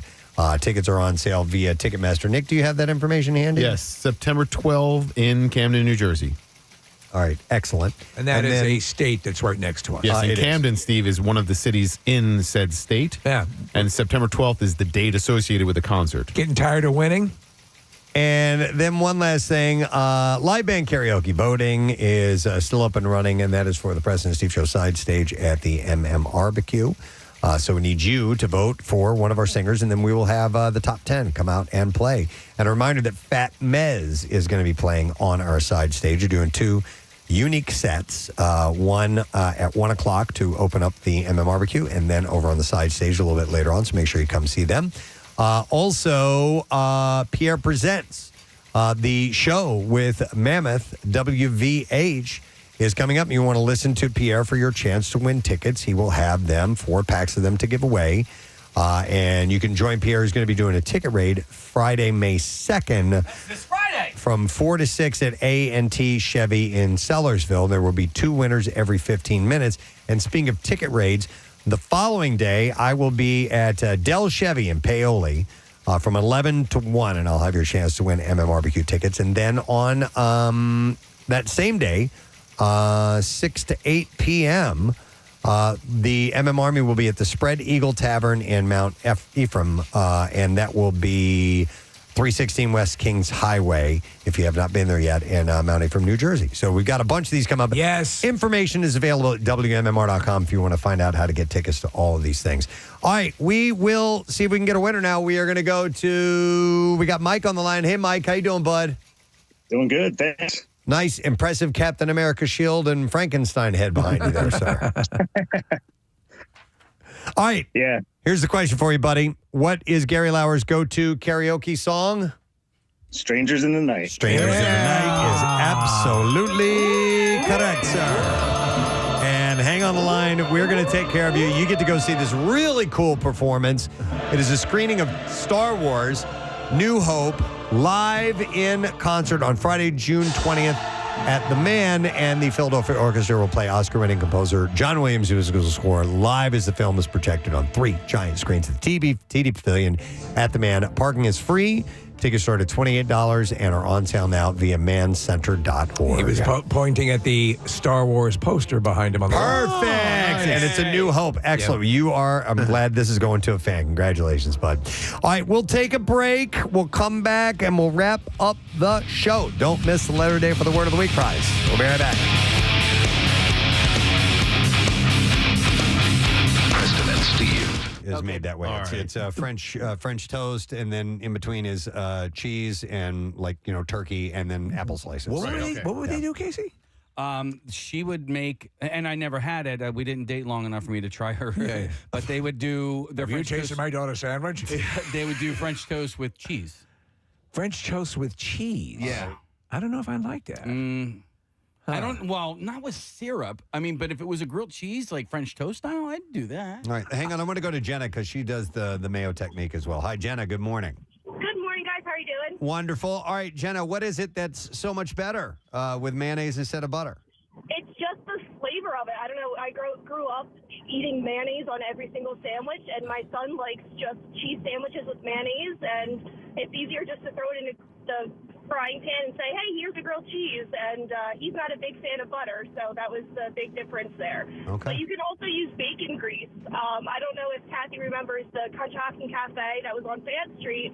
I worked there all through college and everything, and we used to use bacon grease for our grilled cheeses, too. That's a great idea. We used to save our bacon grease when I was a kid growing up. And drink it in the morning. No, we would not drink it in the morning, but we could use it to as a base to cook things with, a la, shortening or it was a standard. Lard we had or whatever. We had those jars, mason jars. Of, yes, that's what we It was a keep it. standard. Or like an old jelly jar or Yep. something like that. And my Yeah. mother used to hollow out a bagel and keep her birth control pills. Oh in my it. God! Oh my God! Did So you ever unique. It's just a thing you used to do. Yeah. Okay. That's Southern. Did you? Okay. This is a two-part question. And what are your thoughts on mustard, whether it be yellow mustard or spicy mustard on your grilled cheese? And what do you consider a grilled ham and cheese? Is that still grilled cheese, or are we going into the other territory? You're raising a good point with the ham inclusion. I still believe that the cheese, as per Preston's best-selling novel, the cheese is the star. I would never say that. I would never say a grilled cheese with ham.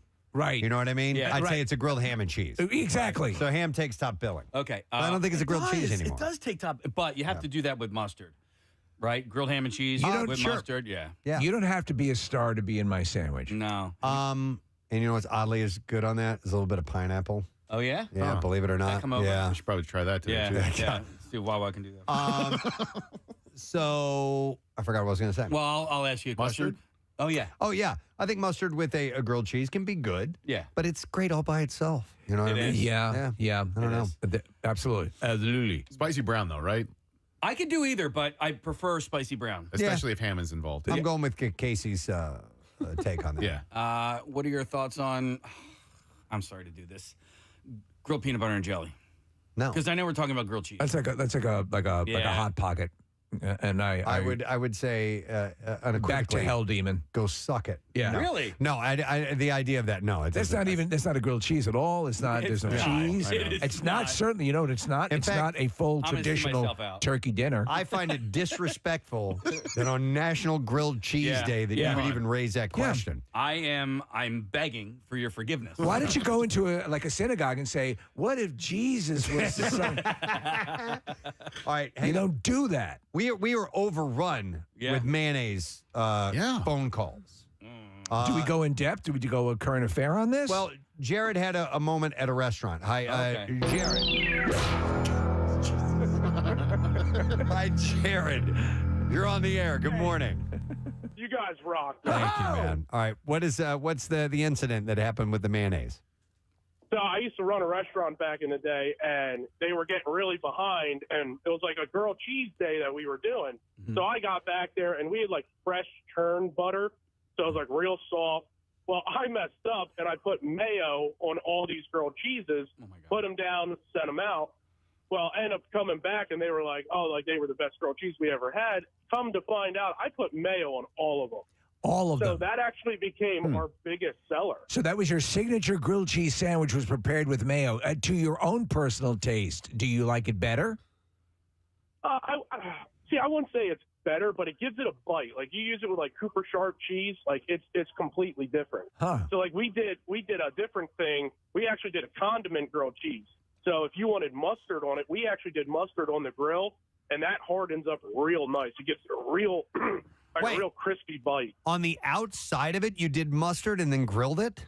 Yep. And it Wow. actually comes out really good. Cray. All right. Interesting. I'm concerned now about the number of restaurants that are bringing sandwiches like this to us. Yes. Yeah. And what that will do. We need to spread it out. Too many. We need, really. All right, so Steven actually sent me a few grilled cheese from Food Network, grilled cheese recipes, and there's a few of them here that I've done before and like to have from time to time. Grilled tomato and cheese, I think, is a great That's one. a standard, and I do love that one. Well, now the tomato's taking top billing there, Preston. No, it's No. not. You said grilled Well, tomato you're and right. cheese. It says grilled tomato and cheese. I would say grilled call it a cheese grilled and cheese tomato. with tomato. Yeah, exactly. Exactly. There is a grilled cheese with bacon. You can put it on there, And that's grilled cheese with bacon. which is awesome. Cheddar and apple grilled cheese. All right. That's good. Yeah. Yeah, because if you ever Bacon. have like apple slices and cheese together, that's, or fruit and cheese, that can work Makes out it nicely. healthy. Sandwich you can eat on the run. Smoked Gouda and roasted red pepper grilled cheese. Do I like Gouda? I like you do. Gouda, yeah. You like Gouda a lot. All right. You'll find good Gouda? Abu Dhabi. I have a story in the bizarre file with Abu Dhabi coming up in a I'm little while. thinking a grilled brie Yeah. would be Yes. yummy. Yeah. I've had it. A grilled ham and brie. Yes. Is fantastic. Oh, on a baguette. Oh my God! So good. Nick, my wife makes a it's an app she'll put out at parties, but it's brie and it's grilled in or it's baked in like a challah. Like a baked brie? Yeah. And it gets all runny And then and there's a gooey. little bit of raspberry or something too. Yeah, but It's- you know what, Steve? It's got that protective shell on the outside. and it gives it cohesion. God bless that shell. Hang on a second here. Let me go to Garrett has a recipe. Hi, Garrett. Good morning. Yo, good morning. Sorry to bother you guys at work. Nah, brother. What's up? Yeah, so check it out. So a couple years ago, I was getting creative in the kitchen, and I was making a grilled cheese, and I was like, you know what, I want to get a little creative here. So I scratched the cheese entirely, and I had some leftover buffalo chicken dip from the football game before, and I spread that on there, just made it like a normal grilled cheese. Actually, the same way Casey does. Like, I take the slab of butter, throw it down, then I kind of like mush it around a little bit. You know what I mean? Like swirl it around. But dude, I'm telling you, that is a banging sandwich. So I love buffalo. I guess buffalo chicken dip has cream cheese in it, so that's technically in the cheese family. Well, we throw some cheddar cheese in our buffalo chicken dip too, so it kind of Okay. we get in there. Speaking as someone who has Interesting. Thank you, now Garrett. about 160 packets of Star-Kissed buffalo, I love that Buffalo tuna? But the buffalo tuna is great. The buffalo dip in buffalo dip. I'm every sorry. application, that buffalo flavor, whatever it is. You said it has cream cheese in it. I didn't know that. The dips usually Okay, do. yeah, delicious. I will say that Panera, they sometimes can hit or miss on some of their things, but consistently their tomato soup and their grilled cheese is good. So I agree. What's the new What's the new sandwich that they're The Panera? they mentioned a type of pepper. It's like a Freshy pepper? It's you know what I'm talking about? Have you seen the thing? Is For it this like it's like a new like a Mediterranean. You know what, Steve? They should probably send us samples. I'm intrigued. Yes, it's a new thing. 3-3 WMMR. Belly Up return to dust. Playing the MMRBQ. They played the Camp Out for Hunger. And now we get the full set. They played a couple songs for us that were great. And we'll get the real feel for them coming up on May 10th, as well as all the other bands and events and things that we have planned for us and for you. Today, our program coming to a close. Good time today. Want to thank our guests for being on the show and mention again that the Philadelphia Take Steps Crohn's and Colitis Walk is coming up. And I want to thank Dr. Sanket Patel for being here this morning from Virtual Health, the Crohn's and Colitis Center. Friday, May 9th, the day before the MMRBQ. It's an evening event, Citizens Bank Park. It's a great event. Live music, contest games, lots of stuff for kids, and a fireworks show that night as well. And of course, the most important thing, raising funds to help get rid of Crohn's and ulcerative colitis.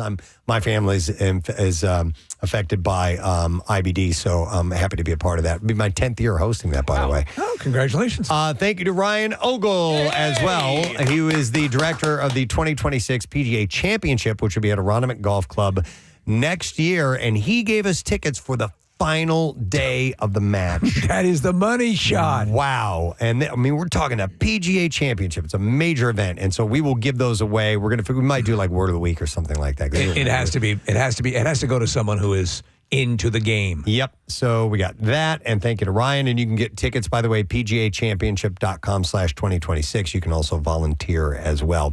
And it was a great conversation we had with Don Felder. Yay! He's got an album out. It's called The Vault, 50 Years of Music, coming out on May 23rd. And super nice guy. Lots of stories to tell. Yes. And he's written some amazing songs over the years, so it's cool. Pierre Robert is here this morning. Good day. Nice to see you. Happy birthday. Happy birthday to you. To MMR, absolutely. Birthday. Yes, it's our birthday today. Mm-hmm. And I thought we would start our little conversation by acknowledging young Ryan here, who, while I was on vacation, created something very cool. If you have the two pieces, Casey? I do. Which number do you want me to start with? 20, is it 22? 22 to start. Right. So in, mid-90s, early 90s, our program director at the time, a guy named George Harris, had this idea of trying to recreate some of those vintage station IDs. And so he encouraged the staff to go in with any ideas they had, and that Lush would help them produce an ID. So Cindy Drew, who hosted our local music show, Street Beat, and was incredibly talented, had a brilliant idea, and she came up with songs from 1 to 21. Let's hear that. All right. 1, 2, 3, 4, 5, 6, 7, 8, 9, 10, 11, 12, 13, 14, 15, 16, 17, 18, 19, 20, 21. It's been a long 22 years of rock and roll in Philadelphia. 93.3 WMMR. I just love that. Really, really cool. So right before I was going away a week ago, and Ryan was going to be here during the week, I said, I have this fantasy that I'd love to complete that and take that up to 57. Now, it's impossible. Yeah. There's not between, 22. Is there 43 in there somewhere? Yeah, 24, 27, 28, 29. Well, Weezer did the song 43, which, no, I'm joking. Well, and so I came back and he said, I just want to play you a little something I created while you were gone.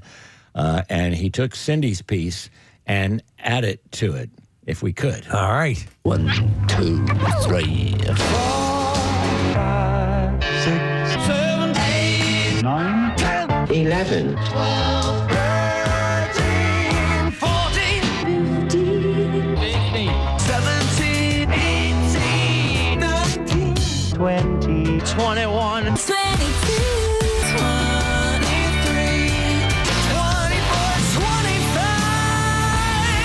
26, 27, 28, 29,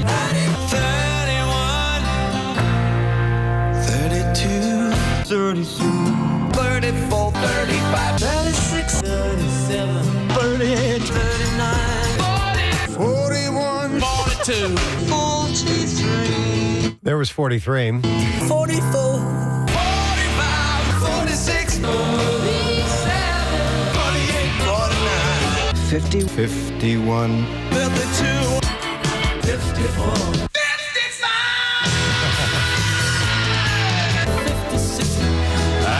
Class of 57 had its dreams. We all thought we'd change the world with our great Wow. Impressive, Ryan Shuttleworth. Happy birthday to all. Amazing. How long did it take you to do that? That was a full day, and I'm counting the brain cells I lost. It was beautiful, though. Like the first thing I heard was Taylor Swift, 22. I'm like, okay, we're going outside of MMR here for a moment. But you still got music. I love it. Yeah. It's all music, and we've gone outside of MMR a million times.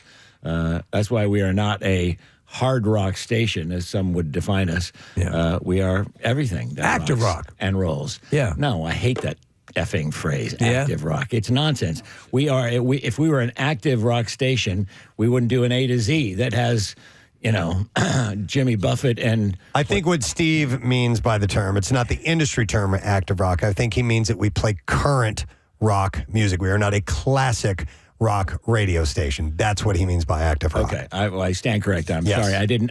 But I mean, in the industry, I thought I was under the impression active rock meant it's a hard rock presentation. No, active rock means you're playing currents, and you also have you can fold it Well, all. the industry term did lend itself to harder rock radio stations. Okay. Yes, active rock term, yes. Did Well, mean as that. I've said many times, and you've heard that break 35 times. One time when, never mind. I heard that break 17 million times. But we aren't just hard rock or classic rock, but we do have elements of all that, of new rock and of old rock and of way outside the box stuff. Listen to Jackie Bam Bam on Friday nights. You'll hear, Willie Nelson into Pantera. And I mean, music doesn't define itself by those boundaries. And this radio station never has. And I think it's one of its great strengths. Again, I bring you to the A to Z, which we do in the fall with, almost 2 weeks of songs that are so far outside the box, and yet they're part of MMR's character and part of MMR's history. So that's my case to be made. Great work, Ryan. That was that was very impressive. We'll hear that again later, right? You will hear it several times. I love it. Until you can't stand it. You don't do that on your show. I don't know what I do anymore. It's hard to keep track. It is really hard to keep track of my mind. Cool. All right. Letter? Yeah. Preston and Steve on 93.3 WMMR. Now, the Daily Letter. All right, and the Preston and Steve Show brought to you today by the letter. What is it, Ryan? L as in lively. There you go. Beautiful. All right, so we're going to give away our Word of the Week prize on Friday. It's a Powhatan Tiki Boat Cruise for the summer, up to 16 people. You can set sail with Powhatan in Ocean City, New Jersey, the only Caribbean tiki boat experience in New Jersey. You bring the drinks and the food, and they'll captain your boat, and you can book your tropical getaway, bachelorette party, daytime or sunset cruise today at njtiki.com. Before we find out what you have going on, Pierre, I failed to mention that we have a winner for Tattoos Day today, and I need to award that. And Joseph Luna of Sicklerville, New Jersey, is the winner of a $350 gift certificate for Floating World Tattoo and Piercing to create a Preston and Steve Show themed tattoo. FloatingWorldTattoos.com. Check them out today. So congratulations to you, Joseph. All right, what's up today, ma'am? Well, we will celebrate the birthday. I thought it would be fun to flash back to those great vintage IDs that we have. And we have, 30, 40, 50 of them. And people have their favorites over the years. So I thought we would insert a lot of those. We have an interview I did with the late, great MMR alumni, Gene Shea, several years ago, talking about how he made many of those IDs. And I thought we would string that along with some cool music and some fun stories. So give or take around noon, we'll start that celebration. Plus, we've got the money word at noon. Plus, we have a 4-pack of the Mammoth Wolfgang Van Halen thing to give away. So it'll be a fun day. The Pierre Presents. All right, thank you, Pierre. And I want to thank our sponsors. The Preston Steve Show brought to you today by Dunkin'. The Preston Steve Show runs on Dunkin'. Also brought to you by Acme Markets, fresh foods, local flavors, and Parks Casino. This is how you win. Tomorrow is a Wednesday, so we'll go on TV with Fox Good Day. And then listen to these two amazing ladies that we will have on the program. Christy Brinkley will be joining us. Yes. Oh, boy. Via Zoom. And the amazing Kate Pearson of the B-52s will be on the program. So it's going to be really, really cool to talk to them. That's it. We are done. Did you need anything else? No, I thought I saw your hand go. No, I'm just very excited about Kate Pearson. Rage on. Have yourself a great day, and we will see you, gang. Bye-bye.